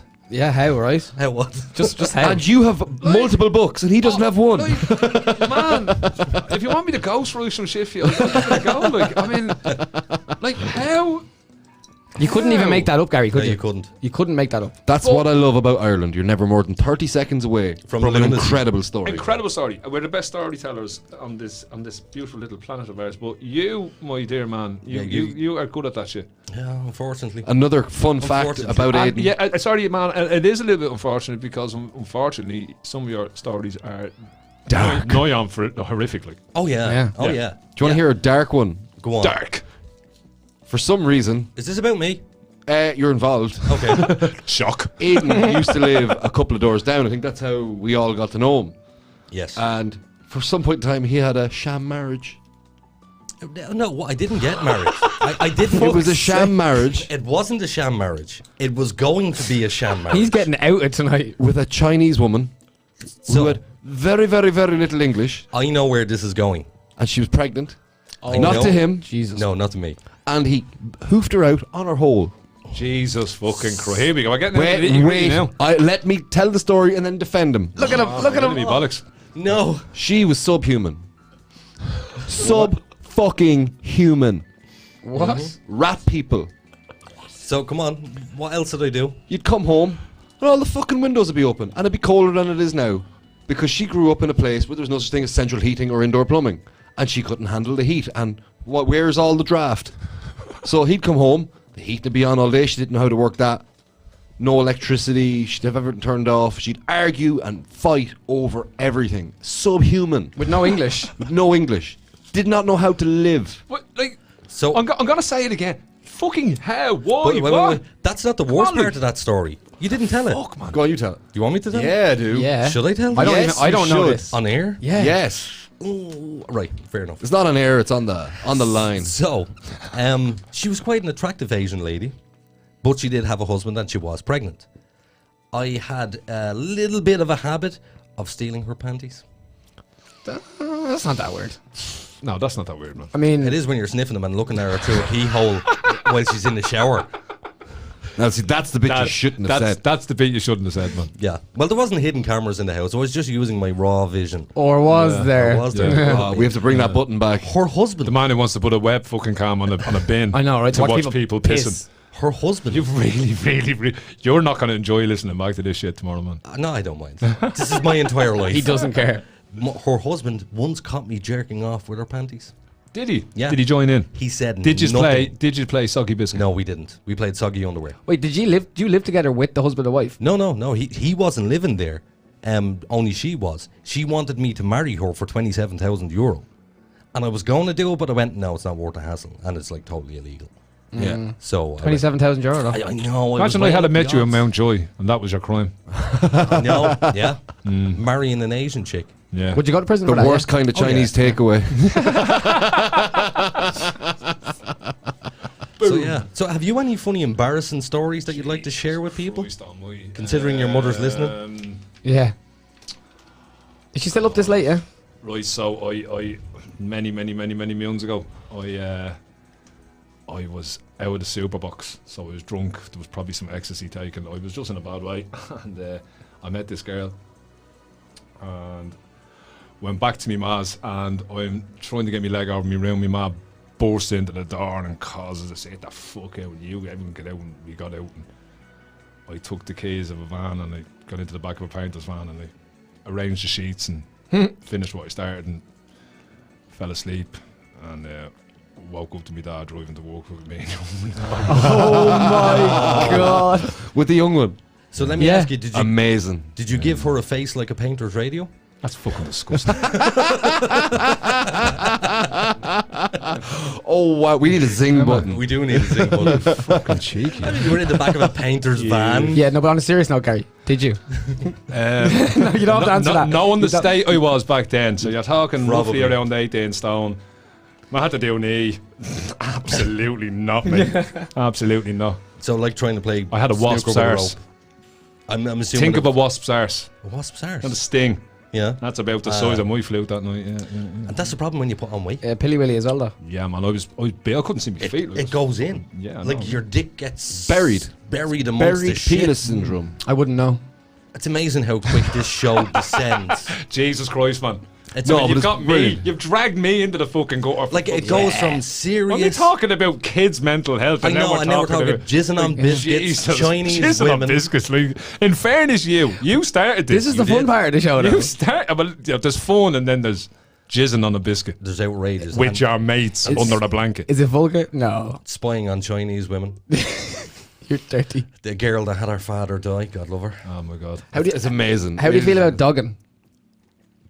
I knew you'd do this, you Jesus prick. Christ. So this is a thing that fascinates. This is where you drive into a fucking field. Yeah, a car park anywhere, field. And people just go at it. Like fucking. But there's a reason I brought this up. Do you know? I'd rather hear your reason. Fuck what we think about it. Well, I'm not into it. It wouldn't be my. Well, I never tried it, so I don't know. Yeah, if we'll give it a go. We might try. I'll put it this way: there's somebody in the room who's into it. Do you know And what? he likes to watch. You win the book. If I was to say you win the book if you can guess which one, the fucking thing would break. What can I say? That's my kink. Yeah, there you go. Everybody has a kink. Mine is voyeurism. I have multiple. You're a pervert. Well, you're well looked after on the internet now, on the interweb of porn, because there's so voyeurism much of it. seems to be kind of taking on a life of its own. Huge life of its own. There's fucking documentaries about it. I was at dogging sessions in this town. Wow. Yeah. That's not. Were you surprised by some? Did you see faces you recognized and went, wow, I didn't know you'd be into this? Never. TDs. Did you see a face? No, I wasn't staring there at all. But I tell you what did happen several times. Right. You'd go out to one of these sessions and you get there and it's just a cockfest. Oh, so all dudes. All dudes turn up. Playing and Soggy no Biscuit. women. All of them playing Soggy. Him in the Nathan is middle. there. Yeah. The referee of Soggy Biscuit. Say there's that one chick pulling up. And she's I need to know something about Soggy Biscuit, right? Yeah. There's something that's playing in my mind. And that is, like, was there a leaderboard? No, actually, there wasn't. Like, did you become the fucking... I never thought of that. The king ding-a-ling of fucking... national rankings. I mean, like, was there a trophy? Was it a proud moment? You bring No, the family around? I should have wrote a rule book about it. Was there divisions? I'm in Division 2, Soggy Biscuit champion. Like, faster the better. Do you know what I mean? We must invite Gary into the official fart Olympics. Oh yeah, we have I'll give it a shot, we have a man. I'll give WhatsApp it a group. shot. Yeah, I'll give it a shot, man. And you have to record your farts. Absolutely. I'll give it a go. Every time you fart, you have to record it. Absolutely, man. are you Some disqualified if you hilarious shard?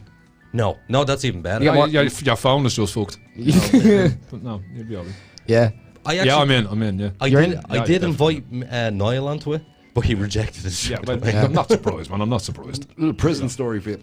I worked with a guy and he wound up doing 6 months for dangerous driving, but it was up north, so he had to go serve the time up north. And it was an open prison. Got on very well with everybody. Model prisoner. And when he was leaving, there was one, they call them screws there. This would be under Her Majesty's thing up there.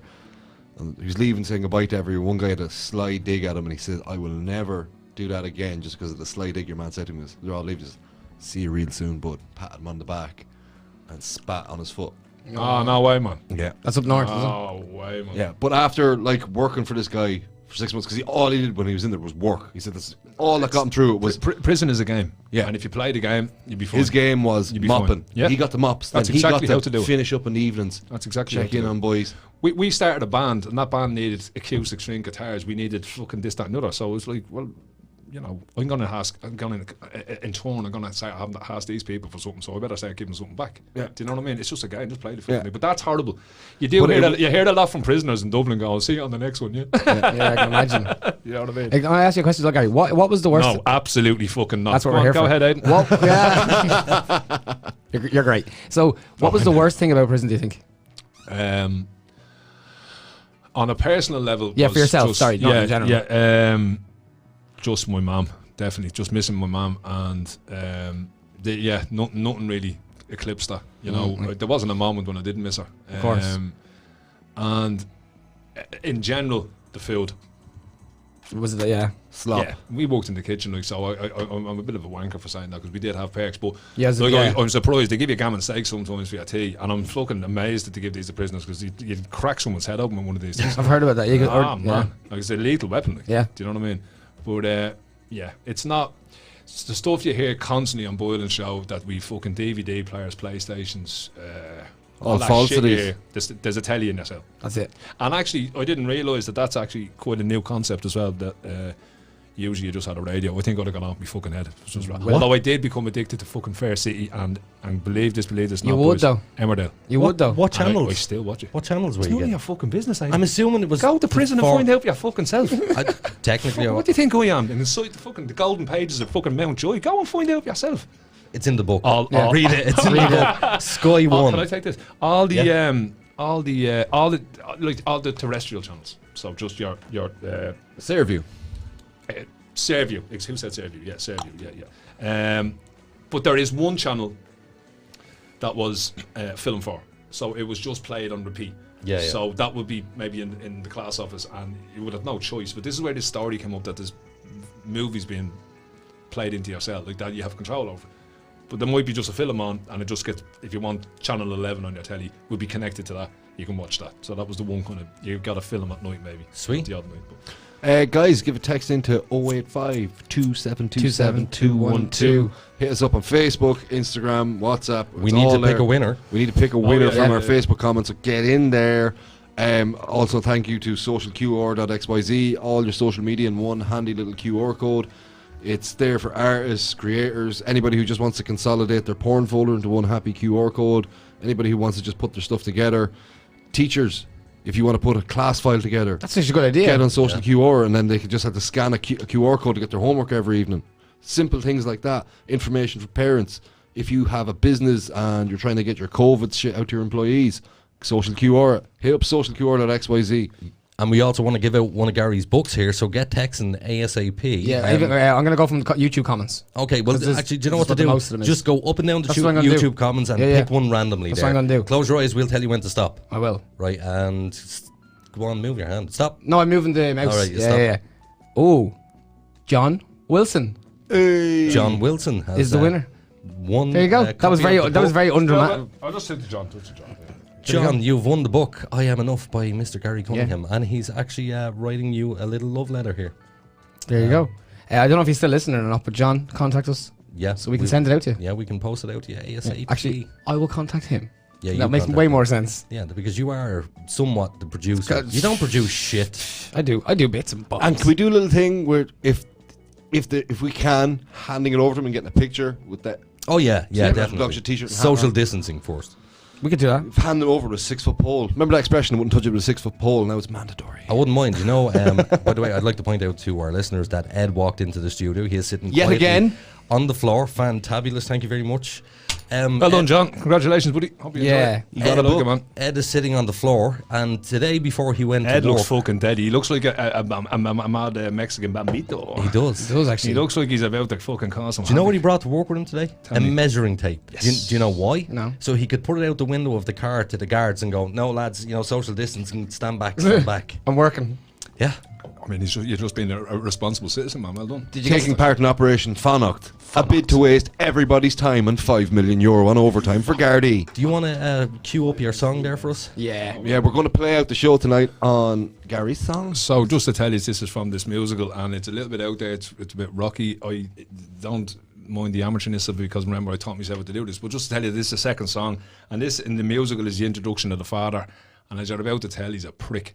This is what happens when you just don't whinge about what you've got, and just make the best out of things. This is called Aiden's interrupting me. No, it's not Great called name of Aiden's song, Getting- isn't it? Not that. No, I just want to say to the guys, we will be back with you on Tuesday at 9 p.m. So don't forget to tune in. We will hopefully have Davy Joyce in by then.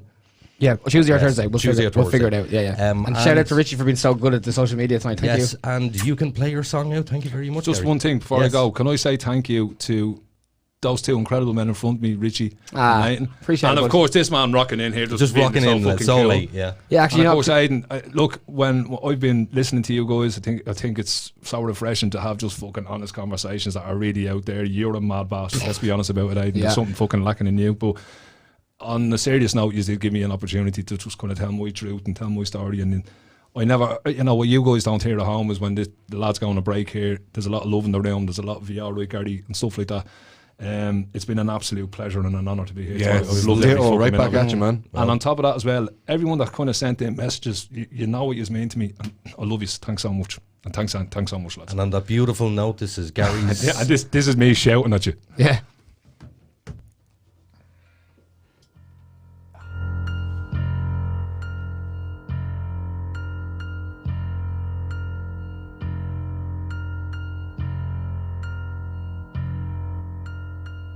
Get out of my sight, you little brat. You are the root of all my problems.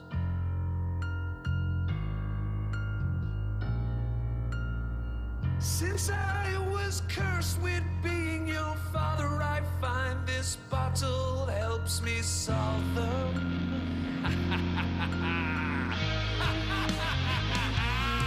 Take that!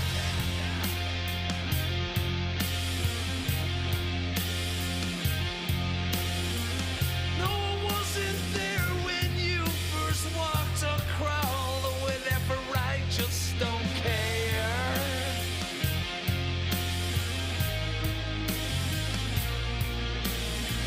Or your first day at school, why would I, you fool, when I knew you'd amount to nothing? What did you just say to me? What did you just say to me?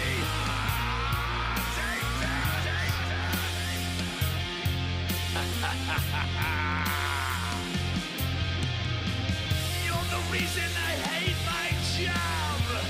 You're the reason I drink so much. You're the reason your mother hates me. You're the reason I'm never happy. Take that, take that.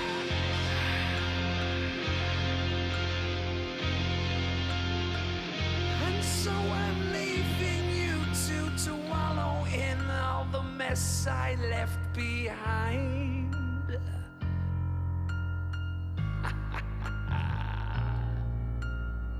But just remember, you little brat, I'm part of you.